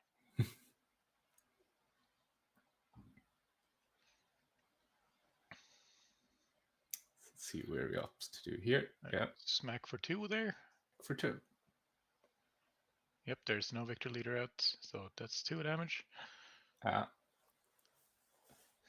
Anakin player probably sweating right now. For sure, that's not rough to deal with. Oh, what to do? Terrifying. Yep, let's just hit. Get that damage in. Maybe mill something cool. Restore 1 from that TIE fighter. Oh, another 3 into the Anakin, putting him at 15. A lot of tiny hits about to come his way. First throwing out for sure. 3 damage, right? 3 damage to something. Yeah. Yep. And he restores. Clear that off. Get some health back. Buy himself some time.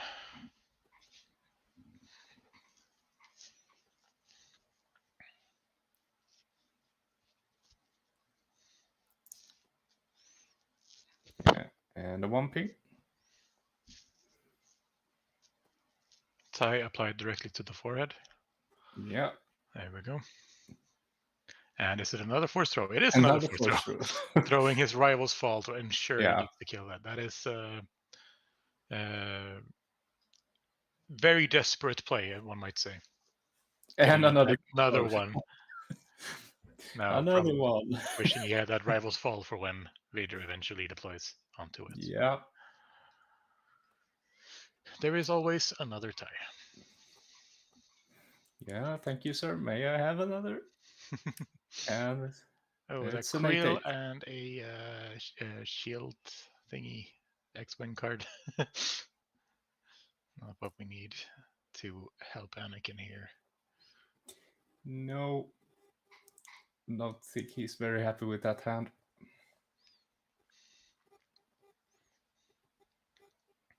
How many cards do we have on the Vader play? We have 2 cards on Vader player's hand, I think. Drawing, milling that one, exactly. Yeah. Yeah, 2 cards on hand. 2 cards go on hand. down. Let's see here. Maybe a Basin to see if... Cunning, all right. Immediately discarding that 1 card that is left. Ensure if it was something spooky. It was not. And I'm not that big card. Yeah, hits for 12 now. Vader on it hits for 17 plus 2 more, 20 to face. Yeah, that's a pretty sizable Vader hits, one might say.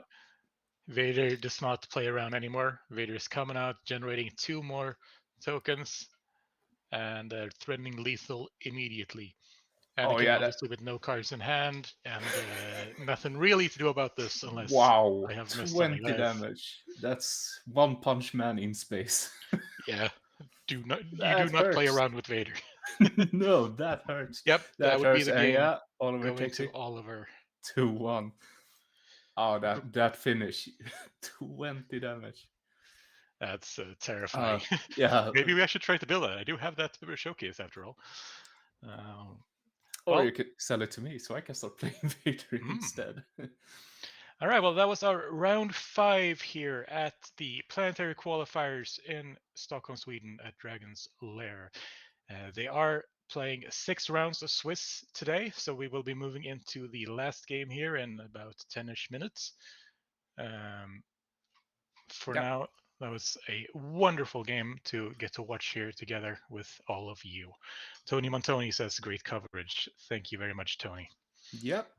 We're gonna take a short break, but before that, we can just look at some of the other games to see if anything has been reported. So let's do a little transition here, and it's the correct round 5. So yep, we have Caleb with his Yoda Spice Mines.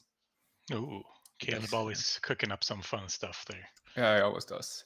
So he won 2-0. Jim on his Kazuda beats Kevin 2-0. We have Adam with his Han Yellow deck beating Quinlan Voss 2-0. Matej on Admiral Piet won against David's Cat Bay with 2-0. Christopher with Quinlan Voss Tarkita won against Bosk Sundari 2-0. And we have Tobias on Darth Vader 1, the original Darth Vader, winning 2-0 against himself, but in a ship. And then we have Jacob on Bosk Sundari winning 2-0 against Kira Data Vault. Yuan on Kira Data Vault winning against Boba 4. Then we have Magnus winning 2-0 with his Ray deck against Carl Saxon. We have a draw between Johan and Tim, Aidan versus Sabine. Oh, that's a surprising draw. And then we have... Would that be a intentional draw, or was that a proper draw at this stage? 0-0-3 draw. Yes, that would be an intentional draw. Then. Intentional draw, okay. And then Rasmus versus Sara, where Rasmus won 2-0. Rasmus is local Skövde player, right? Indeed, he is. He always playing some fun stuff. He did have his Kent Dooku yellow that he played for a bit here, but he has moved on to Obi-Wan blue. So he always pulls out some fun stuff. Not always the most efficient, but it's pretty solid to watch him play and have some fun. Yeah, and so with some games, yeah, we will take a short break of like 5 minutes. Yep. And we'll be back to round out the Swiss rounds here with round 6. So we'll catch you in a bit. See you soon. Bye.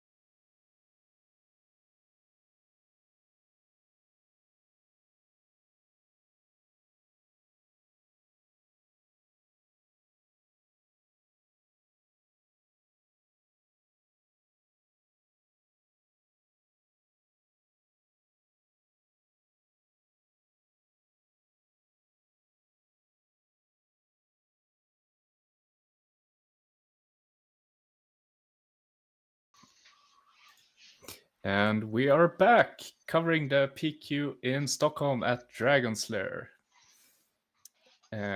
Going into the last of the Swiss rounds, round 6, there are 33 players attending today.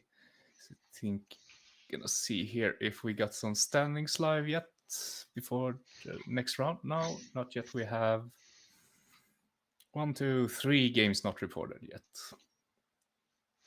Indeed, and 33 players obviously means they just managed to get to that cutoff points of both getting a top 8 cut rather than top 4 cut and getting that 6th round in here. So an initial 2 games for that one extra player. Great for us. I'm sure the judges might be feeling the heat, but I also know that they have a lot of judges for the small event. 2 judges on 33 players, so I'm sure they're doing fine. Philip, who is head judging, is also both a great guy and a very clever man, so I'm sure he is doing fine over there. Yeah. Brent Krause says second the great coverage combat. Yeah. Thank you very much. Thank you, Brent. Always love to hear it. Yeah. It's a lot of fun to stream. Yeah, this was great. We should do this more often, huh? We should more. Second time for me, but it's just fun watching Star Wars and getting to comment on it. Of course. Watching some great games be played, hanging out with friends, and talking to people on the internet. It's always great. Yeah, last game was really great as well. Yeah, for sure. Yeah, seeing that Darth Vader hitting for 20 damage. Yeah. You just love to see that. Moving on from his past as a Jedi Knight, and, well, not quite Jedi Master. He was not granted this rank. And moving on to his life as Darth Vader for real. Yeah, if anyone in Star Wars is hitting for 20, it is Darth Vader, right? Yeah. And we just got from our man on the floor, we got a nice little picture there of this setup, which currently involves what I believe is an upside down trash can with a basket on top, which hosts the tripod. So as you might hear, we are running this fairly jerry-rigged as a last-minute solution, since both Jason's life and the life of most of us who went to Lair has been quite stressful this week. So we're just here, glad to be with you, doing our best. And we were happy to hear that our effort is being appreciated. Yep. Yeah, Lil was last week, which might explain the lower attendance. For sure. Last PQ, they were 52. Our last PQ, we were 63 after we had 64 signups and then one didn't show, so we were 63. Late Night Game is saying he had a Kanan, the new Kanan leader from Legends of the Force, hitting for 25 yesterday. Ooh, yeah, that hurts. That hurts. Asking for a friend, please don't do that. Yeah, Grit from the Ghost. I see. That's pretty cool. Yeah, man, I'm looking forward to seeing if we might finally get some solid Spectre decks that are able to piece together all of these cool tools we've gotten with the new Sabine Wren recently, and the legendary Ghost, of course, being able to distribute these different keywords to all of the Spectres. Now with a lot of both the Kanan leader and some new Spectre units coming out. And throwing in some creatures as well to fill in the gaps. It's going to be fun to see what kind of crazy stuff the Star Wars community manages to brew up. Yeah, for sure. I think a lot of people are going to be on Hera in the beginning just to see or Kanan. Yeah, and especially in Twin Sons, it wouldn't surprise me if I play a Twin Sons game and everyone just whips out Hera and then Kanan. Hera, Kanan, and oh no, we don't have enough Spectres yet. That'll be fine. Spectres, creatures, and then just throw in removal and stuff.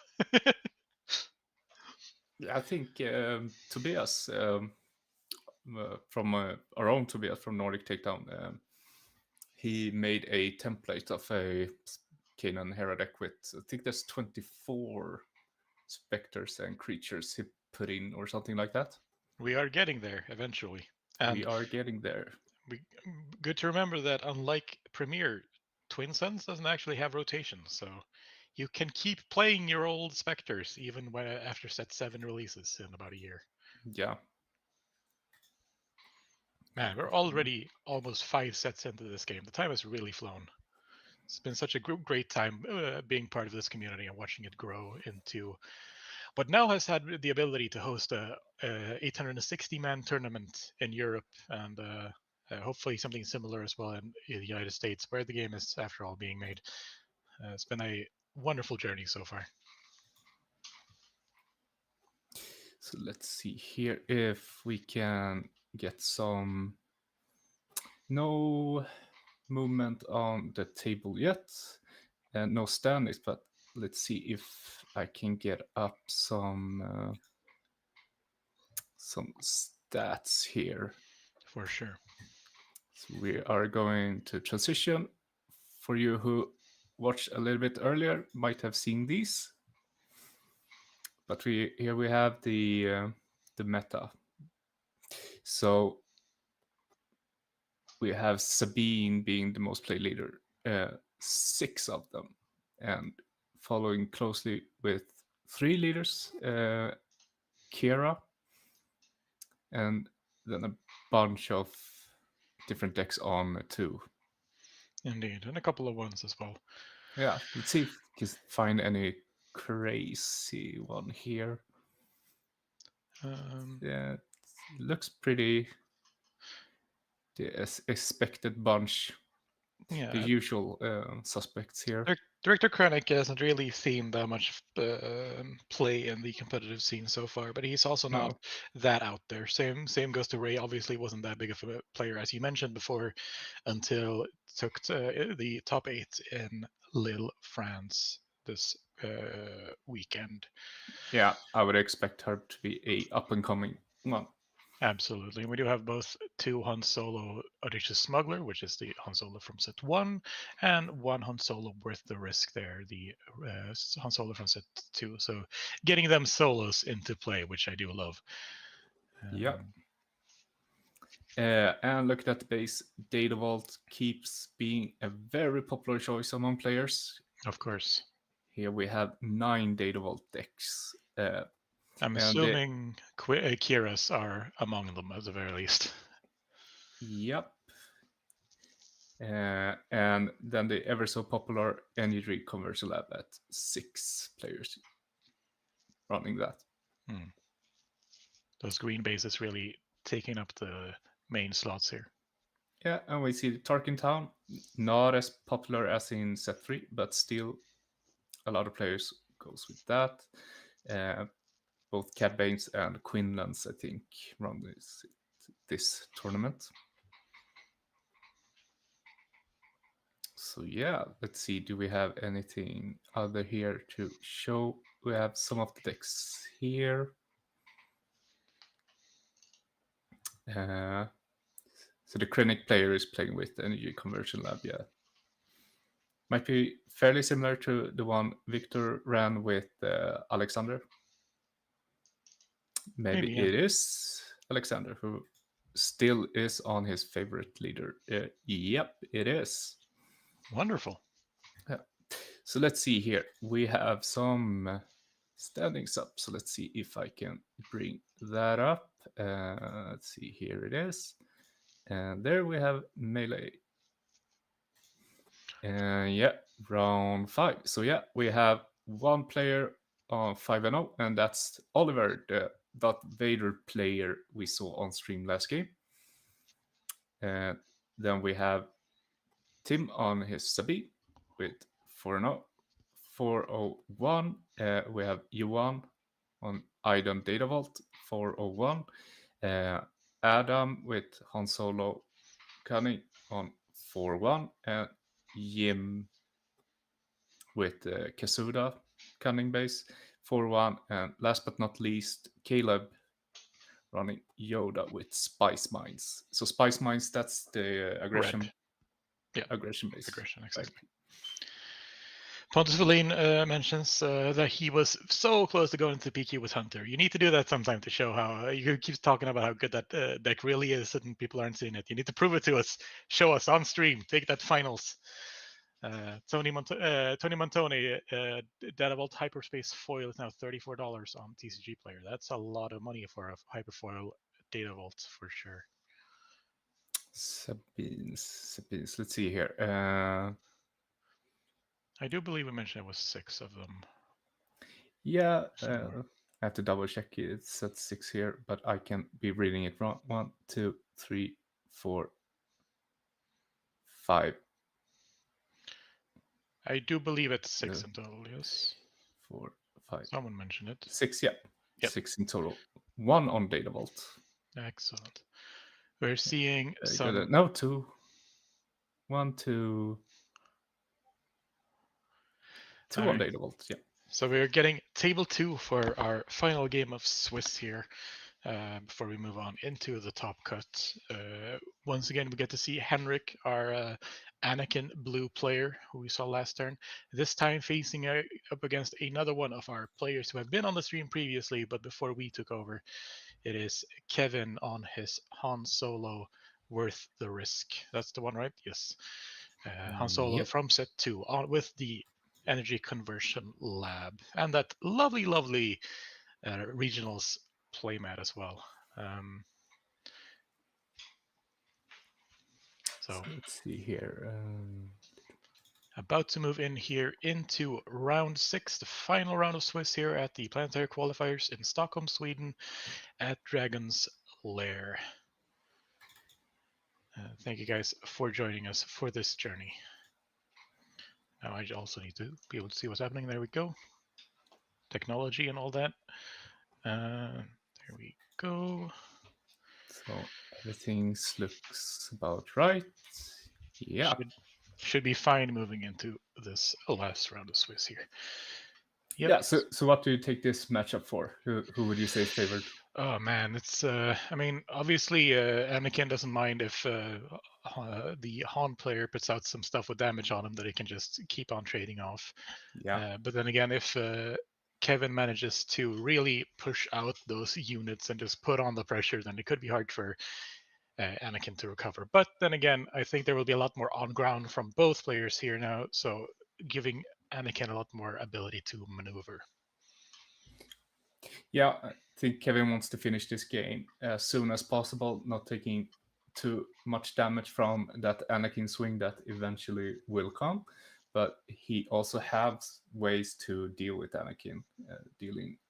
Can deal 7 with either Poe or Wrecker. For sure. To one-shot him. So setting up that board that he can't just flip into Anakin will probably be key. And yeah, not for sure making the game go for too long. Indeed, and as Pontus mentioned here, Kevin is usually the Sabine player, known for his plays, but this time after the Planetary Qualifiers, kind of got tired of his deck of choice, moving instead into this Han 2 deck. Yeah. So it's going to be exciting to see this very aggressive player piloting this. Yeah, if I saw correctly, that's a forecast in the Han deck. That's usually not something we see. So indeed, he is an aggressive guy. For sure, and we did see that come out as well in a previous game. So he does like to get those aggressive cards in there and just make sure the opponent knows they don't have time to fiddle around. They just need to keep him down, or he will kill you. Yep. Let's see. But deciding here to take a mulligan, not too happy about what he found. Anakin, however, seems to be keeping what he drew. Yeah.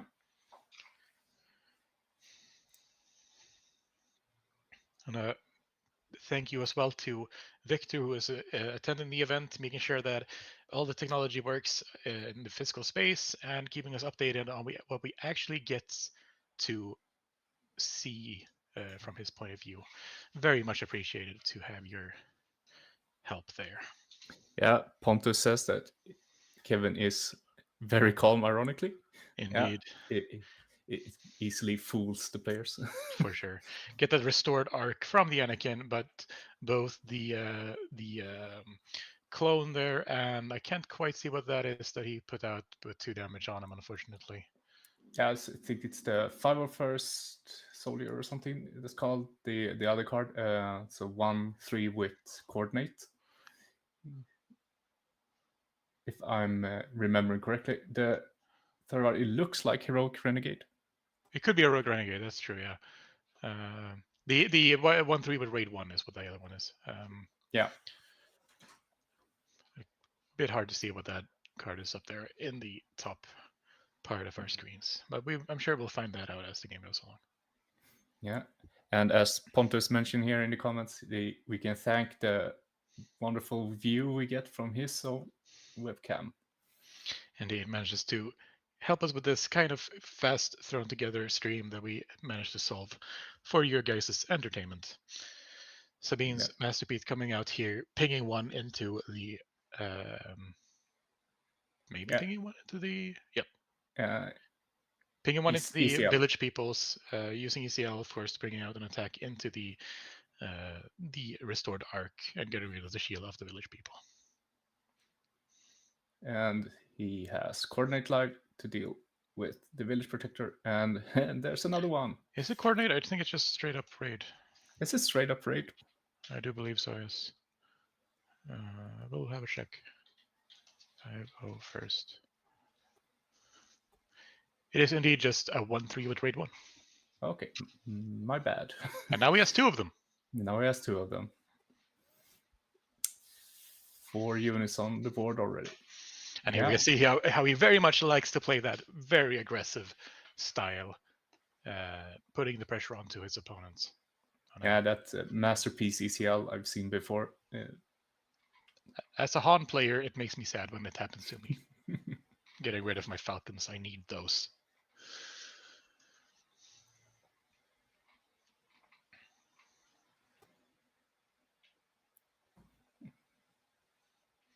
All right, it's about to get into this third round here, putting out a Kanan for 4 resources. Not really dealing with the board that has been presented to him, hoping to stabilize next turn. Kevin obviously being able to put in quite a lot of pressure here, dealing 3 damage and pinging the Kanan for 1.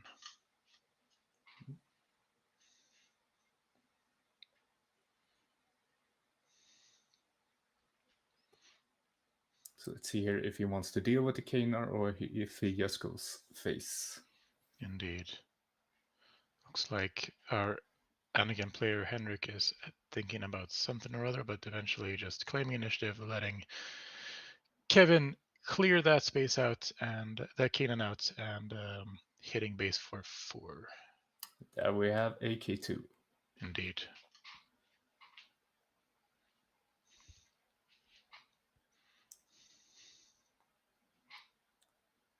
So that's already, 6, 8,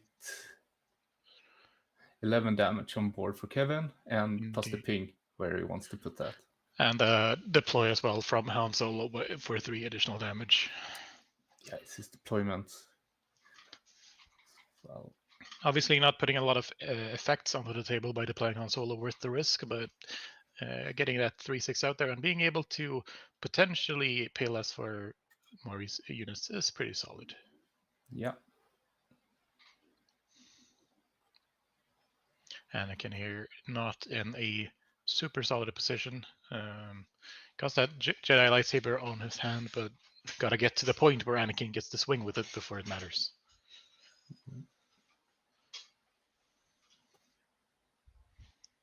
And with 10 damage already on the base, he's moving into very dangerous territory here. Perilous position, slowing down that K2SO for a little while here, exhausting him and making him weaker. Saving himself 4 damage, but Kevin attacking in there for 2 additional damage, putting Anakin at 13.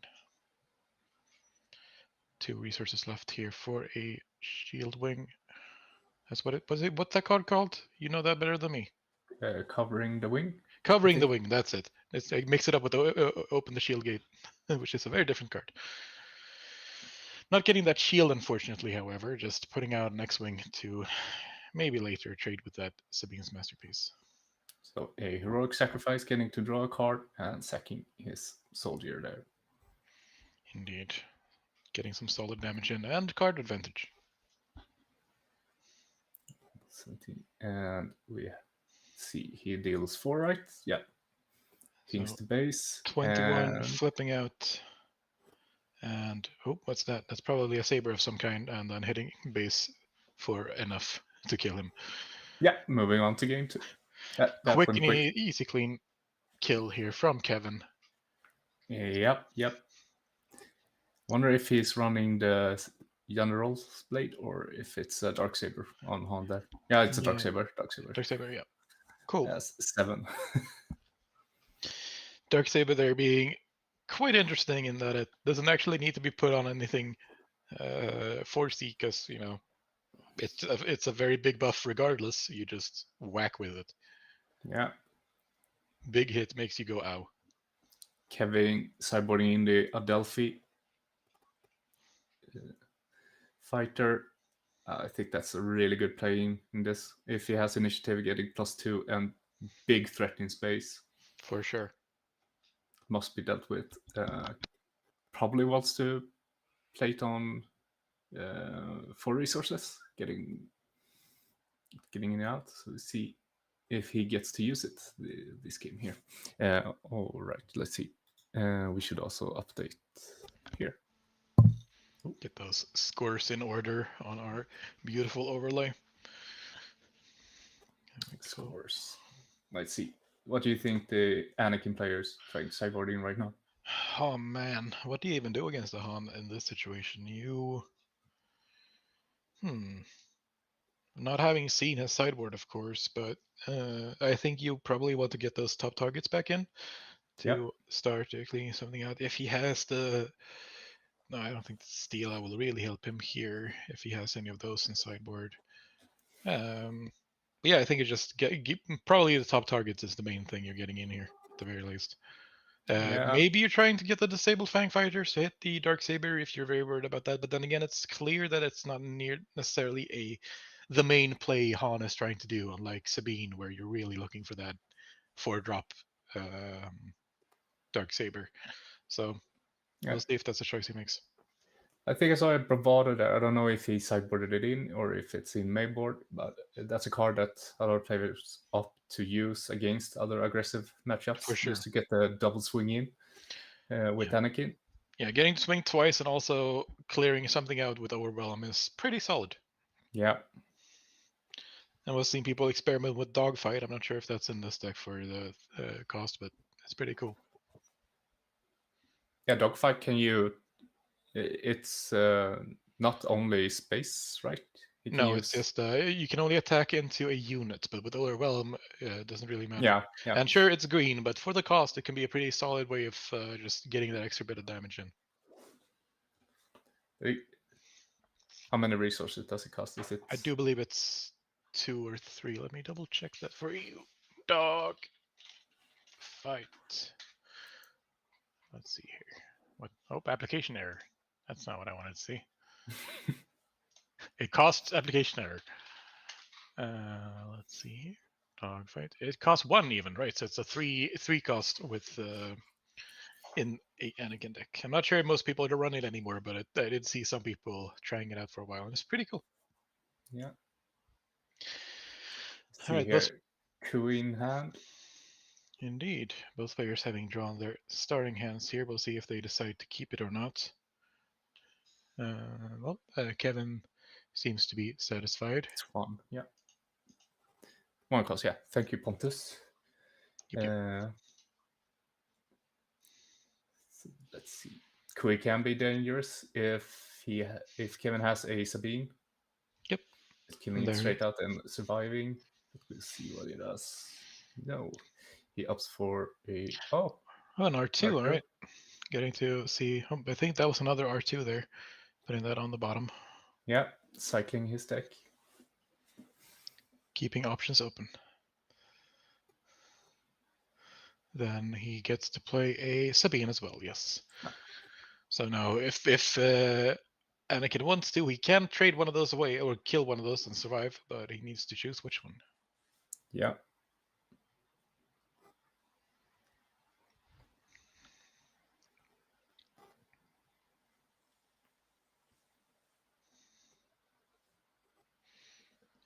decides to kill that Sabine, get that damage off the board. He realized just how aggressive this deck is and does not want to take that damage. Will he ensure the...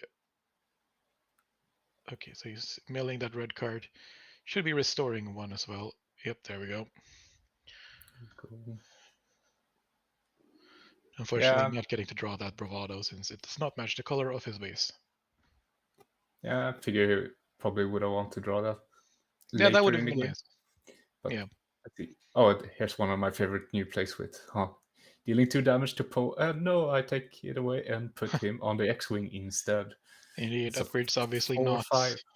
Yeah, upgrades does not obviously keep their damage on them since it's no longer a unit. Yeah, 4/5 in space. It's really good for 3 Yeah, resources. for sure. And there we have Yoda. Let's see. I think I saw a force throw in Anakin's hand, so probably something he is opting to do next. And then Kevin really can't play too many cards per round. Indeed. Going short on them instead. Trading away that Quill with his R2, pretty solid trade to get, but Quill also getting that 2-for-1 in the end. So I think both players here happy with how that turned out. Yeah, Anakin's base is looking much healthier than it did last game. For sure, and he does have that restore available as well through Yoda to keep trading. Oh, bouncing the camera there for a bit, but available to keep just using Anakin's ability without sacrificing anything for it. Takedown, removing that Poe Dameron X-Wing. Yep. So let's see here. Sabine's masterpiece. Not necessarily what you want to be doing when you have no colors out to get that ability off, but space presence is space presence. And ECL here. No, not being used. Sorry, there was damage on it. My bad. I just scanning officer. Scanning officer, right? Showing off a Poe and a fellow dragon. All right. And a Cassian, who is of course discarded and replaced with a different resource. Yeah. Did he only put 1 damage on? Scanning officer? Yes, that's... Yeah. Unfortunately there. Let's see if they figure that one out as they go.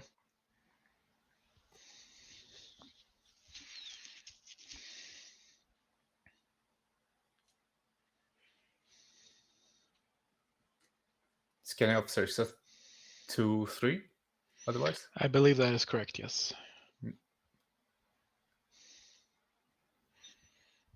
Obviously now having that green color out there to start pumping out experience with Sabine's masterpiece if he so desires.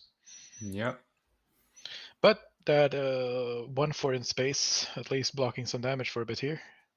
Although of course Sabine's masterpiece could get that off if he wanted. Going to the base here, ignoring the Yoda. The little green man poses no threat to me. So you see, yeah, Except the force throw. There we go. The little green man can use the force. This is the problem. Yeah. What does he like to discard? His hand is not exactly full right now, so this decision is very big. The Ayla Secula there being thrown out, killing the Sabine's masterpiece as well. Anakin looking, as you said, a lot better this game. Yeah, it's a rough discard. I think he probably would have liked to use it instead. For sure. Because he would have probably got him coordinate live. So yeah, no just damage go taken back. Yeah. There we go. Han Solo coming out there.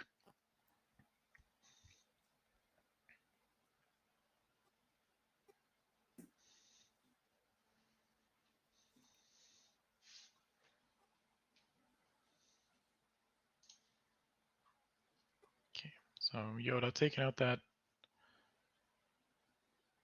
scanning officer.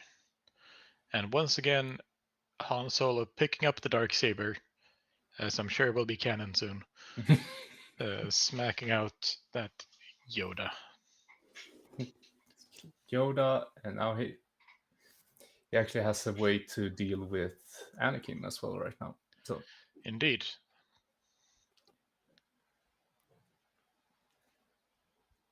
And he still has the AC alive. Yeah, so sure, Anakin is looking a lot healthier, but there's still some decent resources left for our Kevin.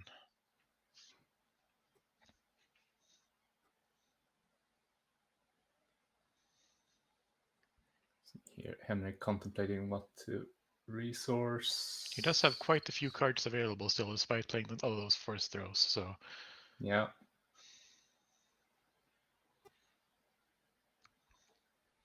I can see, I believe there's a Felder Dragon there, and a C3PO, and a restored 170. Yeah, but bunch of weenies on hand. Yeah, nothing really to deal with that spooky Han Solo. 3PO guessing. Did not get that right, unfortunately. Nope. Yeah, C3PO hasn't calculated the odds very good these few games we've seen Henrik on stream. Yeah, I think I've missed every single one so far, unfortunately. Yep. What you want to be seeing with those C3POs?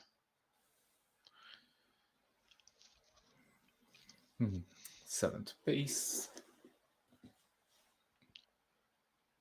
That would be the shielded guy, indeed. Just keep pushing out some stuff onto the board. There's one resource open. Can still threaten with a force throw if he would have had it. But of course, Kevin doesn't know that. Let's see where he does here. If he opts to use the ECL or not. Yeah. Or keep that open in case Anakin shows up for something. Oh, he is claiming. All right.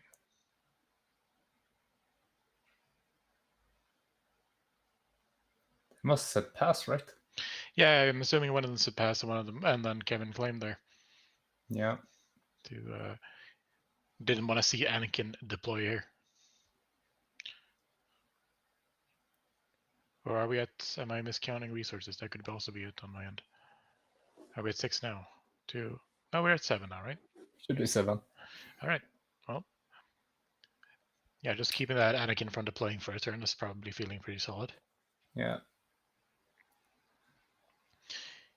Using that shield to get some damage into that Han Solo, trying to maybe get rid of him before deploying if possible.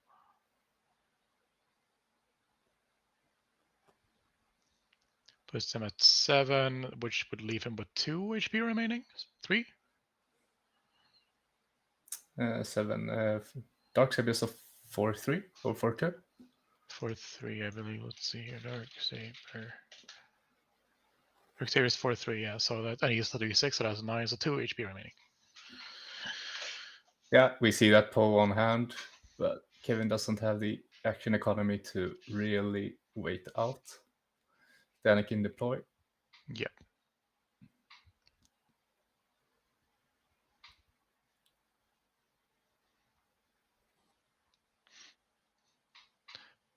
Okay, there goes the ECL. Here comes Poe, making sure to save that Han Solo by killing, making sure that no weird shenanigans with C3PO there, hoping to keep him alive for a bit. Getting rid of a heroic sacrifice and discarding it? No, what did he do? Yeah, discard. Yeah, discarding a card, indeed. Kanan not being allowed to play this game.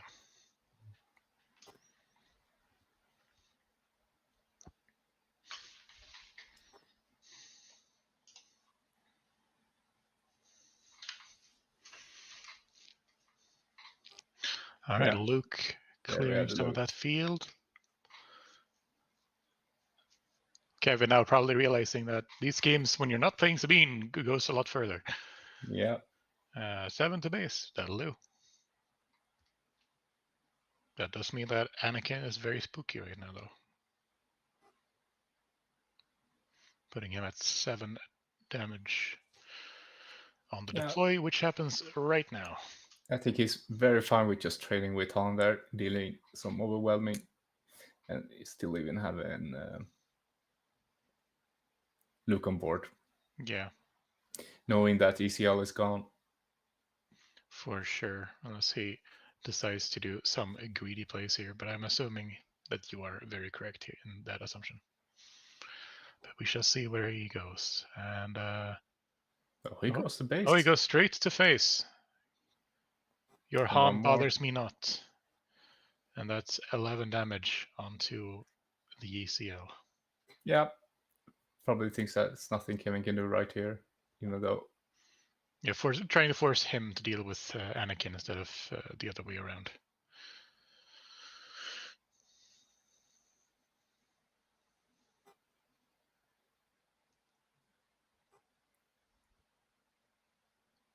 Let's see here. Resources down. Starting to move towards the end game here.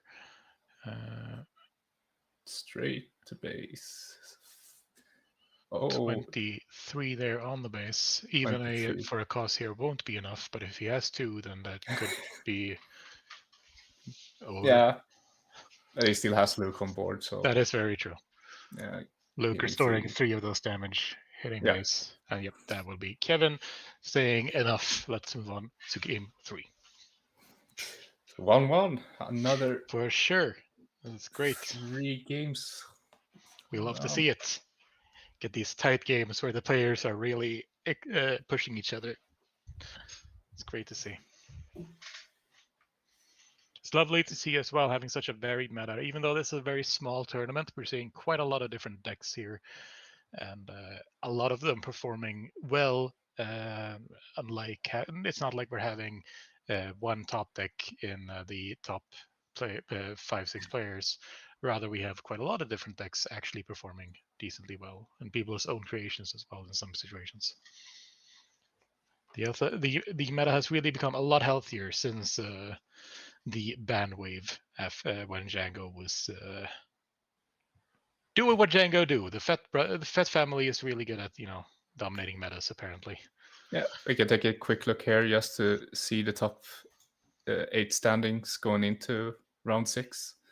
So there's Quinlan was having 2 in top 8. Otherwise, it's 6 unique leaders. Yeah. And Adam Reynolds, we have 33 players here at the planetary qualifiers at Dragon's Lair. One, I believe, might have dropped at this stage. So it looks like there are 32 players now, but there are still the 6 rounds. Yep. Of course, with this, being the 6th round.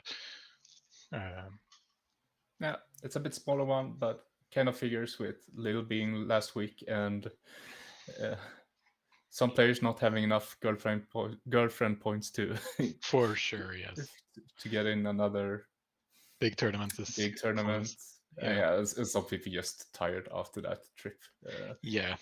I wanted to go, but it was just like then I would have had to go there yesterday, and it's not doable when I came back to work on Tuesday there to try and get back into it. But we get to watch and comment their plays instead. So indeed, it's very fun. I do enjoy this. I am not regretting my decision at all. But yeah, last one was 63 players, so we are a bit fewer than last time. But that's okay. Things happen. 60 players then, yeah.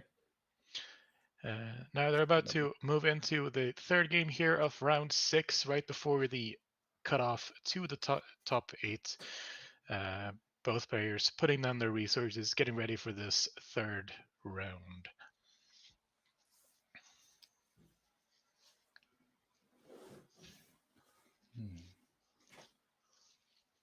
See if Kevin manages to swarm like he did the first game and really just take control of the battlefield immediately, or if Anakin manages to clear out the field and keep the pressure on. We're starting off here with a Moss. Can get pretty spooky as time goes on here. Already buffing that up for 1, playing up that spooky. I believe that is the Grit guy, the heroic renegade. Yeah, pretty sure as well. Bit hard to see from here. Yep. I think so. Yeah. The mass you really need to deal with mass before anything happens there, because if you don't, then you're gonna have to deal with a 10-10 in like turn 3. You don't want to have that happening. Yeah. Pontus commenting 11 players on 3-2-0, fighting for the 2 last top 8 spots. Yeah. Ooh. fierce competition. Yeah, for sure.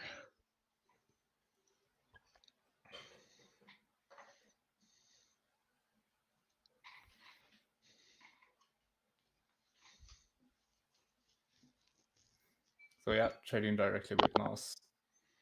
That's Can't probably let her what it get is. too big. Indeed.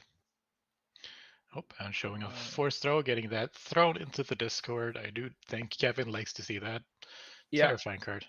probably celebrating that. Yep. 4 damage straight to the forehead. Yoda coming out in. We have seen this before. And there we have Poe. Poe jumping into his X-Wing. Yep. 4/5 in space.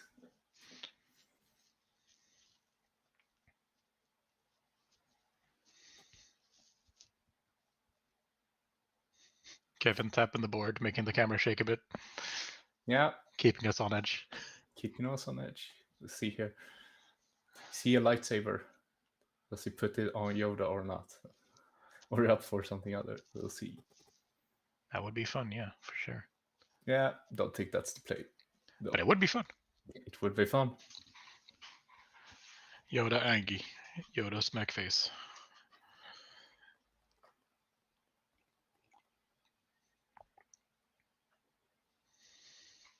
That would be the play. Oh, that would be the play.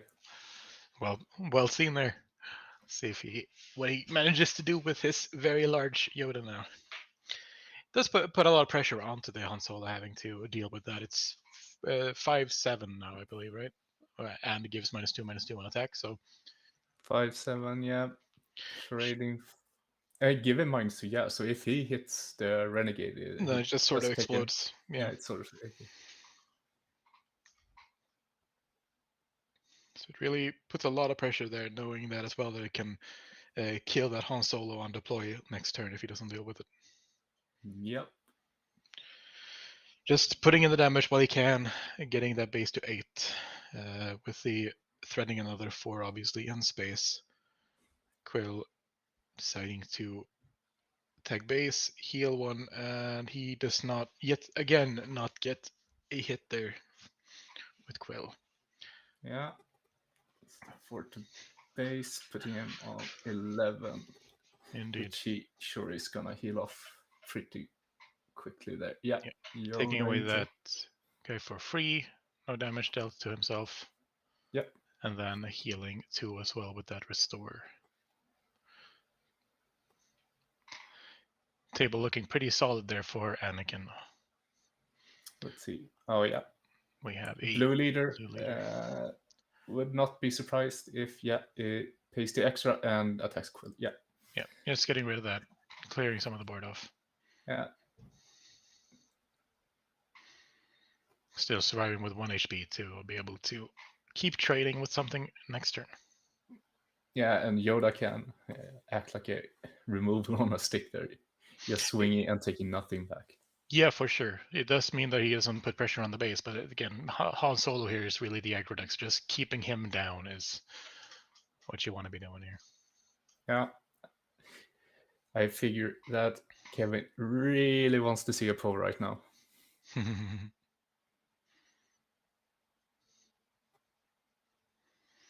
Would not be bad, no.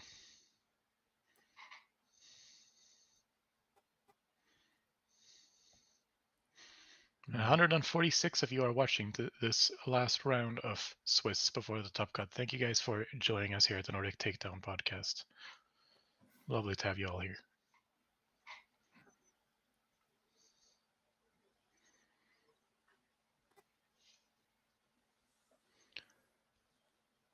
All right, both players here looking to see what's going to be happening.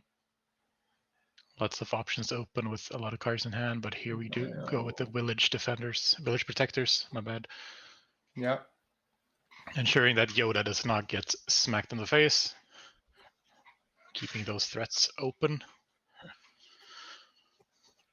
Yeah, that's super annoying. Now Poe can't. He has to choose if he is gonna deal with the shield or not. Yeah. Even if he has Poe. Couldn't really see what he has on hand. Indeed. But looking a bit unlucky there. So let's see. Just Restore a Dark. Restore Dark. Yeah, I mean, Restore Dark will do. Gonna get traded away maybe, but it's there and putting on the pressure and restoring more health on the base.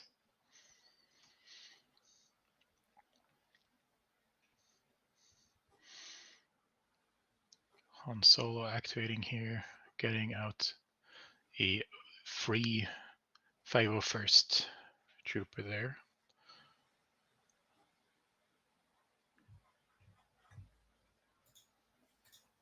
We do like free things, but will not help with the board at this current situation.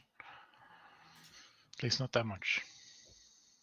Yeah, Yoda being, as you said, removal on a stick, getting that spaceship off of the ground. You can't park there, sir, as they say. Moving on and getting some restore.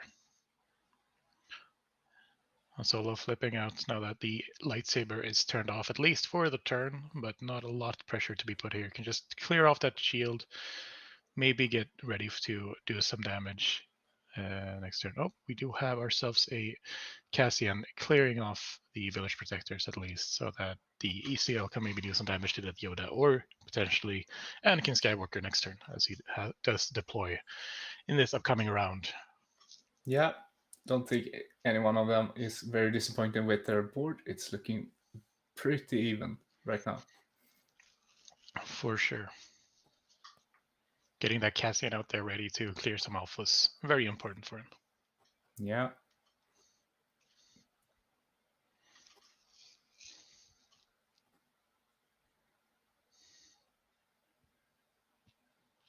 Yeah, I think Kevin is super happy here with, even if, yeah, he trades there, but still has 3 actions to take. Yep. And this means that obviously the threat of the lightsaber is gone now, at least, so you can do something fun here. Yep.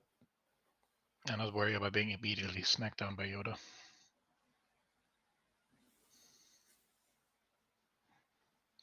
see here. So 4 to base. Keep that pressure up.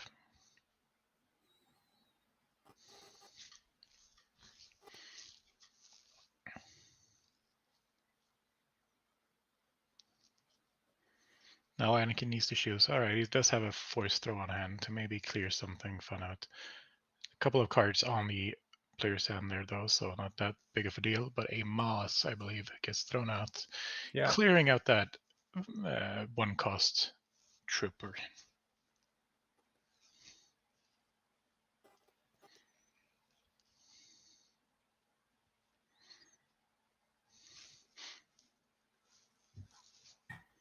Kevin doing what he knows to do, hitting base. No real ways to deal with that Yoda, so might as well just put on the pressure.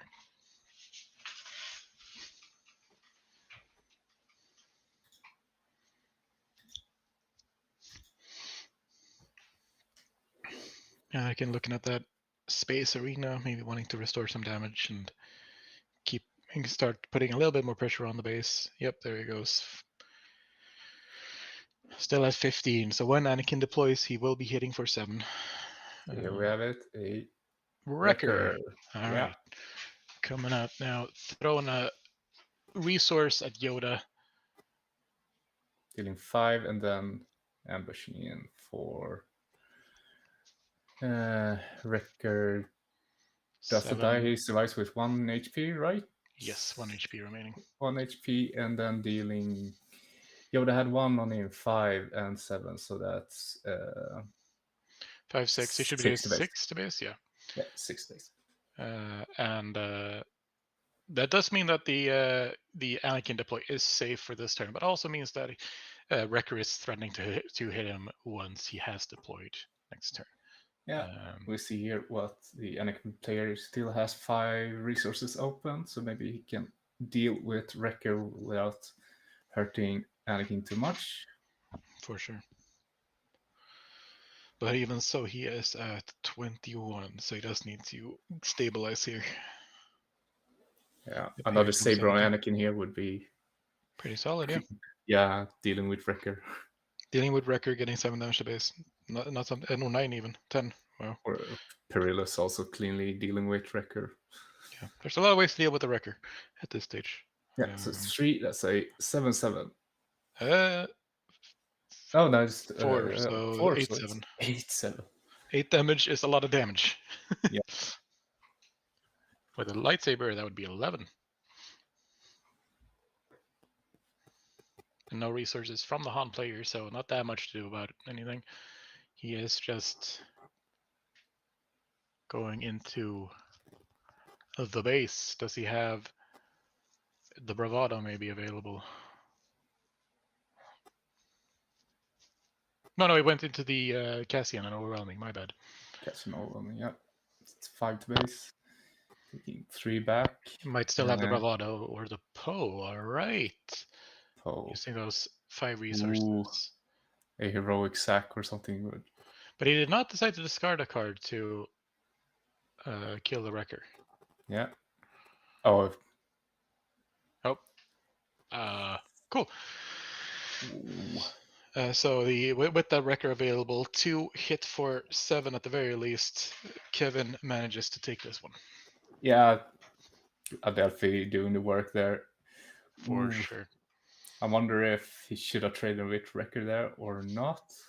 Maybe. It was probably a difficult decision there trying to. I'm not sure why he didn't discard a card with Poe there, but hey. He probably felt like the game was over regardless. Yeah.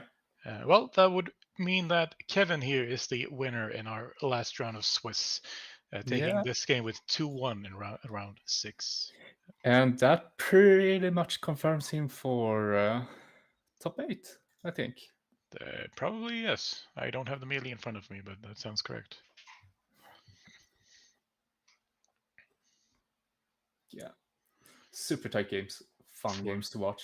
Absolutely. It's really tight there. And even. That's also is fun. The first 2 games were a bit one-sided. One for each, but then the last game here was really good. Very back and forth. We do love to see that, seeing how they managed to pull these kind of games back, and just the great things about this game, seeing the boards develop and the players really get into each other's heads.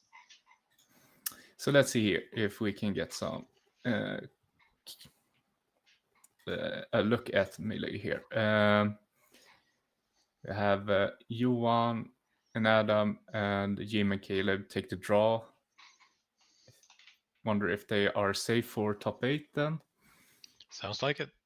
Unless they've miscalculated. Could also happen. Could also happen. Table 5, that's Kevin winning there. Probably puts him there. Let's take a look at the standings again.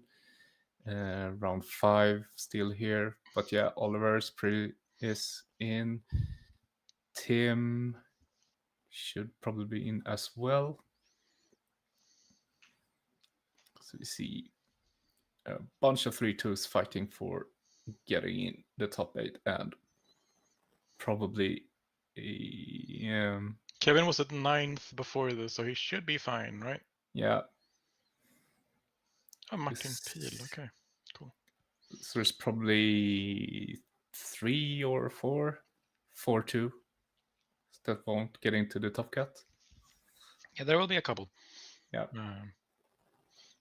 The both up and down side of the draw system currently means that there's a lot more security in just getting to get a draw and relax a little bit for the games, filling out those slots.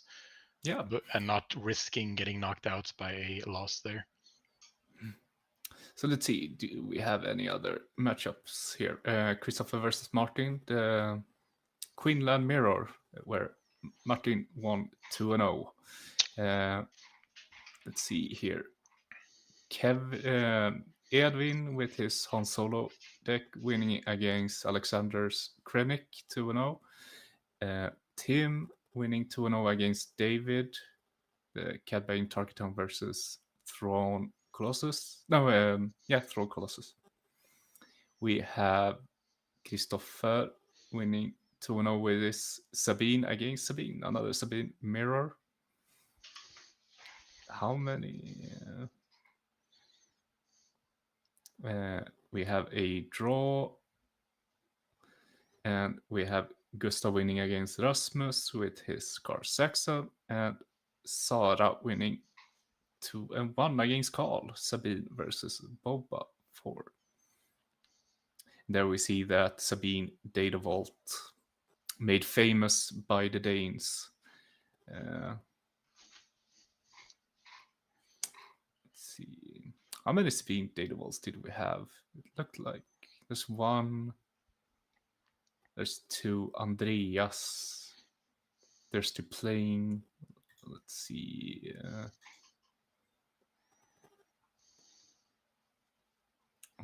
Andreas. Yeah, if there's any Sabines in the top cut, it looks like it will be the traditional ECL one. Indeed. Yeah. We haven't quite managed to break the code from the Danes yet to properly pilot that in. Maybe, sure, we'll figure it out. Yeah, that's some crazy deck they built, and if you haven't seen it, we did both an interview in the podcast. The latest episode is with both Jonas and Stevo. Jonas, of course, being the winner of the regional, and Stevo, his partner in crime, building the deck. And we also have a video up interviewing both of them a bit more in depth to that one. Go watch that after this tournament. It's great. Now, Lewis Frohawk here mentions that he thinks that we can make the last rounds of Swiss just table 1 through 5 because 1-3 draw in and only 4 to 5 are playing for the final 2 spots. Yeah, that's the downside, obviously, of the new intentional draw system, is that there will be a lot more safe spots in the top cut, whereas the last couple of spots are being fought over by the remaining couple of players, which there are ups and downs to most of these changes. I personally am not a big fan of the system, but I do know that a lot of people are. So, you win some, you lose some. We should be moving into the top cut fairly soon. But I think we can take a short break before that happens. Yeah, we'll take like 5 or 10 minutes. I think they will have some kind of player information, some top cut ceremony, giving people stuff maybe, and just shaking some hands, taking some pictures. So it will probably take a couple more minutes than between regular rounds, but we should be able to be back with some more entertainment for you fairly soon. Yeah, hopefully we can take a look at the top 8 deck list then as well. Absolutely. So yeah, we'll see you in about 10 minutes. Okay. See you soon.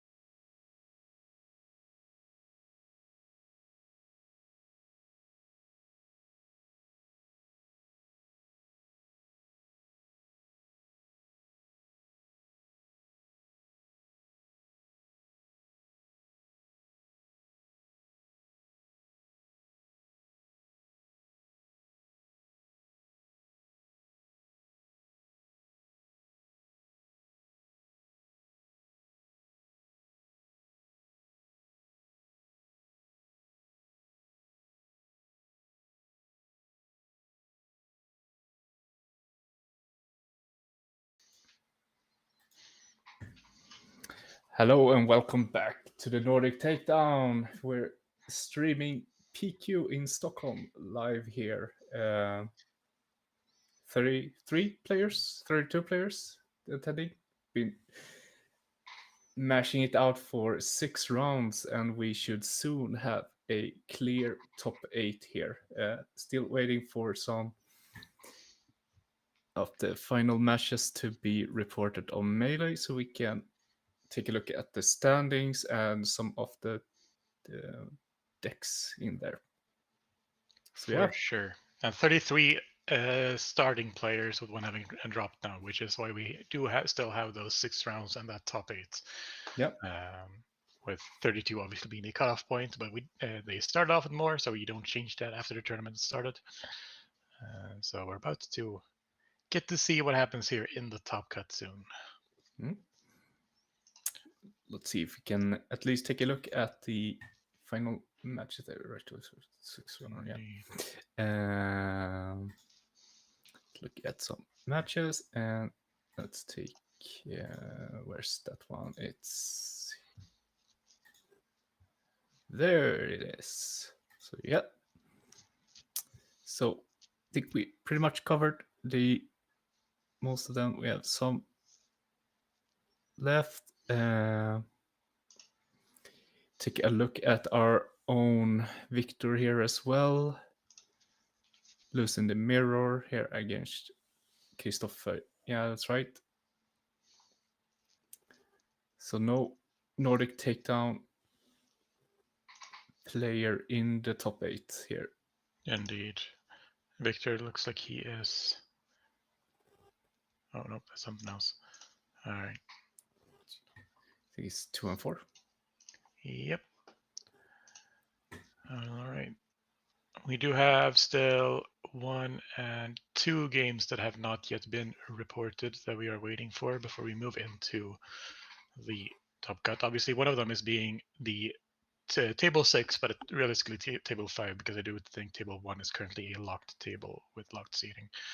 Yep. So table 5 is currently still being played between Jakob and his opponent there, Tobias Gyllenflicht.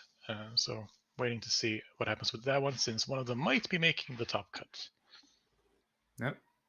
Pontus says 1 player from his town. Oh. Go Adam. Awesome. Always love to see people traveling a bit. That time then from Västerås, which is Västerås. A bit outside of Stockholm. So a little bit of a drive. It's a town in Sweden, not west of Västerås, as in Exactly. Now, my fellow Skövde person, Rasmus, is not doing quite as well this time, but that's okay. Skövde will come back next for the next PQ, and I'm sure take it all. Standings. Yeah. So we have a pretty good guess who's going into top 8 here, right? Yeah, I mean, I'm guessing Johan and Adam at table 1 and Jim and Caleb at table 2 are in guaranteed. And I would assume that at least the winner of table 4 there is in as well. Maybe So there's a couple of spots open, but we're not sure quite yet who will be making it in. Looks like, yeah, still 2 unreported matches. Yep.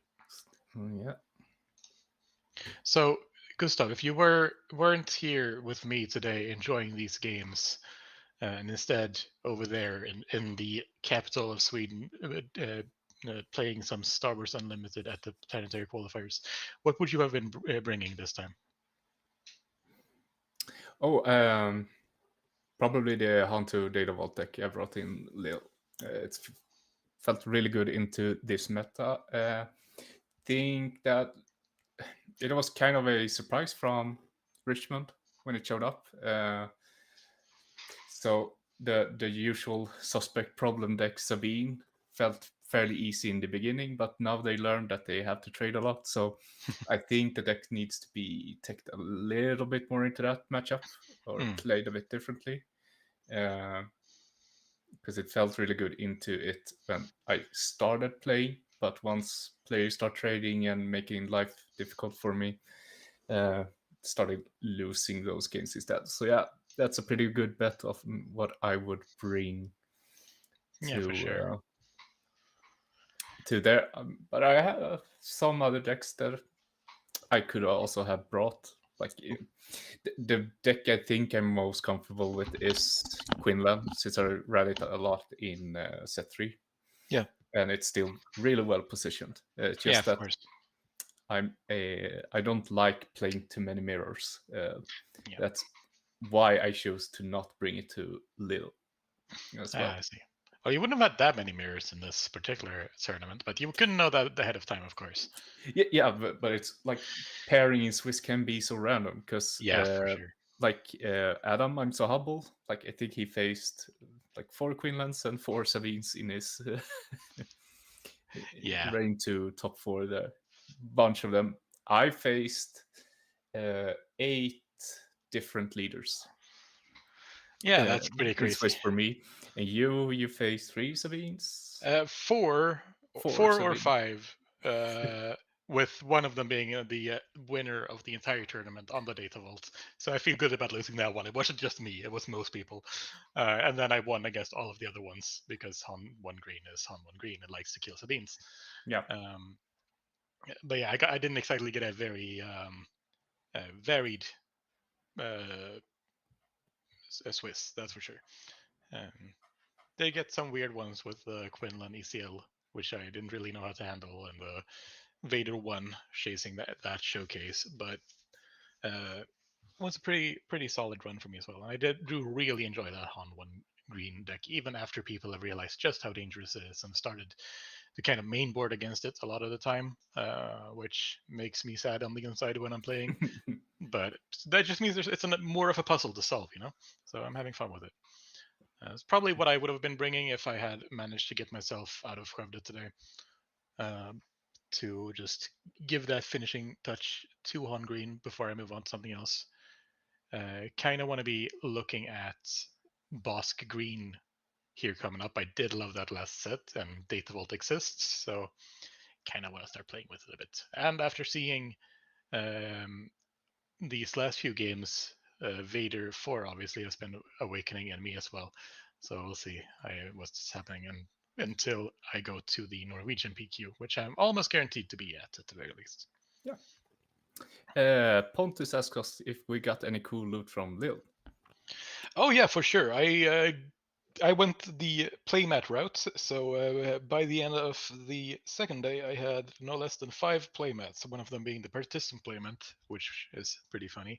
But I also had the Plo Koon playmat, which is wonderful, the Rey playmat, the Ahsoka playmat, young Ahsoka, and the Bounty Hunter's Quarry playmats, which is great. And then I managed to pick up a whole bunch of those pins, which are now on my backpack. And I got a deck box and a whole bunch of assorted promos, 2 of each of the non-Palpatine one and 3 of the Palpatine one, because I spent a lot of money. So it's by no power of my skill, it's mainly by the power of wasting all of my money.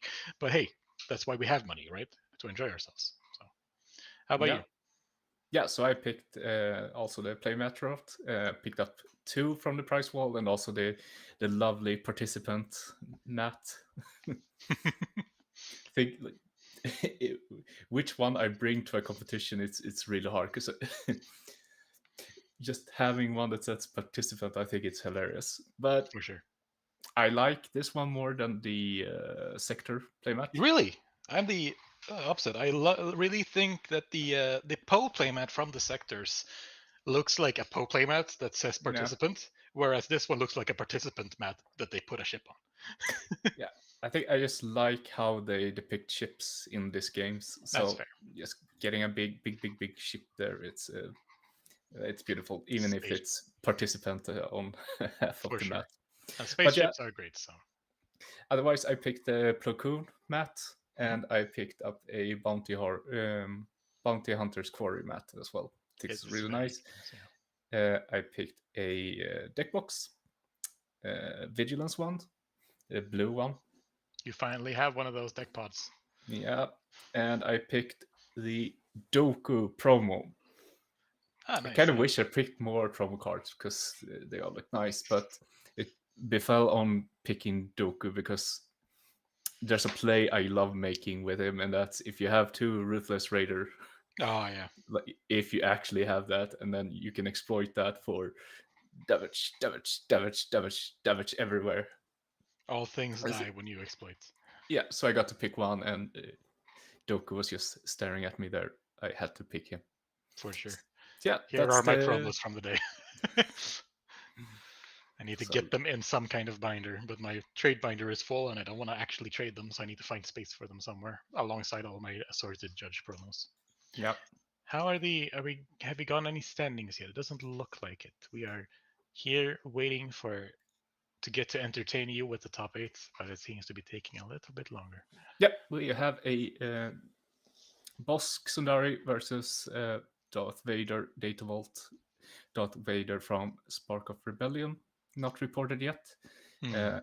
I can't believe that could turn out to be a very grindy matchup. So for sure, yes. Waiting for them. Let's see, it's Jakob Woleman and Tobias Gyllenflykt.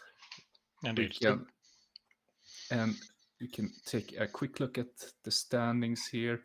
Yeah, so both of them, with a win, they have a chance at getting into top 8. So yeah, they would really want to make sure that that game, that they finish that game properly and not just go draw and move on. Yeah, that game actually makes a difference. Oh, exactly for them. So we hope they're finished soon, so we can get some standings and also take a look at the top 8 deck lists. For sure. What we know so far is that we have Darth Vader Cunning, that's been on stream twice. Oliver piloting that Pilot Vader deck really well.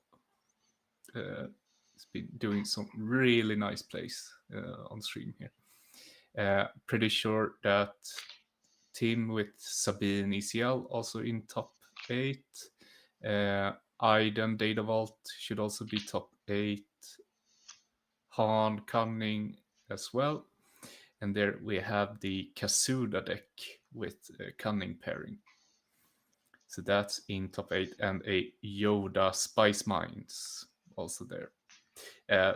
So those are pretty much confirmed. It's 7th and 8th place. Kevin, who we watched piloting Han Solo Worth the Risk ECL here on stream the game before, is probably pretty safe into top 8 as well. Yes, but not guaranteed, I'm pretty sure. Depends on how the tiebreakers are going to be looking. Yeah, there are a bunch of fortunes that won't make the cut, but we'll probably have the results in any moment now. Indeed. We can take a look there as well.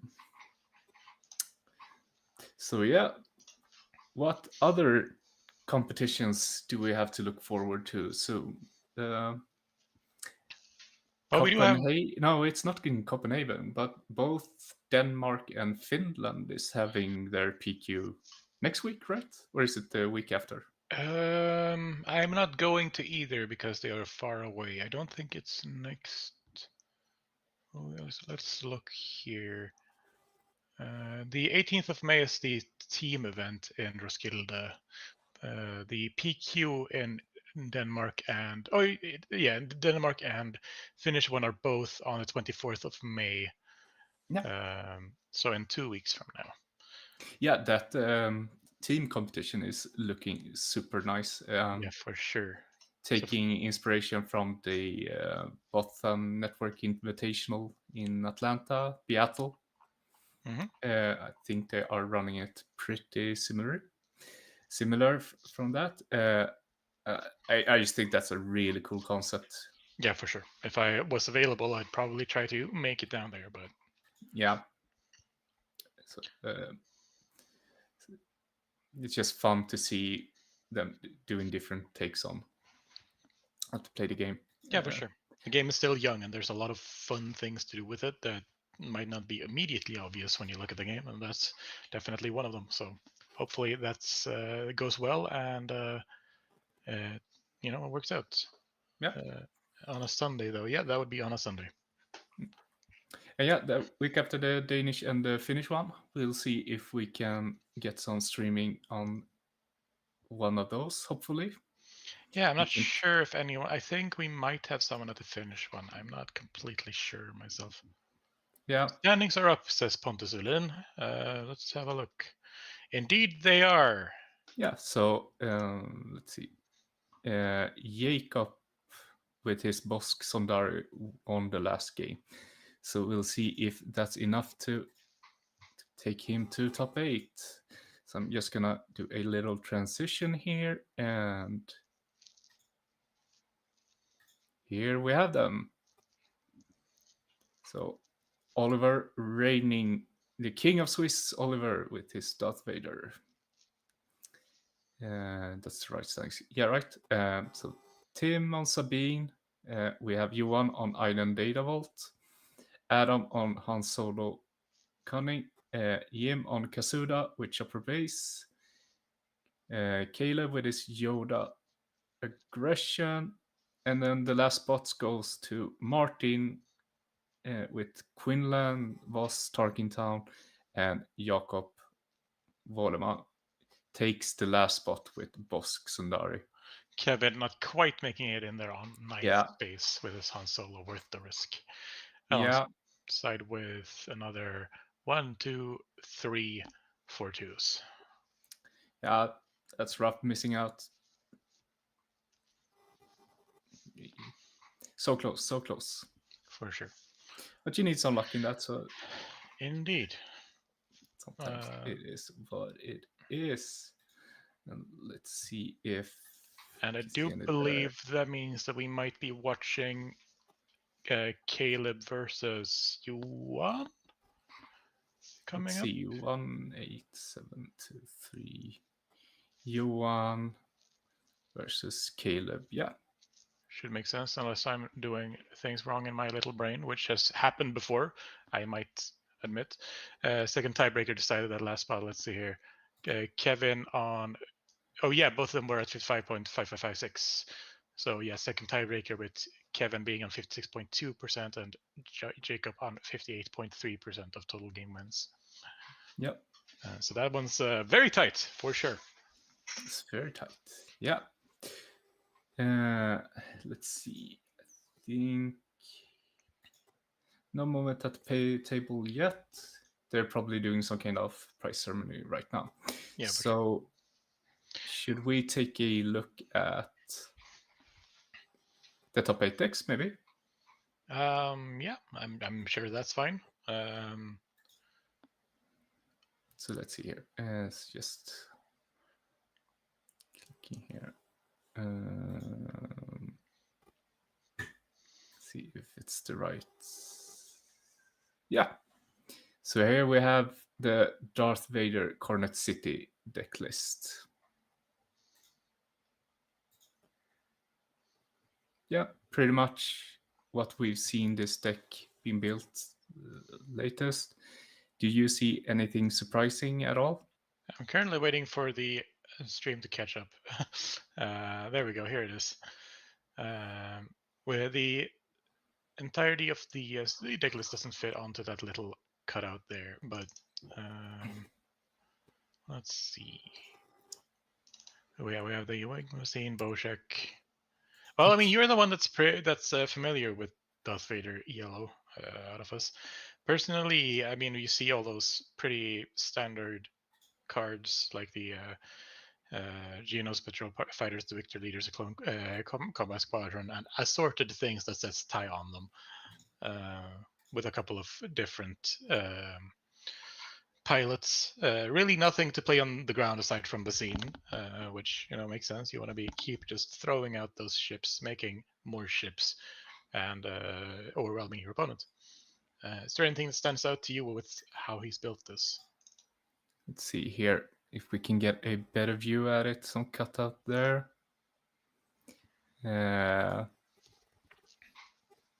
No, we see that last Basine in sideboard. Choose side in sideboard. Very good to just give a TIE fighter token and get something big in return. For sure. Outmaneuver, getting to tap a lot, so it's a lot of utility in sideboard. Otherwise, it's looking pretty standard what we've seen from the list. For sure. Yeah, it's doing him great. We see some movement over the table. We should maybe bring up Caleb and Caleb's deck as well as Johan's real quick if we have time. Yeah, so we said that's round wrong. timer ended. Quarterfinals. Let's see, it's not. Just to double check that we're seeing the right one. Yeah. Deck list, we have Caleb versus Johan Nilsson. Let's see if we can get a look at the deck here. Yeah. Maybe I have to go back, right? I do think they're starting to get ready to play now, but we can see if we have time. So they should shuffle up and such. We'll have a quick look here. So let's see if it's up. Yep. So yeah, pairing it with aggression. Heavy on the ground. We have some more force throws. Mm-hmm. Pretty much what we see him play in set 3. And just a quick look at what's U1, right?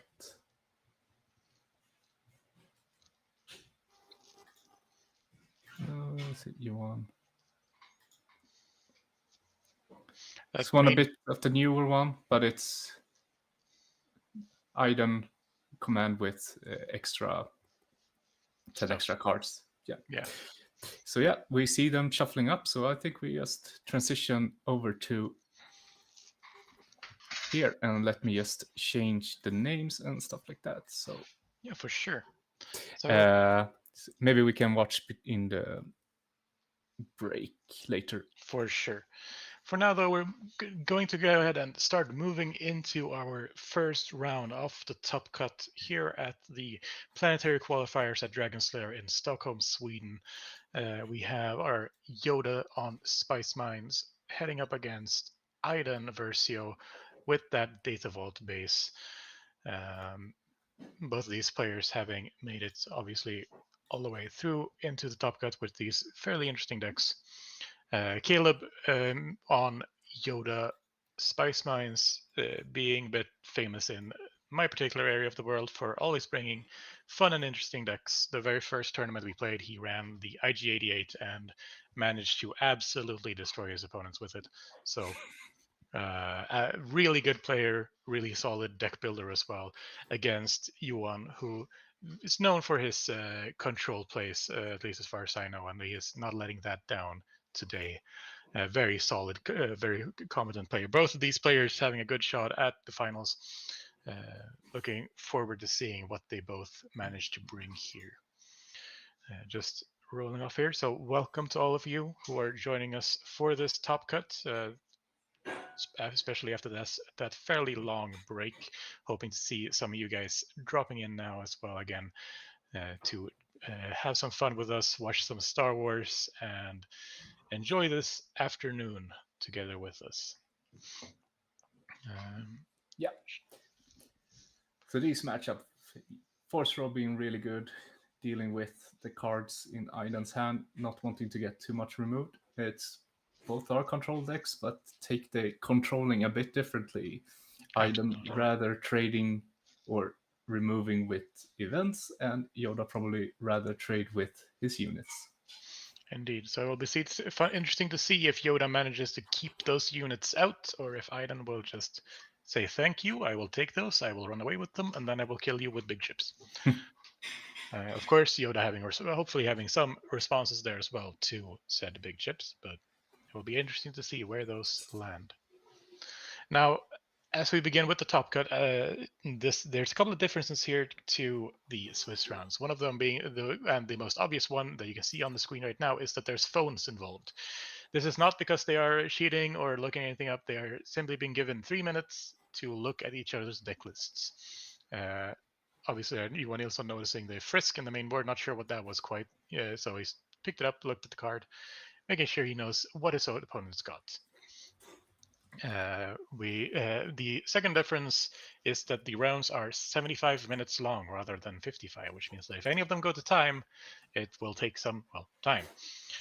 There can also not be any draws because that wouldn't quite make sense. So one of these players will be the winner in the event of a draw when time is up and neither player has a score advantage. The person with the most HP remaining on their base will be the winner. That means that Aiden, both with her healing and her database, might be in a slightly better position for draws. But Yoda also has a fair bit of restore, including on himself, so he can for sure bring out some healing there. Also, big thank you there to Victor, who is on site today.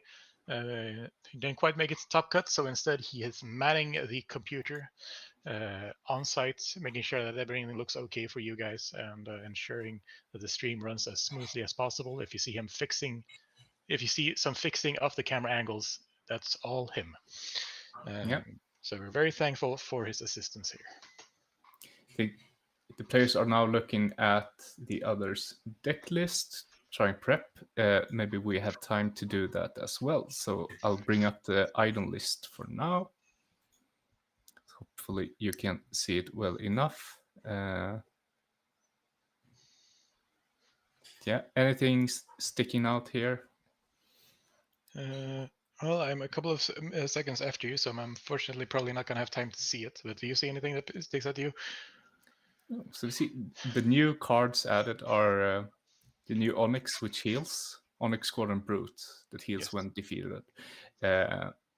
Otherwise, pretty similar to we do before. have that of course, Annihilator as well. The Annihilator does some pretty fun work, and it's probably going to be somewhat solid in this matchup, being able to kill a card both on play and defeat, and removing all the cards with the same name from the deck and hand.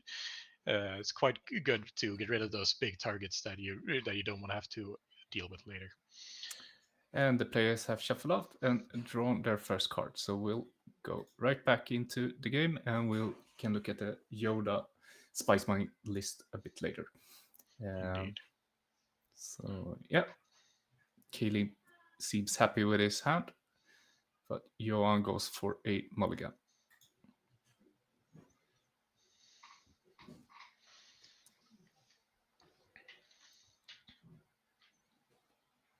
David Rye asked, when is the next game? So if you mean this game, it's now. Otherwise, it's 70. Is it 75 minutes? Yeah, the rounds are 75 minutes. I think this will be the game that goes on for the longest, unless something spooky happens. Yeah, he meant this one. But yeah, so this one should be going here for a little while, and then we'll be moving into the top 4 and finally the finals. Yep. So let's see. Starting with the Pershing. Solid start.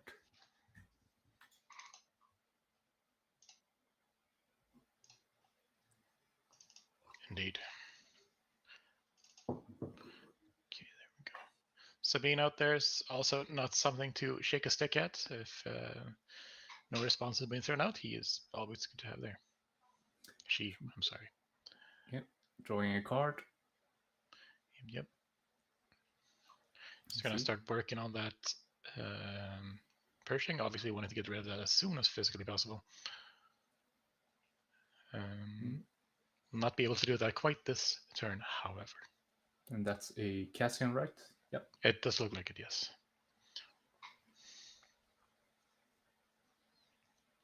I see that Super Laser Technician up there just waiting to jump into the resource pile after dishing out some damage. Or maybe drawing him a card. Yep. Okay, so drawing a card, killing Pershing. Gets 2 cards out of him. Could be a lot worse for Yoda, but it could also be better in that sense. Just hitting base for 3, starting to get that damage out, knowing obviously that Iden is very capable of healing that back up, but really just forcing that pressure on.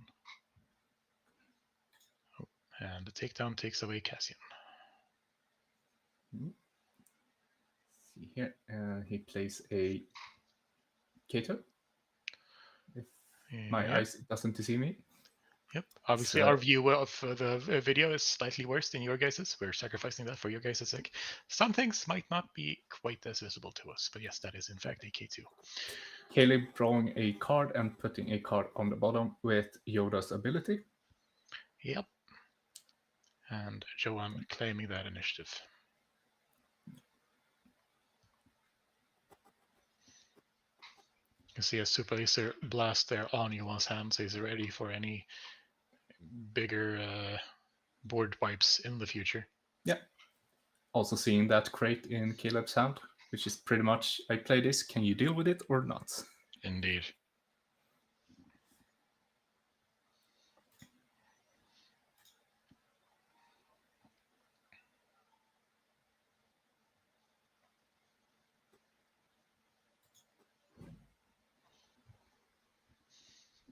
Let's see here. People on the ground telling me that the camera is a bit good centered. Let's see if I can move this a bit to get a better view.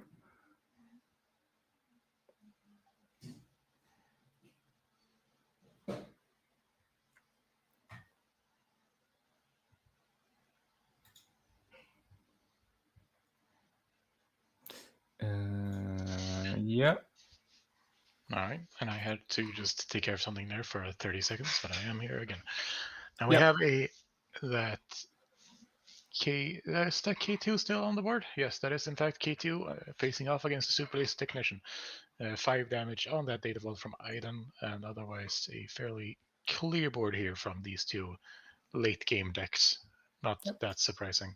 Maul coming out, ambushing that K2, and taking a couple of damage, hit 4 damage back with 3 damage overwhelm onto Yoda's base, the Spice Mines.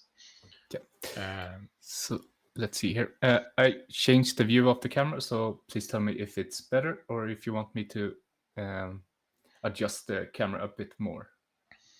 But it should get a little bit more of the board right now. K2 discarding a card from the hand of Yuan, which was a Dr. Pershing, not needed at this stage.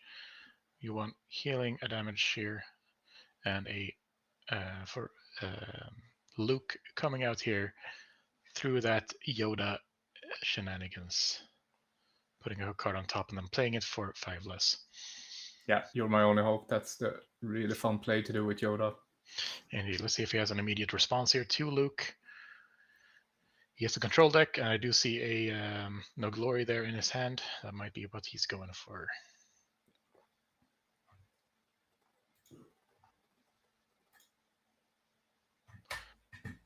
There comes the Walker instead, drawing him some cards, potentially healing here in the future. Not too worried maybe of that 6 damage hit, as he is still Iden, who deals a lot of damage.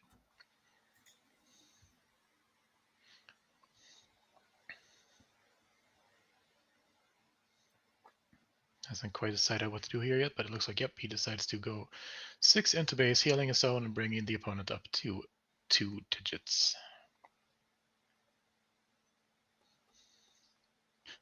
That poor Super 8's tech really having to put in the work today. He's just here to push some buttons on the computer, but instead he's forced into combat. Poor little guy. He just wants to go into resources, but no, not yet. His time will come. His time will come.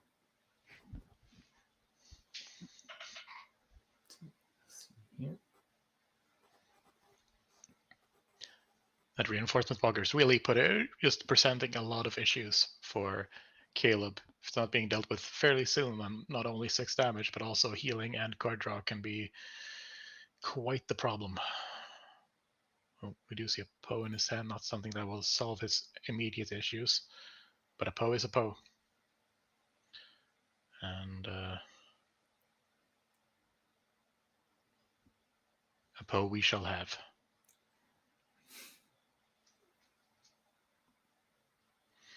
Yuan taking the initiative, and the next round begins. So now at 5 plus 8 resources. Could be. The Walker's 8 resources, so he's at 9 now. Yep. There he goes. Poe is taken care of. Some more cards in hand for our Iden player, Yuan. Yep.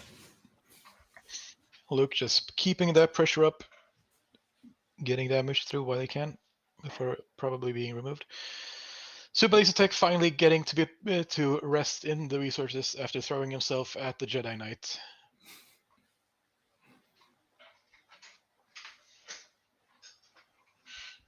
Yoda cycling through the top of his deck, seeing if he wants to put something on the top or the bottom. We did see a You're My Only Hope in his hand, I believe, too, so he could pull some shenanigans there here soon. Yeah. Iden healing up some damage. We do still know that there's a no glory on the hand of Yuan, unless I'm mistaken, and there was a Super Laser Tech once, a Super Laser Blast once. I do think I see a takedown as well, so there's a lot of removal coming in from him, unsurprisingly. And there we have the Great crate. Dragon coming out here. Getting that discount on crate. Pretty solid. Yeah. See. And that means we need that Super Laser Blast cleaning up the board, but that does still mean 8 damage onto the base from that Great Dragon, putting him at 23. 10 HP remaining and for that Data Vault, while Spice Mines is still clear. Super Laser Tech's effort has been for none.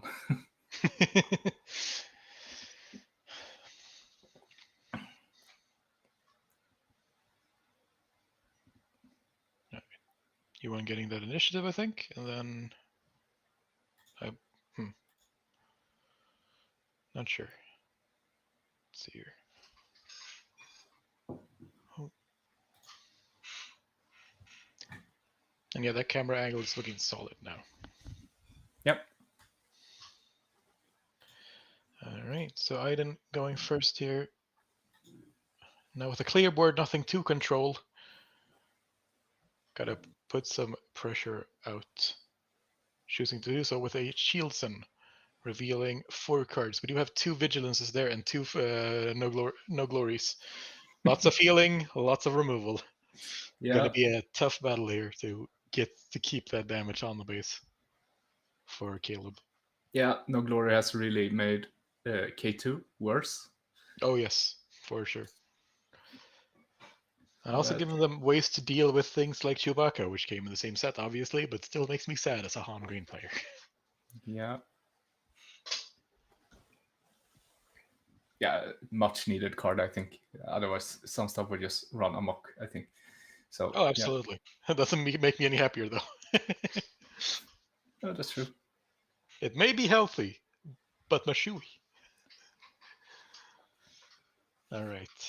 Caleb here, considering his options, knowing that there is quite a lot going on there in his opponent's hand, and with the opponent having still enough resources to play either of those 2 cards, really needs to make sure he does something worthwhile here.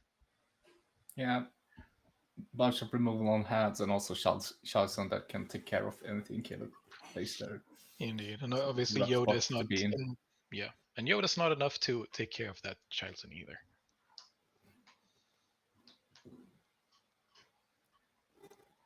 Unless, of course, he managed to put something on top and milling it with the deploy. Another Great Dragon. It will deal another 5 damage if the opponent plays. If Yuan plays No Glory here, which I'm sure is the probable response. Yep, no glory, only results. 5 damage onto base, pushing it to 28. Then using Yoda's ability to draw a card and put a card on top or on the bottom of the deck before potentially deploying here. Doing some math. The hardest thing about playing Star Wars Unlimited, Iden has come out to play. So has Yoda, probably. Yep, there he is. Yeah, getting rid of the Child Son. Can't quite see what card he's discarded there, but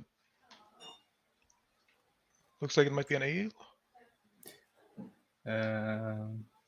Yeah, I can't see it either, but it was enough to deal with the Child Son.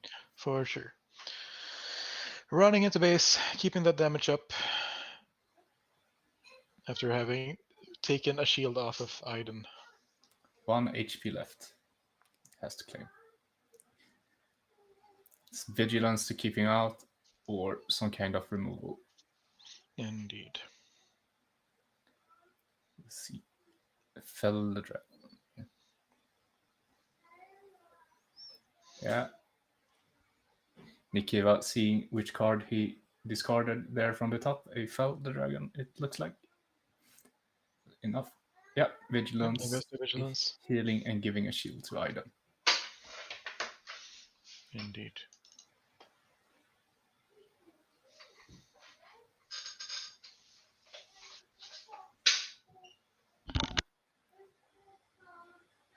There we have takedown. Cleanly getting rid of Iden. All right. What is our Iden player going to respond with? It would be Another vigilance. Just get that HP back and discarding 6 cards. We do see a Luke there and Force Throw, Open Fire, some fun stuff. The Open Fire probably not mattering that much, but getting rid of Luke and Force Throw, it's pretty solid. Yeah, double vigilance is nothing to be said about. Absolutely not. Smacking in there for another 4 damage here. Still no damage on the Spice Mines, but that could change any moment against these types of control decks.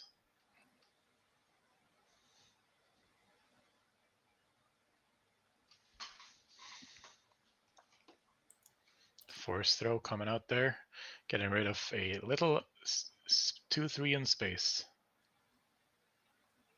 Was Philip the Dragon, maybe? Okay. There we go. All right, Cassian coming in here. Resources are empty for the opponent, which means he can jump in there and just get that 3 damage in. So 29 on base right now. That indeed.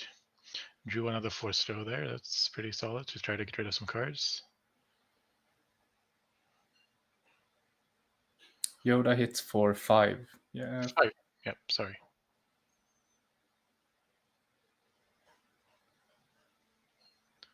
Oh, I do believe it's a Yoda victory here in game 1 of our top 8.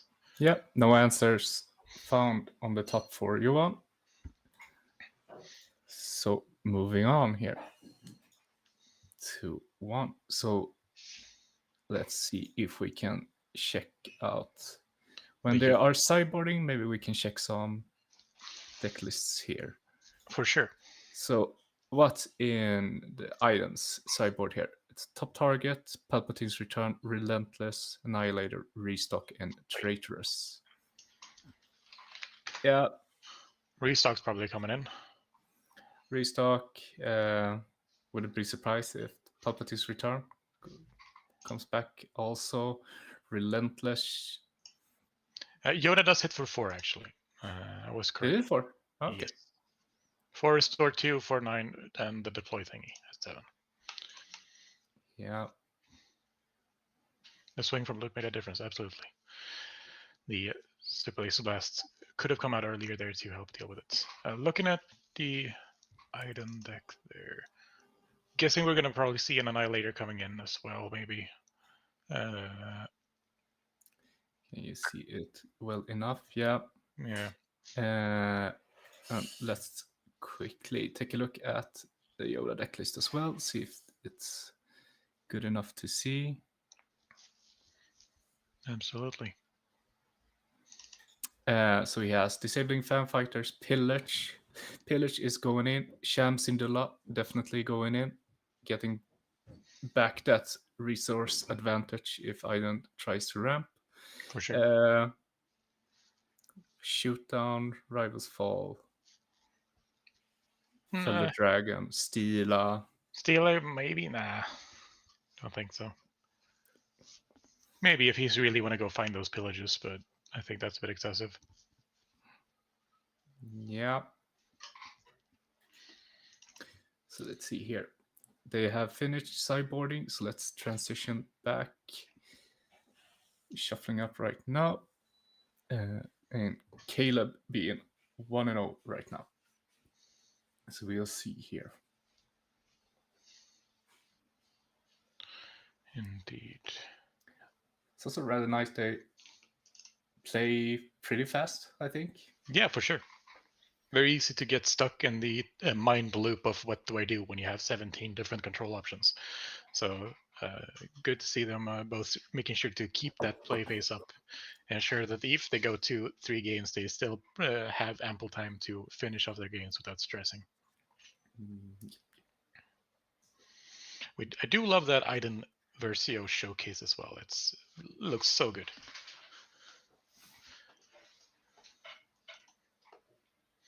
Let's see here, scrolling back down there and over there.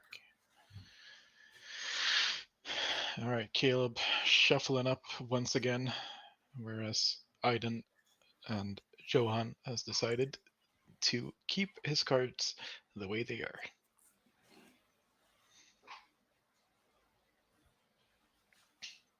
See if he manages to pilot that Iden into a different scenario this time. Maybe get some of that pressure off by removing some of those early units or clearing out if he manages to get a Luke early. So again, making sure that that one doesn't get to smack him 3 times in the face.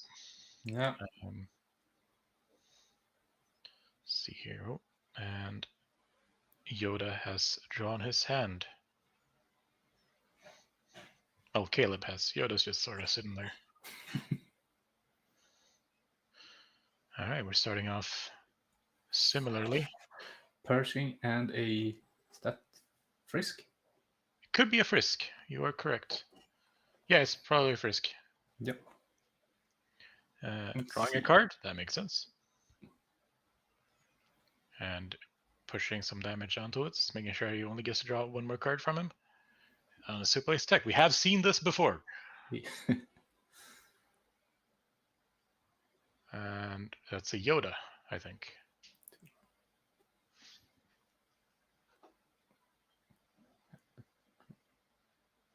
Jump up here.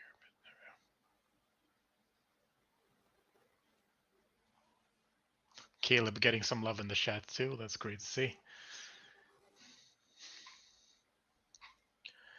All right. Heading here into the round. Oh, screaming child. It's from... There we go. Getting the last card draw off before Frisk smacks the base for 3. And a Chilton has been revealed. Takedown, Vigilance, and another Vigilance? Just that makes him a 5/5. Yep. And those Vigilances making their appearance once again. All right, Yodoing, drawing that card, putting card on top, getting that Super Ace Technician finally getting to rest this time, not having to wait out, killing Frisk and heading home. Force throw, hopefully to deal with, getting rid of that takedown. 4 damage onto the Chilton, which means he can be killed by Yoda. If he so desires, of course. Healing 1 with Iden.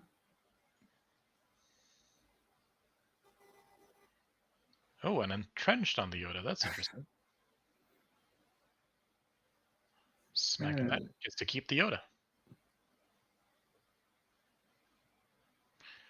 See a Luke there on hand as well. I say you're my only hope, so we have that set up for the future.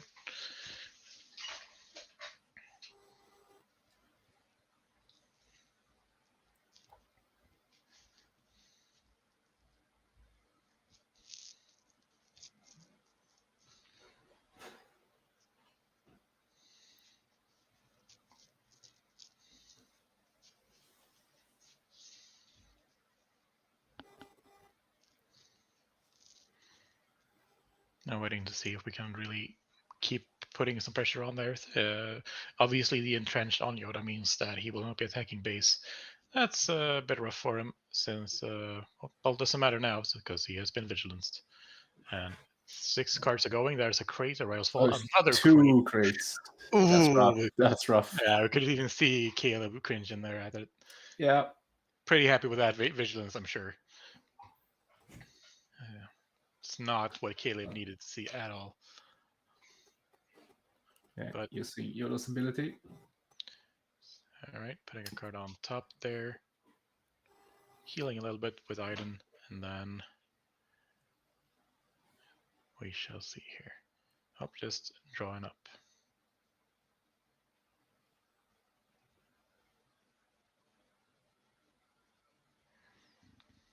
So Caleb not being able to put on that pressure that he so desperately needs. Iden comes out and immediately take down. Yep. Taken down, if you will. Say hello, goodbye. See you another time, Iden.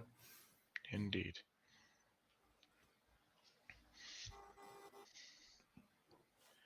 All right, and hey, we're vigilancing. Healing 1. That's a very aggressive play. And getting rid of 6 cards. We did see a You're My Only Hope there and a Poe. Cassian gets rid of a couple of pretty decent cards to throw away for sure. But he's played 2 Vigilances now and only healed 1 with them, so shows the confidence of Johan in this particular game. Yeah, pretty certain he's happy where he's at right now. For sure, and he does have that maul as well, ready to go. Start pushing in some damage this time, which he didn't really manage to do a lot of last game. And yep, there he goes. Maul and 40 base. Indeed, only taking 2 back. Feeling pretty healthy. Although a takedown will obviously get rid of him.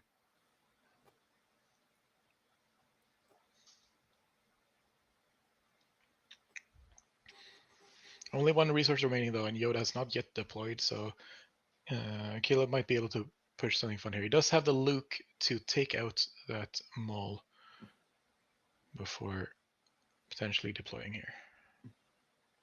Or waiting to be able to remove something. Depends on what his goals are. Nope, out he goes. And hitting base for 4. Let's see here.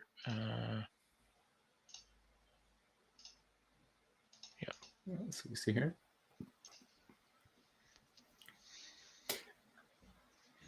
Probably removes, both. Super Laser Blast.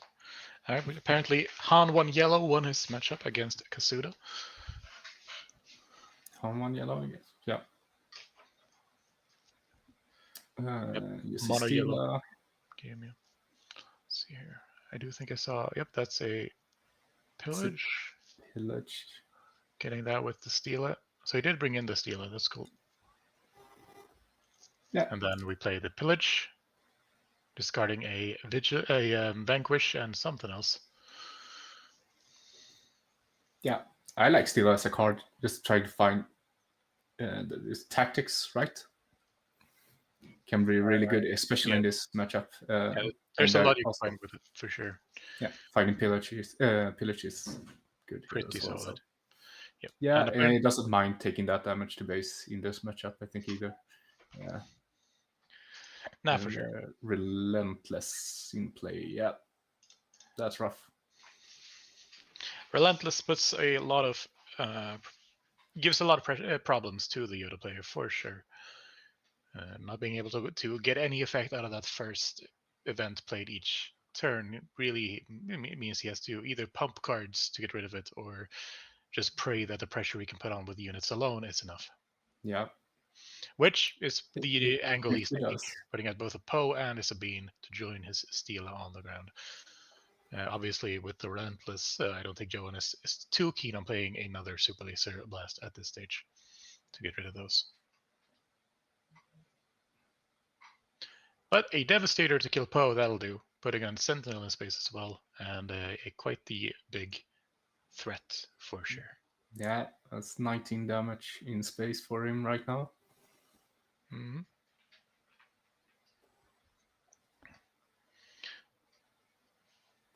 We know that the Vader 4 got the first game against the Bosk Blue, and Tim won his first game against Quinlan Turkentown there as well. So Sabine, Ehan, and Vader, Pilot Vader, into top 4. Well, we don't know about Pilot Vader or Sabine yet. They're just up their games. Oh, okay. Vader did now take his second game against Bosk Blue. Yep.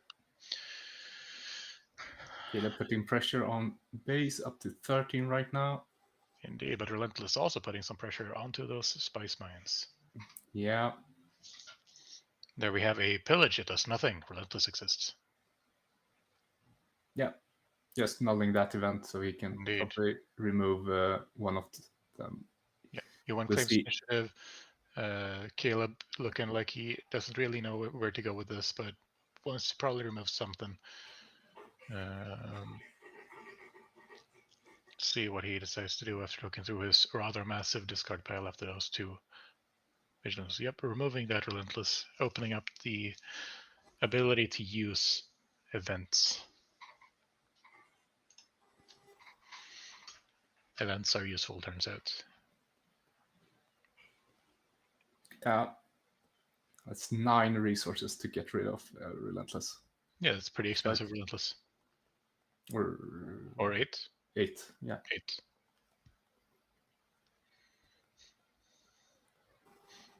Eight and 2 actions.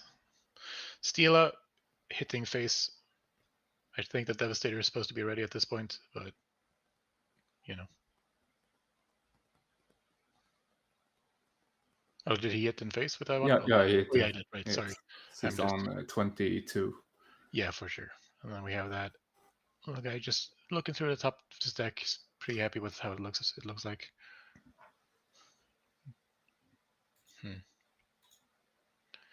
Caleb now needing to find a response to that Devastator, or he is going to die. Something he would like to avoid, I'm sure.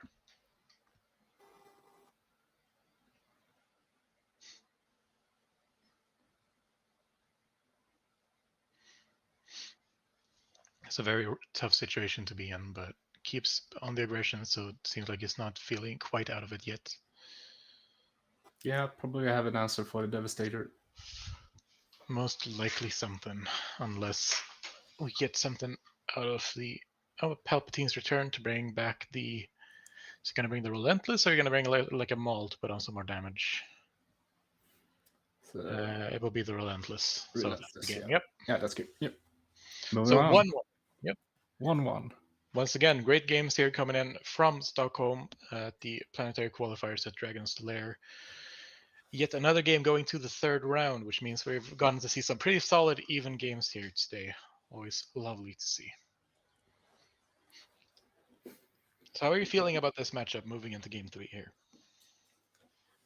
Yeah, I think like what you wants to see is that great discard, just moving all his crates down to the discard pile. That's pretty much game, I think. So if he can do that again, he will probably try to do it again. Yeah, for sure. Seeing both of those crate dragons disappearing is probably a relief, for sure. So that's probably what he wants to see there, and I think Caleb just don't want to see his crates in the discard pile. That big hit in double dragon field. Yeah. Mega bad. That's the word for it. It does, in fact, feels bad. Yeah, we saw the first game how much work the crates did. Like, even though they got removed, they just put the pressure on base all the time. Yeah, and like what that essentially means is that you pay 9 resources, and you take an opponent's removal card, and you deal 5 to 8 damage to the base. So they will be back in game 3. No worries, it's slacking. Yeah, for sure. Those dragons are always waiting for their moment to strike. lulling their opponents into false sense of security. We shall see if they decide to show up this time. Yeah.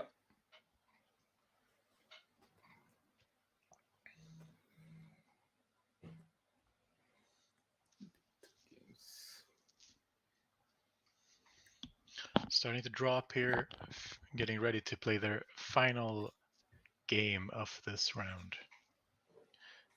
Aiden on Johan, not particularly satisfied with his draws, taking the risk of a mulligan, despite the fact that it's the last game of the round. Caleb, however, not taking that risk.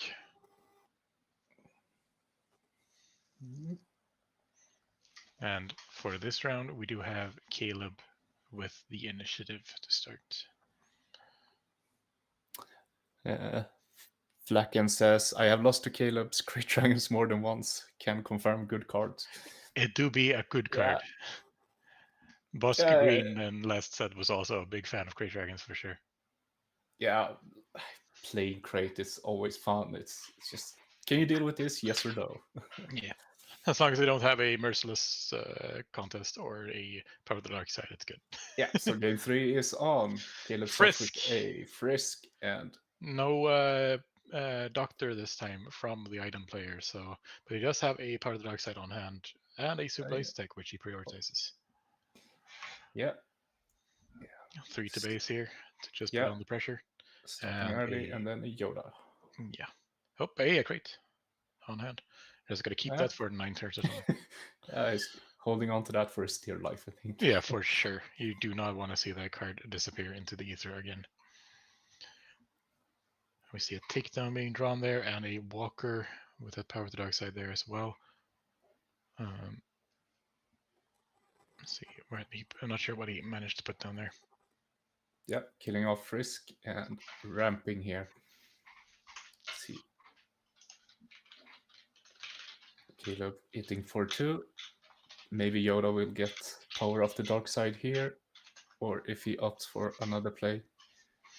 No, we do have the chance. We have Super Laser, 2 Power of the Dark Sides and a takedown. Essentially, I have removal. Come get me.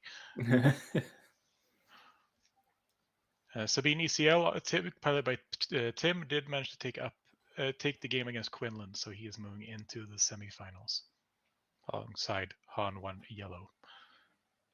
Yeah, that's a matchup Sabine probably doesn't want. So we see who will get paired up later. Yeah, Pillage. Get rid of some of that removal I saw you have, please, and thank you. Yeah. Super Laser and Takedown being thrown away.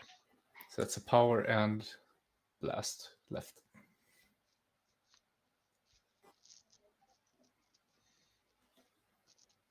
Let's see, someone right here. I'll keep an eye on that. Right, so he does still get to keep his Childson for once, which is a pretty big threat, all things considered. Yeah. He immediately gets rid of that Yoda. Drawing a card up top from Yoda, and then you're doing it again with Yoda. Yeah. But this time having to put a card on the bottom of the deck for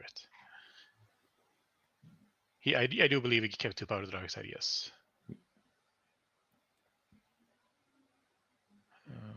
I think I also saw Relentless in his hand, so he's probably looking forward to that time. Now, what does Caleb decide to do here, with knowing, of course, that there is at least 1 Power of the Dark Side in his opponent's hand? Whatever he throws out will probably die.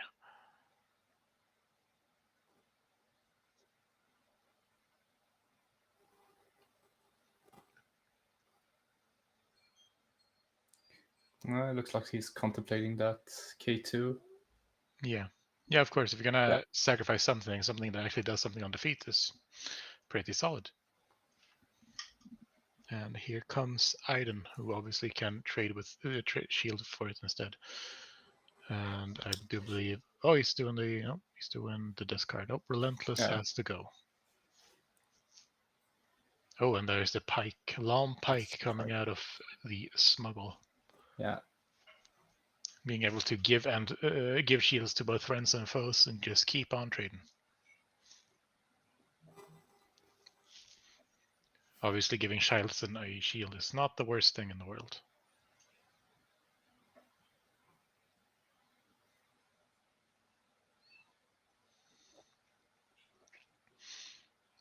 Right, we're felling that dragon, and by the dragon I mean Shieldson.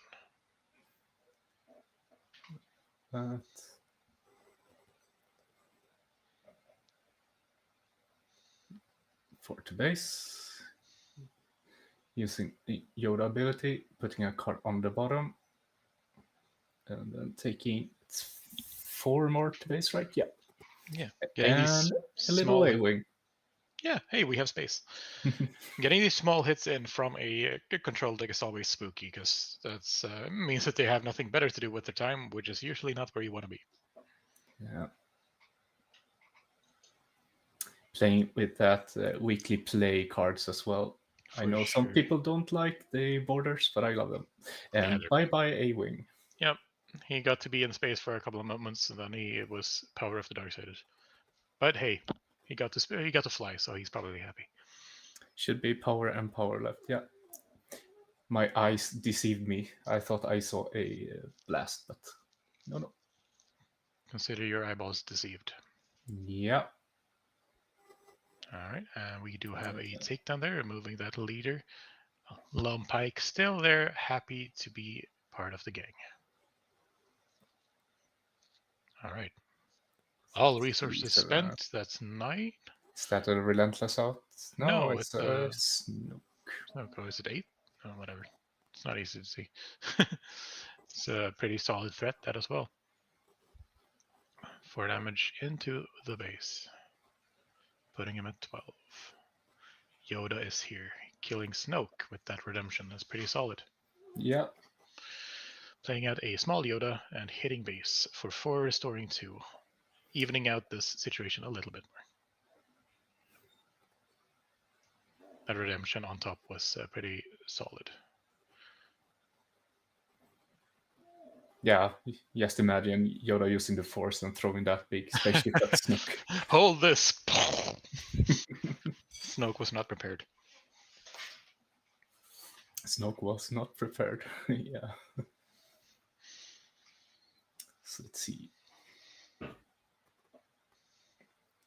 We do know we have still Crate on the hand of Caleb here as well, which could be a potential threat to play. We see a Vanquish there from U1, but that's still 5 damage if he plays the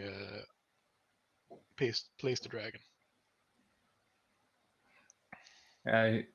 It's 1 short from playing the dragon right now, right? Or I think he's on the dragon, but I'm not completely sure. I might be misremembering where we're at. It's a bit hard to see with those light sleeves. Yeah, U1 is looking pretty good into this right now. We'll see how Caleb manages this. Taking into him giving a shield to Yoda and not taking any damage onto the Lone Pike because of the shield gained on attack. Yep. Dealing 40 days and restoring 2. Yep. Switching out the base race here. Mm-hmm. Let's see here, and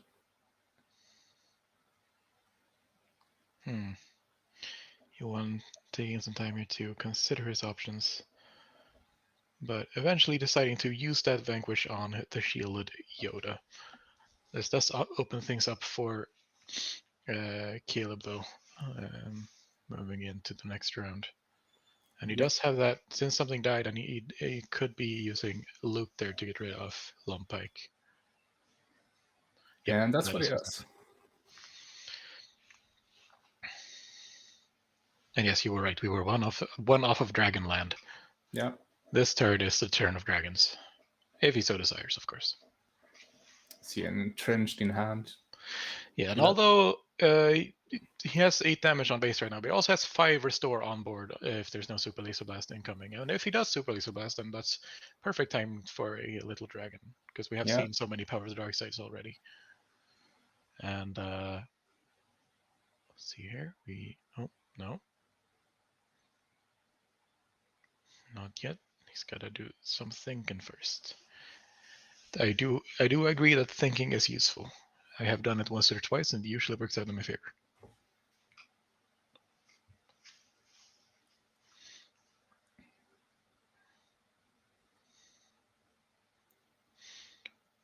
All right, and we have ourselves a Palp's Return, bringing up a Snoke. Yeah. It's pretty solid, slowing down his opponent further. Yeah. The tables have turned. We can see an Annihilator in Johan's hand, I think. He's really hoping that Crate doesn't come out this turn, but maybe so he can remove it with Annihilator and throw every one of those crates into his discard. Yeah, that wouldn't be too bad.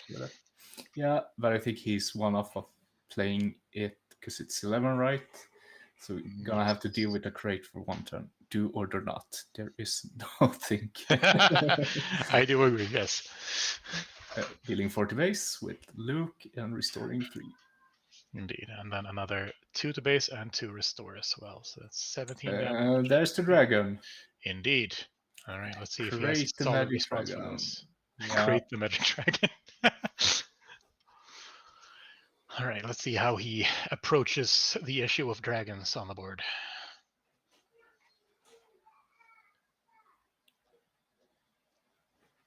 Yeah, for sure, Jonah. It's yeah. He does have the resources apparently, but so still a lot of damage onto the base there. Yeah. And bye crates. For sure. That means that kind of looking through the deck there, 29 damage on base and no resources up here, which still put I have nothing in my hand. What would you like me to do? 2 dragons out, and I'm waiting to see here what happens. 29, yes. Yeah, yes, hits switch up. Yeah, so that's game. So Caleb takes it home. For sure. So that means we have ourselves Caleb on Yoda in the top 4, combined together with Sabine ECL and a Vader yellow and a Han yellow. Han 1, that is. Yeah. Let's take a look if it's up here. The Round other timer matches. I think I might need to readjust something here as well. No, it's looking good. So yeah, let's see here. And we have the quarterfinal matches. So Adam 1-2-0, and we have Caleb winning 2-1. I think they reported the other matches, just that it's not in melee. Let's see if Victor has helped us out here. Yeah, so Tim won against Martin, so that's Sabine winning over Quinlan Tarkentown. And the last game, Oliver versus Jacob, I think he said that, yeah, so the Vader Cunning deck won against Bosk Blue. So Oliver beating Jacob into the semi-finals. Yes. And you can see there, Jon collecting his assortment of packs and promos there before moving on from this particular tournament, having performed well enough to make it into the top 8, but not quite beating that Yoda. Yeah, winner, crate dinner. That would be something. Yeah. Congrats to Caleb, yeah. Caleb did play that very well. So we'll see here. We know who's in the semifinals here. So we'll see which game we get to watch. Soon we will be taking a short break here. Very short, most likely. Yeah. Like 5 minutes. Something like that. They will most likely be pairing up very shortly, so we will be back as soon as we have something to be back with. Yeah, we'll be back 6 o'clock. So see you then.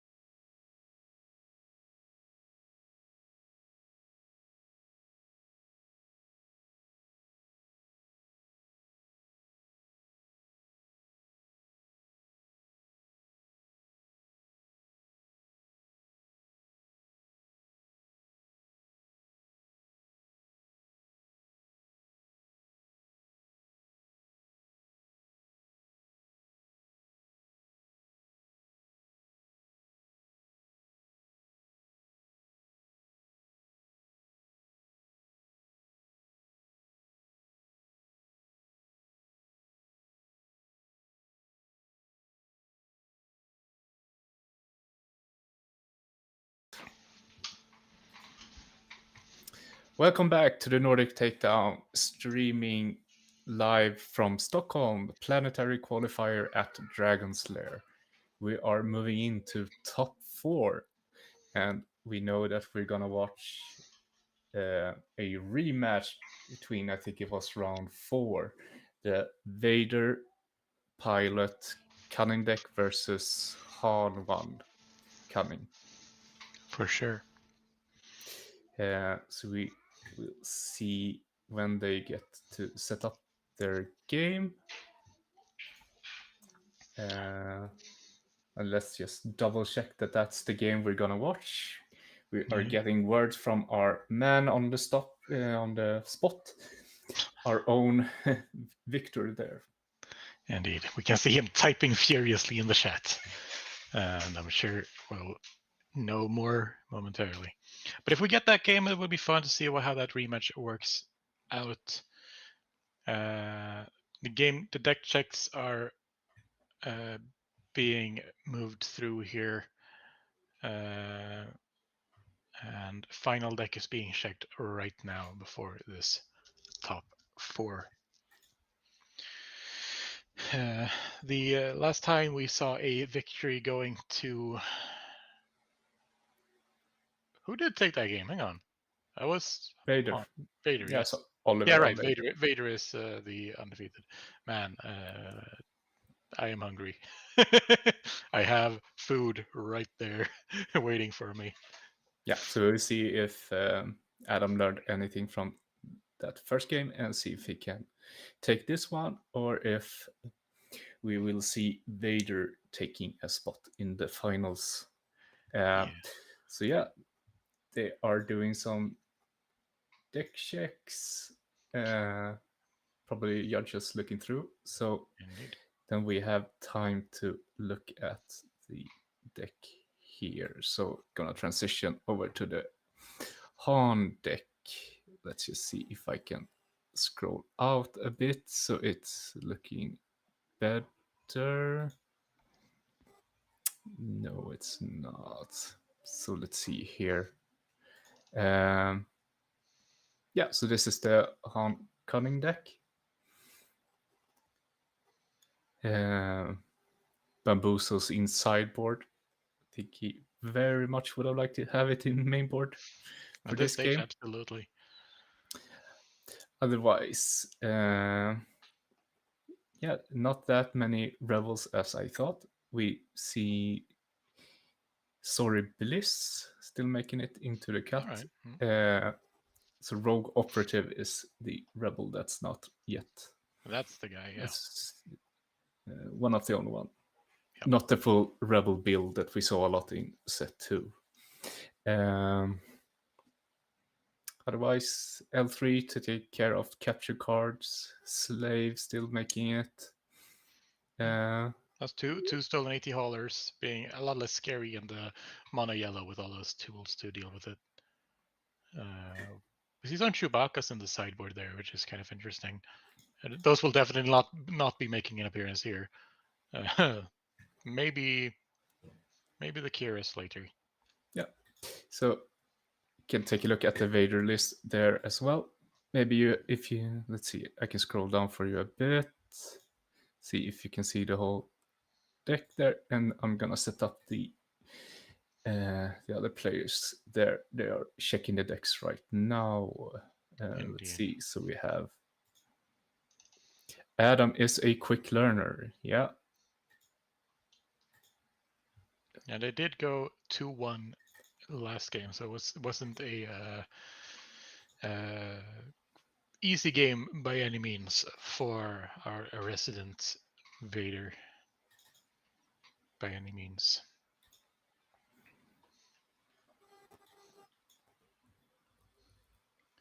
So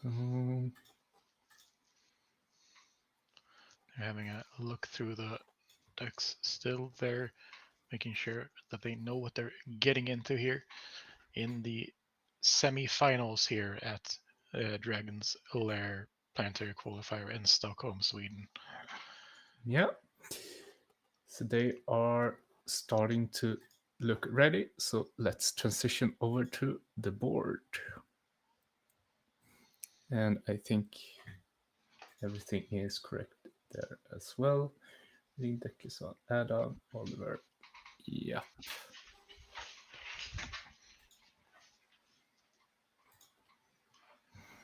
There we have it.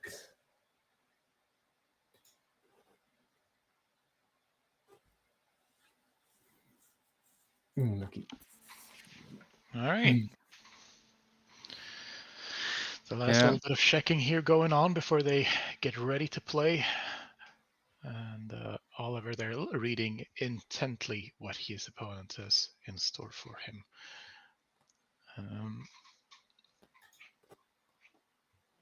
Let's see here.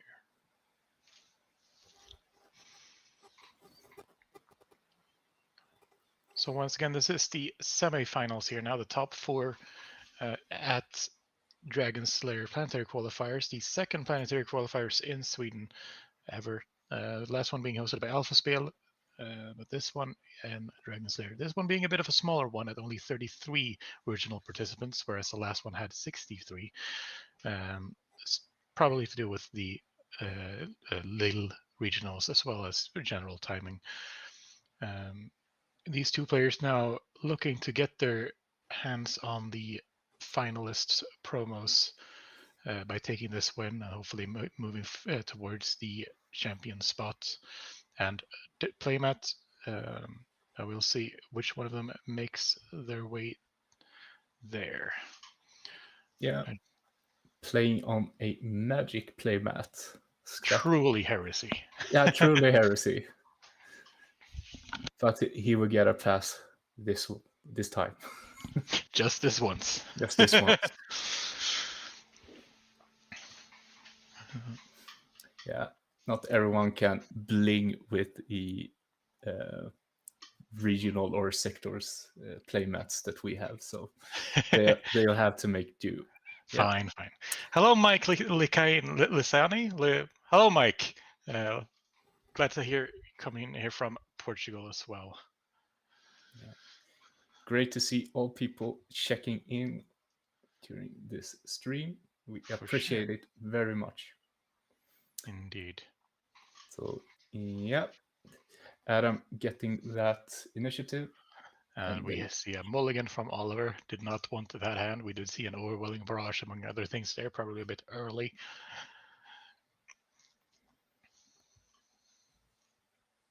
Can the playmats be lined up? Yeah, that's not something we can do. Hopefully they see that on the ground. Pontus, who knows Adam, says that he has the pro tokens and stuff and that it's a choice to play with that playmat. I will choose to ignore that fact. Patrick Gagnon, we do have 33 attendees at this particular planetary qualifier, which, as I mentioned, is a fairly low count for the Swedish PQs, but we have had quite a few players participating in Lille last weekend, and it's been a bit hard to travel all the way to Stockholm for a lot of players immediately after that, myself included. Yeah, probably accounts for the lower attendance, but it is what it is. I think this is still a very highly competitive one. For sure, and it's good to see that many. We still have 33 Swedes willing to bash it out on a Saturday like this and have a good time together and entertain you guys and give us something to talk about for the foreseeable couple of days. And we start the game with a Han action, putting down a resource. The hottest of actions to start off a game with. And now we see that 1-3 in space. We've seen that spaceship a lot of times today. Yep, Haller being responded with here before another TIE fighter making its appearance here. Yep. Those two one costs being the bread and butter of the Vader start. You see a No Good To Me Dead in his hand as well, ready for that Han deploy in a couple of turns. Yep. That won't leave his hand until he sees Han drop on the table. Most likely, yes. And previously, in the former match between these two players, we saw the AT Hauler being bounced around a bit between the two players. We'll see if that happens this time as well. Starting off by taking out that TIE fighter.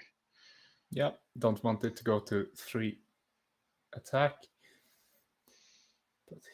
But Oliver will still get that tie token he so dearly wants. And bye-bye. He doesn't want to give him the no good to me dead. He's like, please don't take it. And he does in fact take the overwhelming barrage there. Oh, it takes a...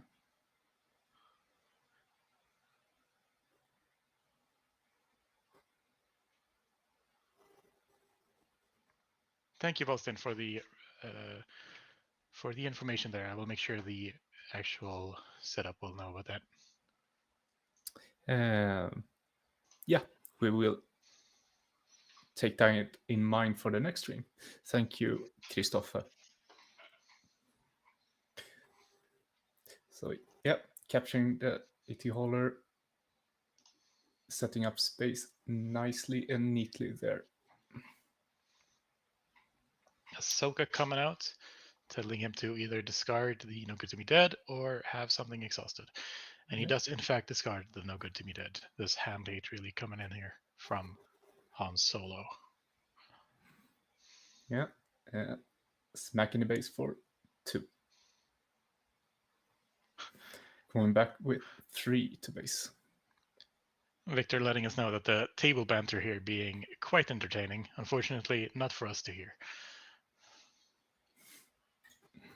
We get to see that clone squadron out there being buffed by each of the vehicles in space, and 2 tokens in space here to really make that a scary, scary ship. Yeah, 7/7. We saw that in one game go up to a 20 powered space. No big deal. Just 20 damage in 1 hit. It's fine. Yeah.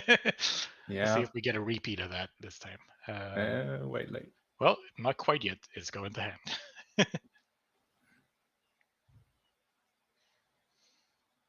All right. Well, we're going to be seeing 2 damage there to the base. The slight chipping away of the base health there, just from the Vader. Ahsoka being. Maybe not. Yep. Ahsoka being and you have ventured to force the opponent to discard a card.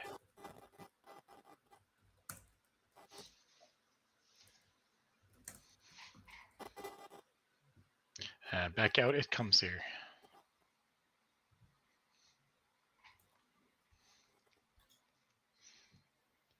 There's always another tie.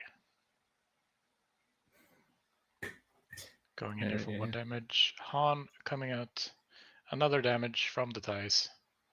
4 damage to base from Han, and a resource being deployed from the top of the deck.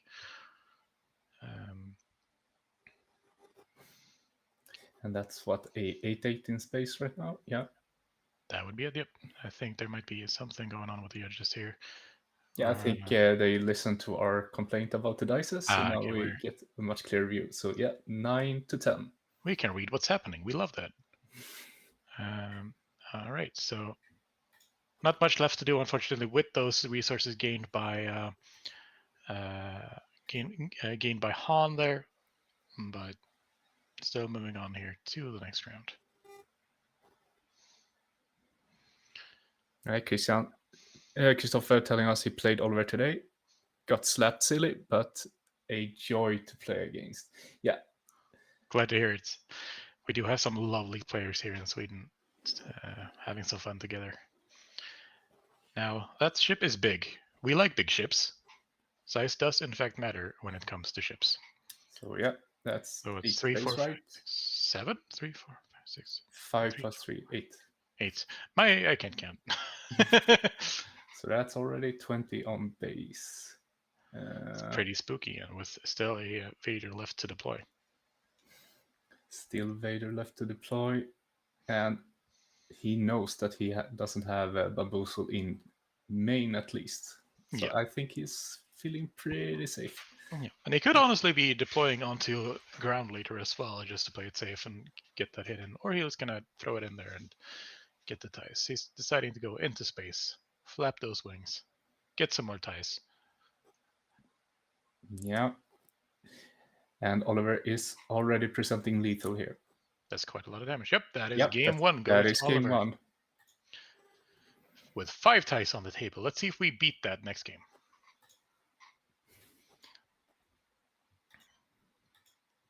Yeah, tie manufacturing deck. Indeed. Maybe we can, while they sideboard, have a quick look at the Han Solo deck. The Han Solo deck, yeah. Yes, let me get it out here. So yeah, we don't even have to guess. At least one card that he's bringing into. We might be bamboozled. We might see bamboozled here. Yeah, let's see. So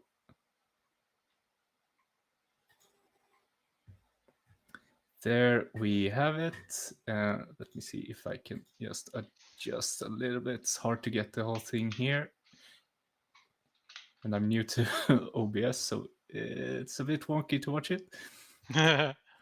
But yeah, you see the bamboozles going in. Chewbacca probably won't make it. I don't think this is quite the kind of matchup he was thinking about when he put that in the sideboard. Yeah, Bouncer, Spark, Waylay, all those cards could get in. Let's see if we see on the other screen how many cards he brings in. Vader player putting in at least 2. We're getting some Vader love here from Mikkel Olsson and Moy. Pontus pointing out that he wanted his friend on Han there to play Bamboozle in main deck, but to no avail.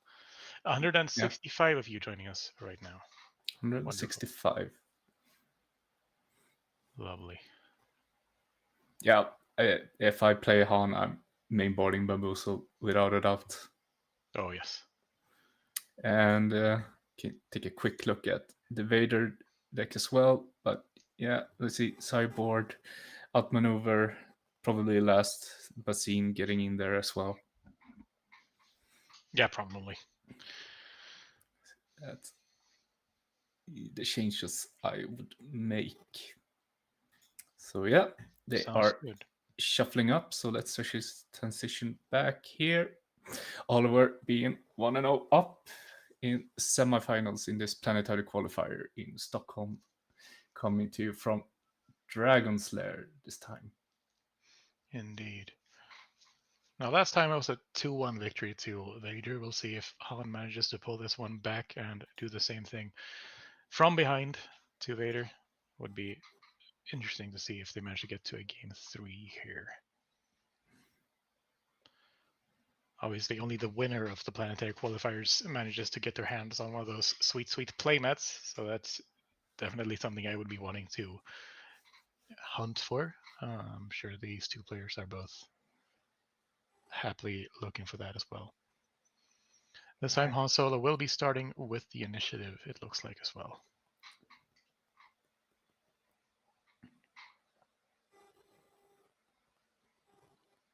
Starting hands being drawn here, and see if they are happy with what they find. Let's see.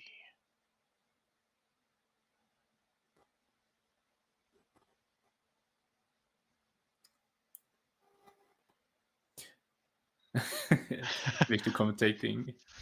At least we were quick. Want to go grab a burger before next game. This is probably the banter going on. For sure. We love to hear that. Yeah, and we're on Rogue Operative on the table for 3 and a little high minor, is it right? Yeah, something like that. And then the other tie, the one that likes tokens. Yeah. So again, with a 2-1 costs start from Vader. Super consistently, he gets that 1-1 out. All right, and liberated slaves being sacrificed here. Before we play that operative. Hit. 1 damage from the tie. Turning on Vader's ability. And there's some banter in the chat here as well. Going on. Love to see it, love to see it. And there we have a TIE fighter. There's always another one. Oh, I've seen this open. Yeah, me too. Goodbye, operative getting captured by the shuttle. And we're moving into round 3 here, and there are 4 spaceships on the Vader side. That's a lot of spaceships. Christopher telling us that he has seen this opening before. Maybe this is the nightmare he's having tonight. Maybe, yes.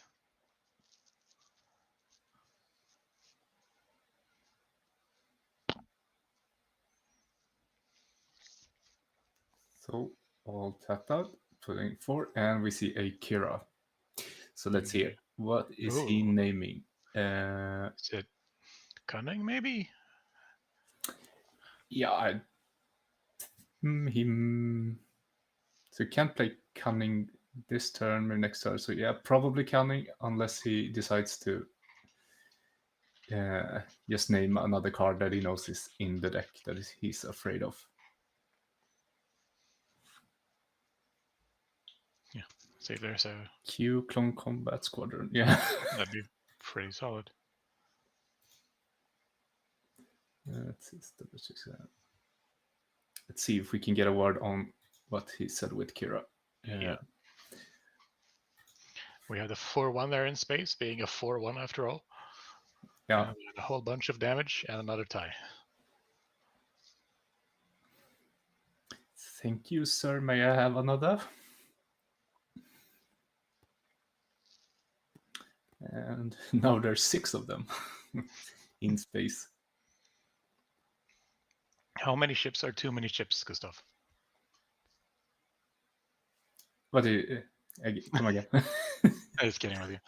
Yeah, he might have said Clone Combat Squadron, but we didn't see any of those in it at the very least. Depends on how he is playing there, Pontus. All right, we see a bounce on that ambusher ship. Bounce on there. We got word from the other matchup. There's Yoda Red Wisconsin 3 before facing a Sabine, and that's 1-0 Yoda Spice Mines. Indeed. We do have a Victor leader out there, and a surprise strike from the TIE Fighter going in for 7? 7, yeah, 7. Yes. Ouch. Yeah, that hurts. There's a Han, he's out.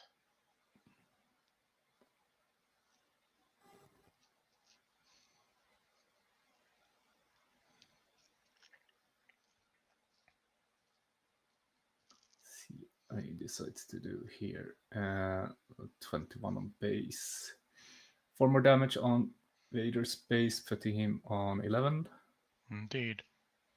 Still 6 damage in space left for Vader there, though, to dash out. 2 of them coming in there. Bit difficult for him, for Han here to recover.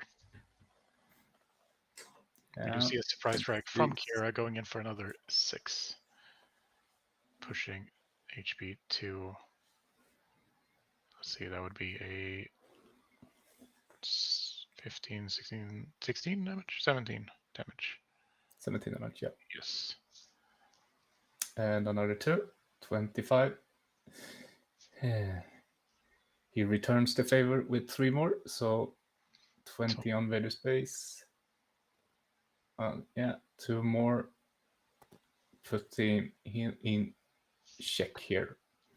Indeed. Let's see. And another tie, just because why not, you know? And then we'll see if Han Solo finds a solution here. Yeah. He would like to be able to play 2 countings in a row. For sure. Double the cunning. Double cunning. And no solution.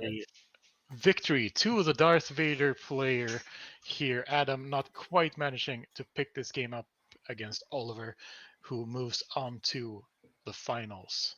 Yes. So we say congratulations to Oliver, the first player into the finals here. For sure. Super Laser Blast would have been nice to have for 6 resources. Yeah, for sure. We all would like some board clears now and then. Yeah, Evacuation. That's the card from. Oh yeah, that's the card that exists. Huh. Yeah, Perfect. bounce, but yeah. Rome Vader, yeah, flying into the finals. That's fun to see. Cutting would have been enough. No, because he would still die in one. Maybe he would have to Exhaust to attack from buff Han. buff one, exhaust maybe. to. Yeah, it would have killed, That's but good I'm not down. sure if. Maybe, yeah. Who knows? He needed 2 more damage. Yeah. So that's it. So that one was difficult for Han to pull off, and didn't quite manage to do so. Meaning we get to see more of Oliver's Vader here soon. Yeah, it's so quick. Not even getting to the Vader deploy there. Just winning before. Yeah, for sure.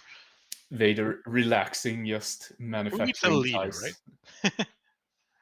We don't need leaders. Might as well play play Chancellor. Just no leaders. Here we see. Yeah, just fixing this up. The player's aggressively tapping the table, making the camera shake like there's no tomorrow. Yeah, maybe they have time to go grab that burger before the other game is finished. Finals, yeah. But it is a Sabine, so it could go quick. But Yoda is 1-0 up, so We will see. Will be have to be a quick burger. A very quick burger. Yeah. So I think we could just use this time to relax a bit more before the finals. We will see if our captain will join us for the stream, or if we will steer the ship on through the finish line as well. Absolutely. Maybe we have usurped the captain and taken over. We'll see. Yeah, it will be hard to guess how long we will take that break for, but we can do like maybe a 10-minute break and see where it's at then. Absolutely. Sounds good. So yeah, we'll see you at 1840 in 10 minutes. So transitioning here. Yeah, see you soon. Bye.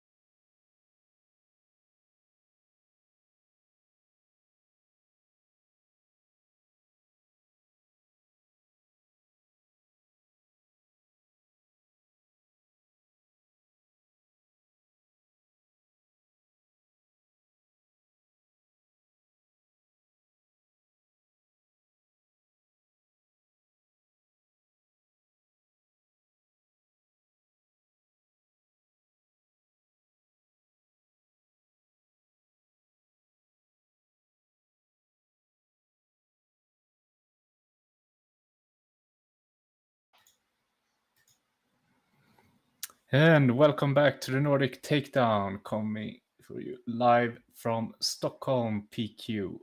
And we have a final to watch. We will see Oliver on his Vader Cunning deck that we've been seeing a lot today. And sitting right across him is Caleb on Yoda Spice Mines. Indeed, and we do know that Oliver so far is still undefeated. So it's going to be interesting to see this matchup. Obviously, Yoda not having quite that many space tools, but a fair bit of removal. So we'll see how he manages to try to deal with that Vader deck here in the upcoming finals. Thank you guys for joining us for this. It's great to be able to bring you these wonderful games. We had some truly, truly wonderful games today. Christian is hearing an echo. I wonder if that's on his side or on our side. If anyone else is hearing an echo, write, please.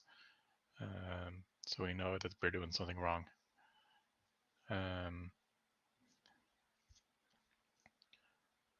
The players have just started to shuffle up a bit. I'm sure they still need to get a good look at each other's deck lists before they get this game going as well.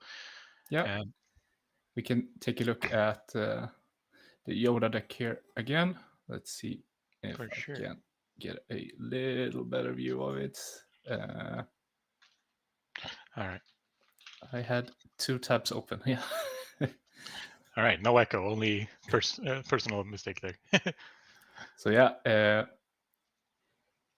Yoda deck, 1 Concord Dawn Interceptor, 3 Green Squadron A-Wings, and 1 Redemption. He's gonna have to look at some other ways to keep space in check, but we can see that he runs 2 Entrenched and 2 Perilous Position, which could very well come in handy for him.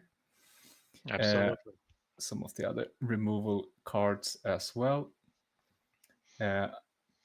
Probably will try to get as much restore as humanly possible. Yes. On his board, and just start restoring all that damage that will go on to his base. Indeed. And we have those 4th strokes, obviously, to help clear some stuff out as well. And once sideboarding has been done, we do have the Disabling Fang Fighters to help take care of Vader and getting some space presence. Yeah. And we also have word from our own captain. He's lost in hyperspace. So the job befalls on us here to commentate the final for you. And let's just double check. They're still looking at each other's deck lists. So we can take a look at the Darth Vader list here again as well. Let's see if I can get that in a good view for you guys. So yeah, we will probably see him do what he has been doing all day and just flooding space. Sounds fair. That's what the deck does.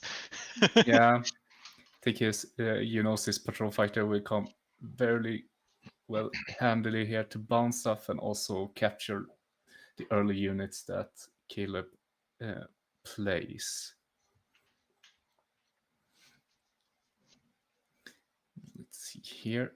Maybe this game can get pushed a little longer. We'll see if we can see the Shoe Sides, which will probably get sideboarded in. Maybe trade a TIE Fighter for a Luke or something fun like that. Yeah. Or maybe a crate if Caleb can push the game till then. Yeah. It'll be interesting to see how Vader deals with those late game units for sure. Yeah. So we'll see here. They're still looking there. So can see if we can see some kind of, here we have the standings and yeah, that's it. So let's see if we can see Oliver's way to victory or to the finals here. So he started off with Drapnir That's Tobias, if I remember correctly. That's Indeed. a Darth Vader from Spark of Rebellion, which he won 2-0. Then he faced Circus 1943. And that I have no clue who runs play that. I can see only the names here, but here there are the nicknames on Melee. But he faced Christopher in round 3. We pretty much heard how that game went from the chat here. But Christopher was on Quinlan. Then he faced Adam, the same opponent he faced in the semifinals. So a Han Yellow, which he won 2-1. Then I think we had that game on stream as well, if I remember correctly. Do you remember what? Sorry, I have been posting the finals everywhere. What did you say? Yeah, round 5, he won 2-1. Yeah, Anakin. Yes, we did have that game on stream. 30 blue. So we saw him take that 2-1 as well. Yeah. Then probably an intentional draw in round 6 because he was already finished. Yes. Yeah. And then he faced Jakob on Bosk Blue, should have been. 1-2-0. And the stream game against Adam, the rematch, 2-0. And now he's in the finals against Caleb. Gonna take a quick look at Caleb's here as well. So he has he lost his first game, so he went the submarine route of going first loss, then cleanly putting up with the rest. No idea what tosser run. I don't think I can see it here either, but he lost against him. Then Mr. Greybeard, 2-0. Then he met Johan Eriksson. I think his name is. He should probably be on Kira Data Vault. But I won't stall any longer with this because I can see that they are shuffling up and ready to start. Indeed. And I see that I have not updated here. So for now, however, we can welcome you all to this finals at the planetary qualifiers at Dragonslayer Stockholm, Sweden, between Caleb on Yoda and Oliver on Vader. Taking this, Vader being undefeated and Caleb following not far behind into this finals here. Both of them fighting for stuff, playmats, and of course the glory of winning a planetary qualifiers. Starting off with 33 players, now only 2 remaining here. Oliver having chosen what resource, Caleb moving in that direction now, just finishing up his thoughts here as we head into round 1 of game 1 of the finals. And there we have the fist bump, and we're ready to go with a Frisk. Frisk is out. For once, the space is on the top side of our screen. And only, oh no, there it is. There is a second. But this one are not two units, but rather 1 unit and a pilot. We have so far seen 2 ships most of the time from Vader in the games we've seen. Yep. Since they are playing space on top, I will see if I can just get that screen a little bit lower here. For sure. Mm-hmm. Now, with only 1 actual unit there, if Vader is able to deal with that, then the token machine could stop. But Heroic doesn't have any massive tools to do so at 3 resources. So instead, we see some damage being traded, a Yoda being played, and a Victor Leader already coming out here to buff up those space units. Yep. And thank you, sir. May I have another one? The ties keep coming. I changed so we can see a bit more of space there. Please tell me in chat if you want me to adjust the camera a bit more on the table.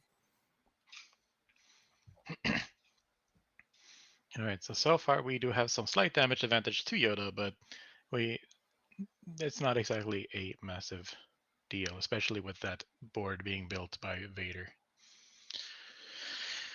So yeah, getting that restored directly, hitting 2 on the base. Returning fire with 3. Yeah, and Frisk also machine. 3. Shouldn't that be another damage on? Yeah, it's 4 damage right now. Yeah. Yeah. Oh, we'll see if Yeah. they catch that. Kaelin opting for more restore on board. 4 damage and another 2 damage there. This game progressing very fast with those hits. And would you like another tie, sir? And another one of those. Why not? and one for of those. 1. So hey, that's 3, 6, 7 vehicles on the board, I think. Yeah, and they are all buffed as well. Yep.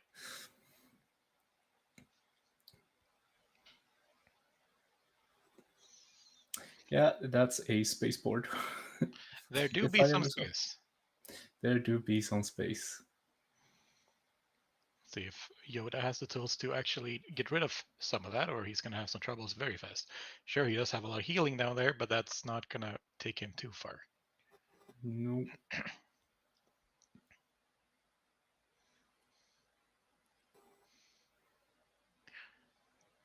Let's see here. We do have a Fell the Dragon onto that 4-1 ambusher. Gets rid of 4 damage, 5 damage on the board, which is pretty solid. Yeah. Oh, we do have. Let's see here. Oliver opting for an overwhelming barrage for what I believe to be 5, taking that Kanan out. Yeah. Getting some restore and some damage on base with Yoda. And then having to put the damage back on base. There we go. So Yoda drawing a card, putting a card onto the bottom of his deck. Before those tiny little chips of damage keep coming in there for 2 apiece. Yeah. Really stacking up fast. 4, 6 more. Yeah. Not sure where to put all these ties. There's not enough room and space. Space may be large, but there's also a lot of ties. And we have another tie. Another one. You can never have enough ties. No. I wonder how many ties he's actually brought. Yeah. All right, with 24 damage. Probably around 10 ties at least. Something like that, yeah. So with 24 damage onto that Yoda Space Mines, he really needs to figure out what to do here, which at this point in time is getting rid of that Victor Leader to half the damage being presented. Yep. Half the damage being presented, however, is still enough to kill him. So we'll see if he manages to solve that. Obviously, Vader now ready to deploy and party. That entrench will slap down extremely hard on Vader. Oh yes, he will be entrenched in space on a tie. Don't ask how that works. Let's see here. And something going on over there. He ran out of ties. Yeah, he ran out of ties. All right, entrenched. Here we are. That doesn't stop the tie manufacturing factory. For sure. From going on. There is always another tie. Yeah, all that trench getting slapped. Waylay on Yoda. Yep. And that's the game. That's game. Game 1 goes to Oliver. Yeah. A very quick first round here in the finals of the planetary qualifier in Stockholm, Sweden. But make sure to grab back that random OP card that was used as a TIE fighter before they move on. Now, time to sideboard and see if Caleb can find the solutions he needs for this massive swarm deck. Yeah, so let's just quickly transition over here and take a look at the Yoda deck to see what can he do to help him here. So, yeah, disabling Fang Fighters. Going in. Shoot down Oh yeah, that's 3 damage and damage. 2 on base, right? Yes. So that does help, but he kind of wants to have something to deal 4 damage to that Victor leader. Yeah, and the second Conquer Dawn is definitely going in. Oh yes, absolutely. We might see some of that Rivals Fall may be coming in, so you make sure I have to have something to deal with Vader if he deploys, but it's a bit late as well, and if you're spending 6 resources on that, then you're going to have mishes. Yeah, let's see. Jonah tells we have a bit of a black screen on the bar. Yeah, I would try to move it up. See if I can get stream. Black bar on the top, all right. Thank you, Jonah, for your assistance. Yeah, let's hope they play Space Down Under in this next game. So yeah, looking at the list, yeah, Crocodile definitely shoot down Fag Fighters. Yeah.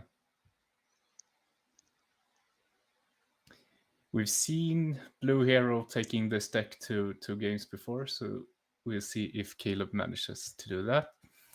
We can also take a quick look at the Darth Vader list here. Anything you reckon going in here? Last Sabine, choose sides. If Caleb can push it, choose side could be really great here. Yeah, for sure, for sure. Ties are expendable, so giving them away is always nice. Yeah. And Outmaneuver might make an appearance as well. And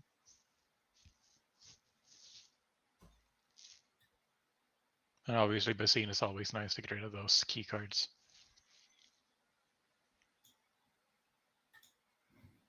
So, yeah, let's see if we could transition over here. So, we did change the camera bit, so no black bar up top, and it's feeling pretty centered here.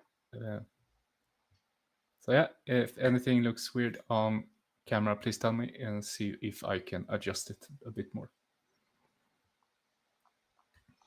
All right, so they're cutting each other's decks here now, getting ready to move into that next round. Seeing if Oliver can close this out being completely undefeated, or if Yoda can work his way back here, and piloted by Caleb, of course. Yeah.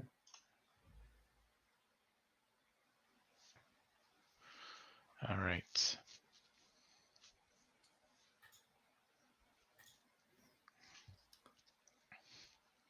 Yeah, Oliver's still deciding here what to resource. Let's see if we have 1 or 2 spaceships in space this turn 1. We do have a red squadron, a red A-wing there, red squadron A-wing from Caleb to help deal here. A TIE fighter coming out alongside a different flavored TIE fighter. Different flavored TIE fighter, a green one. We do like ourselves some TIE fighters. Surprise Strike there being resourced, just working with the whole volume of TIE fighters rather than big hits here. Yeah. And dealing with the first order TIE fighter directly. Yep. Making sure to try to keep that space cleared.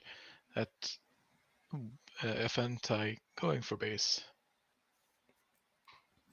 It's 2 in. Yoda drawing a card, putting 1 on top or bottom, choosing to get rid of 1 card. He does still have another A-wing on hand as well, too. Maybe keep doing some cool trades. Yep, there he comes. Double A-wing. Contesting space this time around. Yep. All right, 1 of them being captured there. And he's claiming initiative.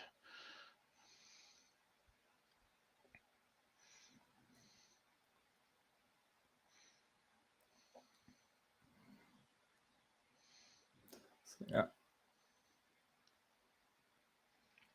Let's see here if Caleb maybe wants to trade 1 A-wing to get back his other A-wing, or if he has some other plans.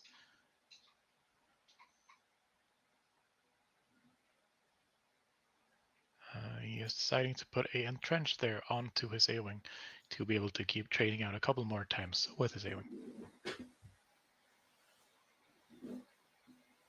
does still have one more entrenched on hand, and Rival's Fall to deal with eventual Vaders who might decide to show up.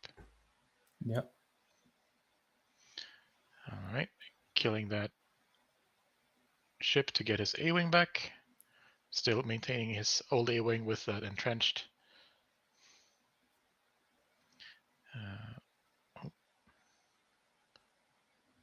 Having a bit of a thing.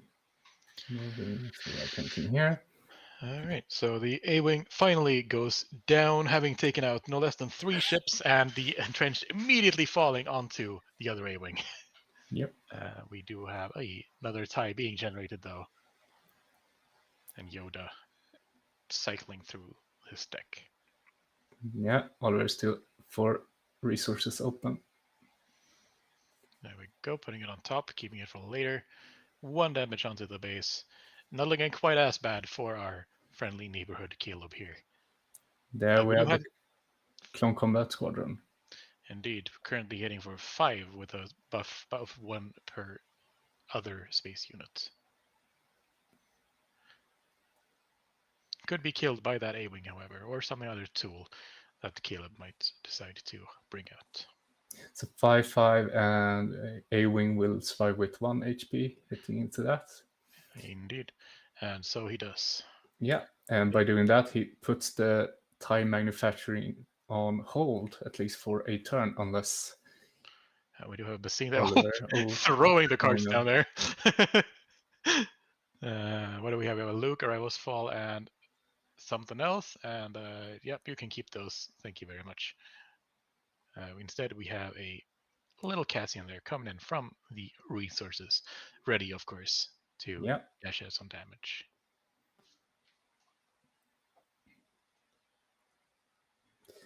That's off the board. See if he wants to trade. No, 3 damage. Decided to go in for some damage there. Here we have the Victor leader. Caleb decided still to use Yoda and see if he can find some useful tools here. With the 5 resources on both sides, he does know that we have a upcoming Vader as well. A 3rd A-wing being drawn there into his hand. Not sure if that's the tool he's looking for right now, but it sure is a tool. Last time we were at these many resources, the HP totals were very different. Rival's Fall here now taking care of that Victor leader. This does open up the Vader to deploy, but deploying onto a TIE fighter is not as big of a threat as it could have been. Yeah, it's pretty key to get that away. And he has managed to stop the bleeding pretty well here, Caleb. For sure. We do see a TIE advance there on his hands, but if he wants to push out some experience, but it looks like that might not be the plan here. We have a Cunning bouncing the Cassian and or buffing the TIE fighter, I believe. Yep. Which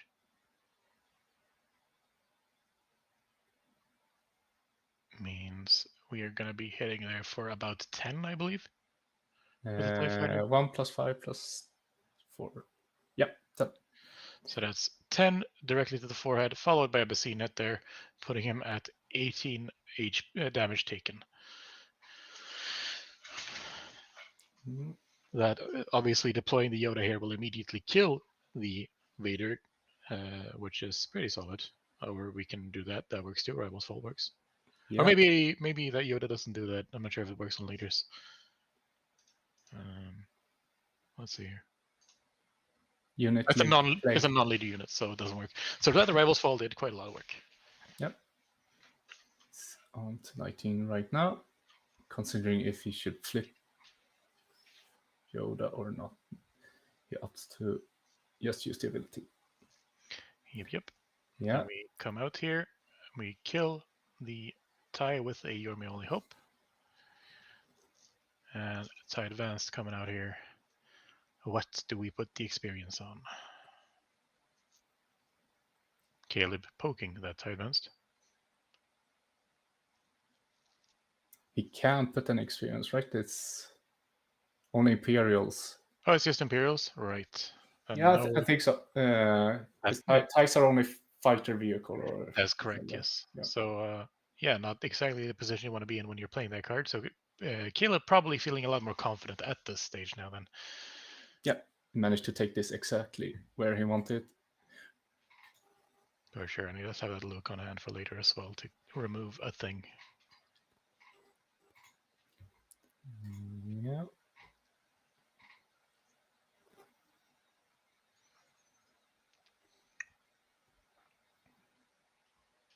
Okay, go to 8.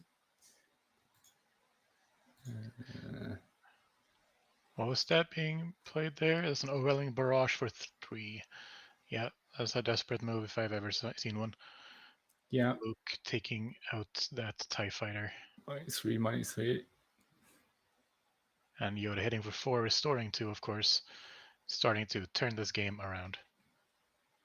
We see another Luke there in hand. A Cassian being resourced, available to play. Caleb probably breathing a breath of relief here, despite that Luke being bounced.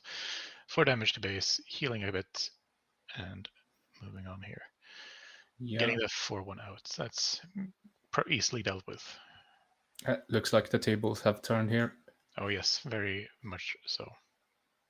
Yep, the game's over. Caleb takes this game. Yeah. We move into game number 3 once again in this finals.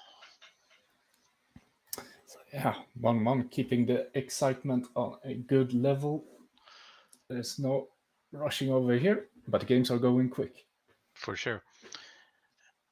And we do love to see these tight games being played in the top cut, making sure no one quite knows where it's going.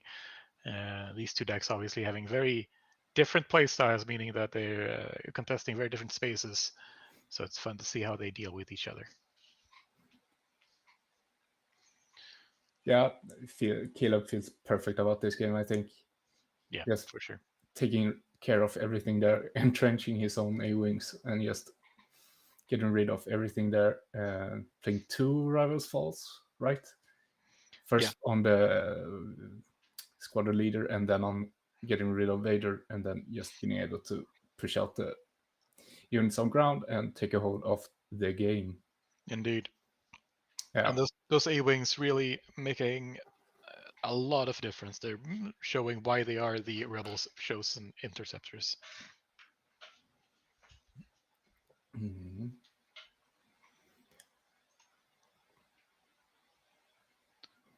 Nowhere on. Yeah. There we have it, presenting his shuffle deck for cutting, and and they're shuffling both of their decks there. Yeah. Do it right. Oh, boom, down it goes. Boom. Oh, there we go. And we're ready to move into the final game of this tournament, this planetary qualifier at Dragon Slayer in Stockholm, Sweden. Seeing if we can get ourselves a winner here, if it's going to be Caleb or Oliver. Oliver not too happy about his shuffling, nor the shuffling his opponent did to his deck, so he's going to do it again, try to get some better cards. Caleb, however, seems satisfied. Oh, maybe not. We'll see. He is contemplating his life and all the choices that has led him to this point. So, yep, keeping those 2 cards there in the resource, the rest in hand. No need to do a mulligan.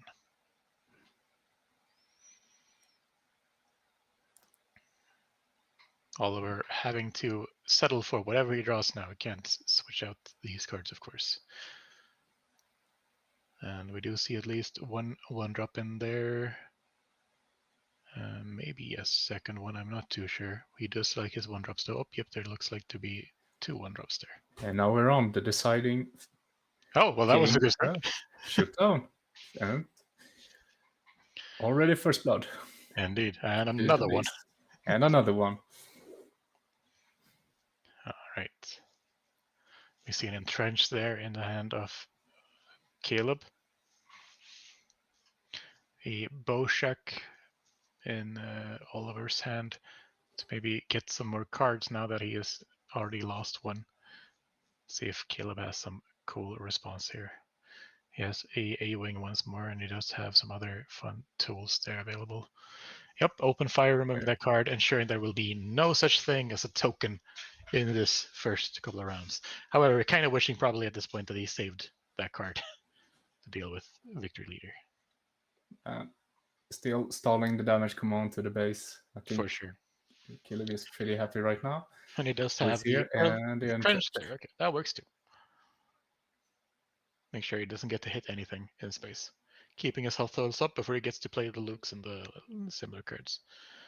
We do have the Clone Squadron. And we're moving fast here, yeah?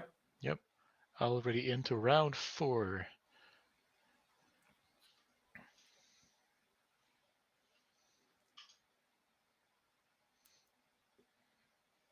So it's a 4 in space, not that threatening yet, and yeah, takedown.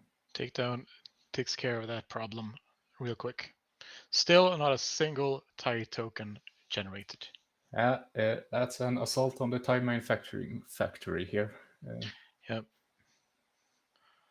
And a 1-drop. You can't make tokens just to get the real ones.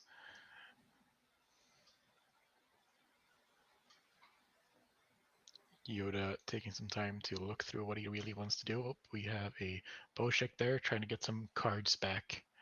See what he finds. Okay, I'm not too sure what this card is. Double checking. All right. Milling himself. He gets the Basine Miss and the... He gets 1 card back. Yep, the Geonosis Exploitee Fighter who bounces cards is nice to have, but maybe not what he needs at this stage. A Poe being drawn and a something or other.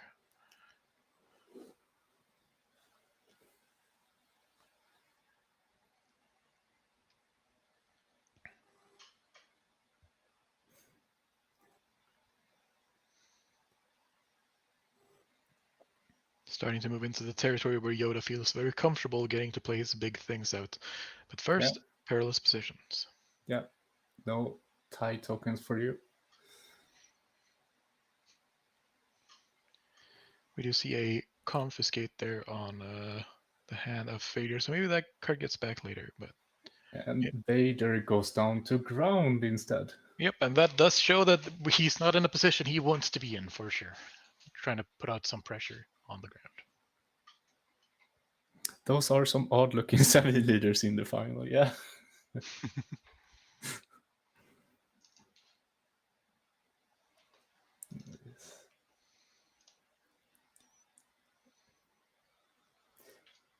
And he finally gets to hurt Caleb's base here with 5. So let's see here what he opts to do. It's exploiting that Victor Leader just so. Oh, he bounces his own unit. Oh, he bounces his own. Oh, that's cool. That works.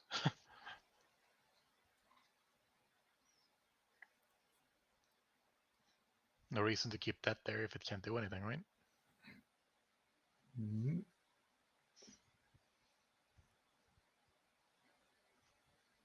Going up 7 resources. Oliver really wants to give a tiny little unit to Caleb if he tries to play something big. Yep. Oh, we're dropping a Rival's Fall, killing a Geonosis fighter there. Blindly flipping Yoda to ensure that thing dies. Vader applying pressure directly to the forehead.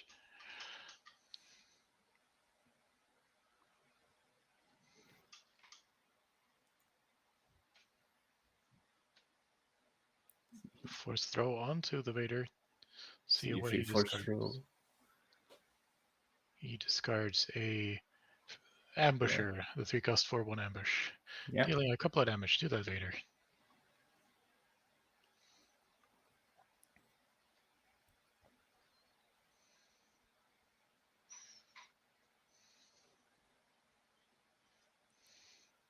The Victor Leader coming out once again. Yeah. And will he have the same response?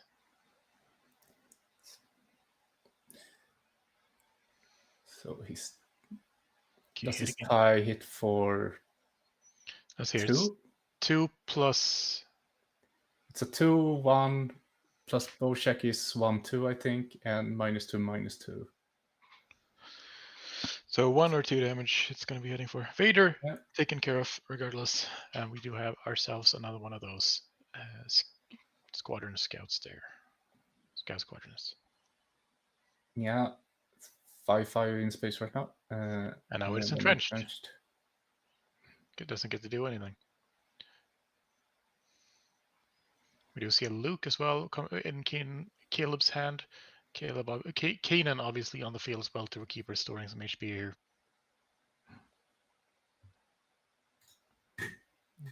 Check here. Oh.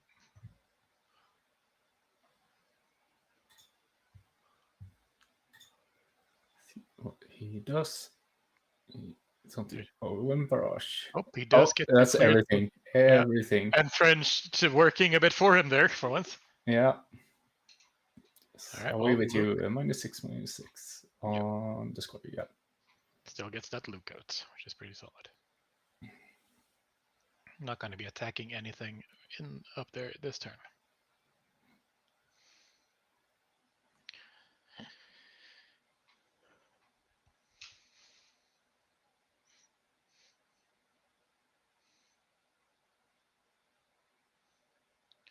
All right, we have a choose sides here. Would you like a tie? I can take your Luke.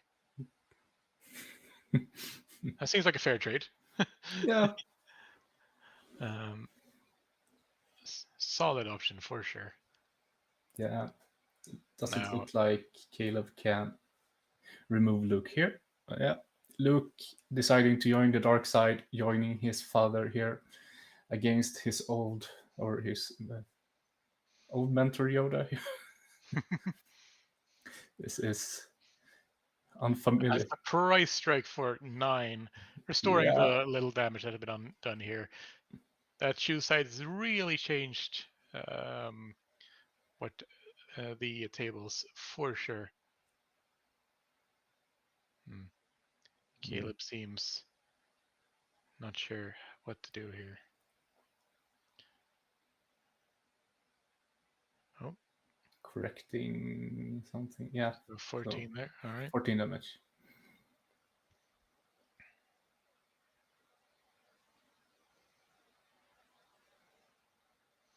See Tech or Cassian, maybe?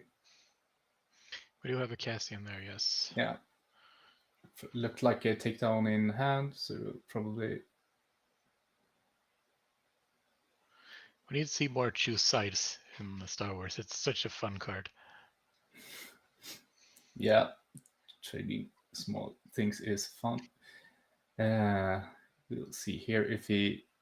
Because he can hit Luke and then take down. Indeed.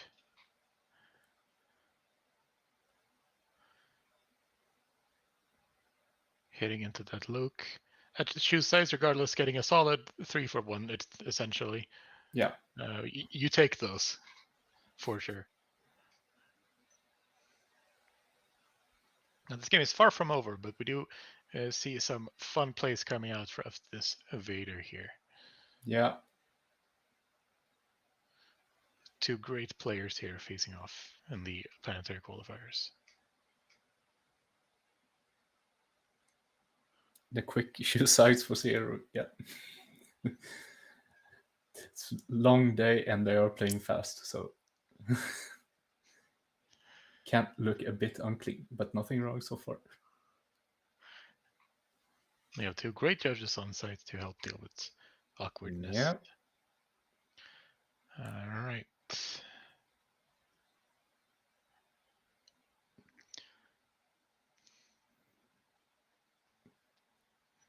By the way, they're gesticulating with their hands. Looks like they're having a good time.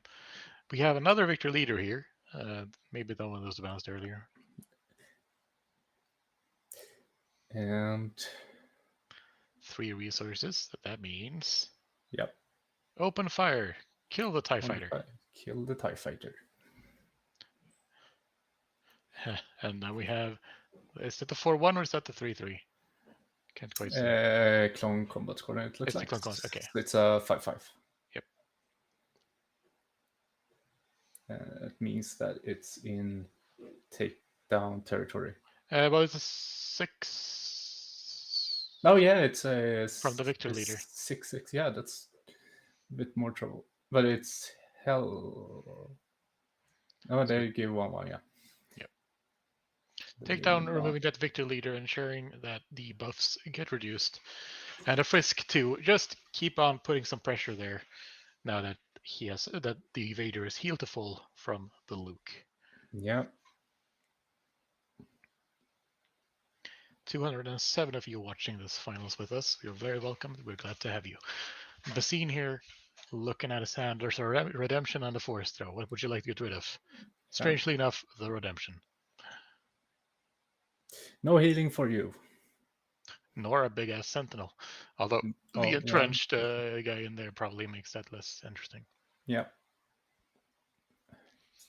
3 to base.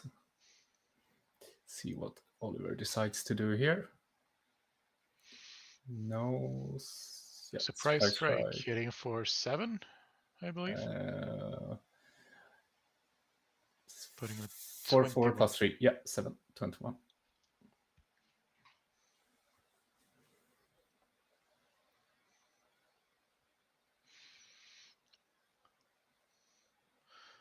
Playing that Cassian out. Not from Smuggle, but from hand. The one he drew when he discarded the redemption.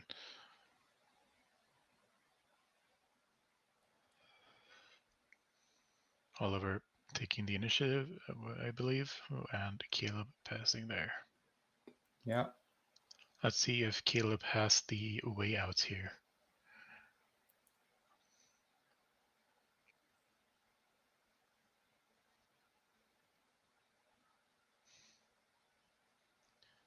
Which one to do? Which one? Yeah. Can't really see what other cards you have. It's Oliver with the, Basine. All right. Would you like a Poe or a Steela or neither? The answer is most likely neither here. Unless the Steela to ensure he doesn't find something, of course. Yeah.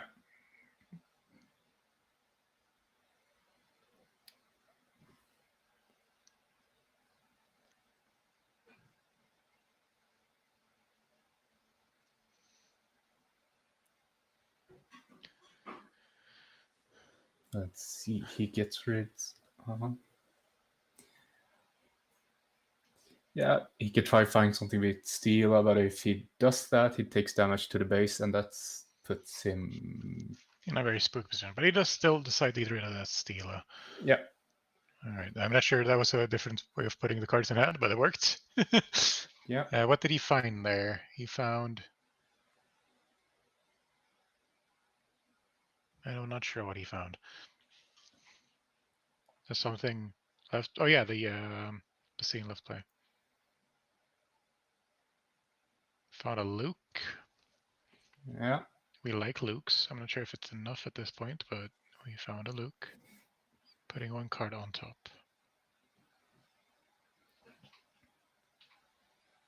All right, a surprise strike. That's 3, 4, 7 again. 7 again. That means he is at 2 HP remaining.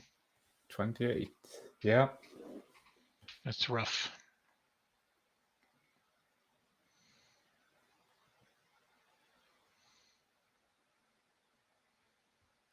Could play Luke to get rid of that ship and then take one from this Basine and then restore, but that does put him in a very spooky situation for sure.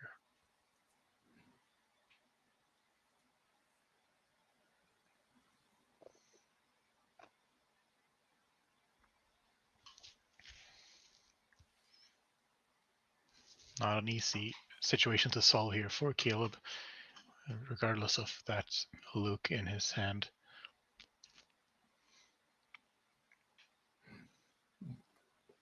Also, that Basine still hitting for 1. Indeed.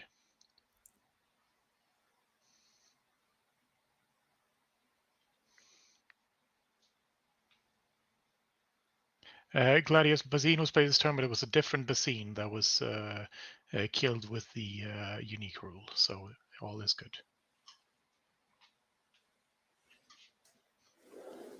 It's good. Yeah, removing that redemption for sure made Caleb's life a lot harder.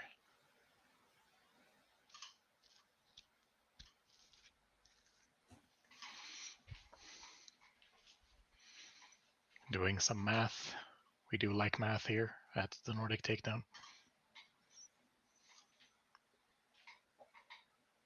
Not to do it, just to watch other people do it, because then they can do it wrong and I can be happy. If I do it wrong, I'm sad. Well, the Nordic countdown instead. All right, removing the Bathine here to Yeah. ensure he doesn't take that damage. Getting out a TIE fighter just to threaten that 1 damage. And Yeah. obviously making the ship bigger. Bringing There's out a Luke, Luke. killing it. And the game is over. And so, yeah. So we have our new planetary qualifier champion in Stockholm, Oliver, who piloted his Darth Vader to victory against all of his opponents, not losing a single game. The only game not going in his favor being the one he decided to draw intentionally. Yeah, it's bigger than 3-3, so I can remove it. My bad. Great games here from all involved. Thank you guys for having joined us today to watch these players bash it out. Gustav, how are you feeling? Great. Been only good games to watch on stream. Absolutely. And a really fun final to watch. We could see that again, that against Hero Blue, it can be really swingy for Vader. Caleb really dominating that other game, but not quite really getting that control he wants this game. For sure. Having to deal with everything, and then that choose side to get Luke onto Vader's table. Truly beautiful play, yeah. Yeah. Being that choose side. And great plays all around, honestly. These two players very much deserving their spots in the finals. Clean, really solid plays all around. So Yeah. very happy to have been allowed to commentate this, watch this game with you all, and enjoy some Star Wars Unlimited this Saturday evening. Yeah. Again, a congratulations to Oliver for sure for taking this down. It's been a pleasure to watch him play today. Got several games with him, actually. I think 4 games, right? Something like that, yeah. A whole bunch at the very least. So yeah, and they will get on to get their pricing. It's the playmat and probably some boosters as well. Indeed. All right. And yeah, Caleb, great player, will probably get another chance. We'll see if he gets to play either in Denmark, Finland, or the Norwegian one for sure. another shot at the title. So yeah, again, that's what's coming up. I don't know, we have the team competition in Denmark next week, I think. We'll see if we get to stream that or someone else. To be determined. To be determined. And then the week after that, we have both the Finnish one and the Denmark PQ.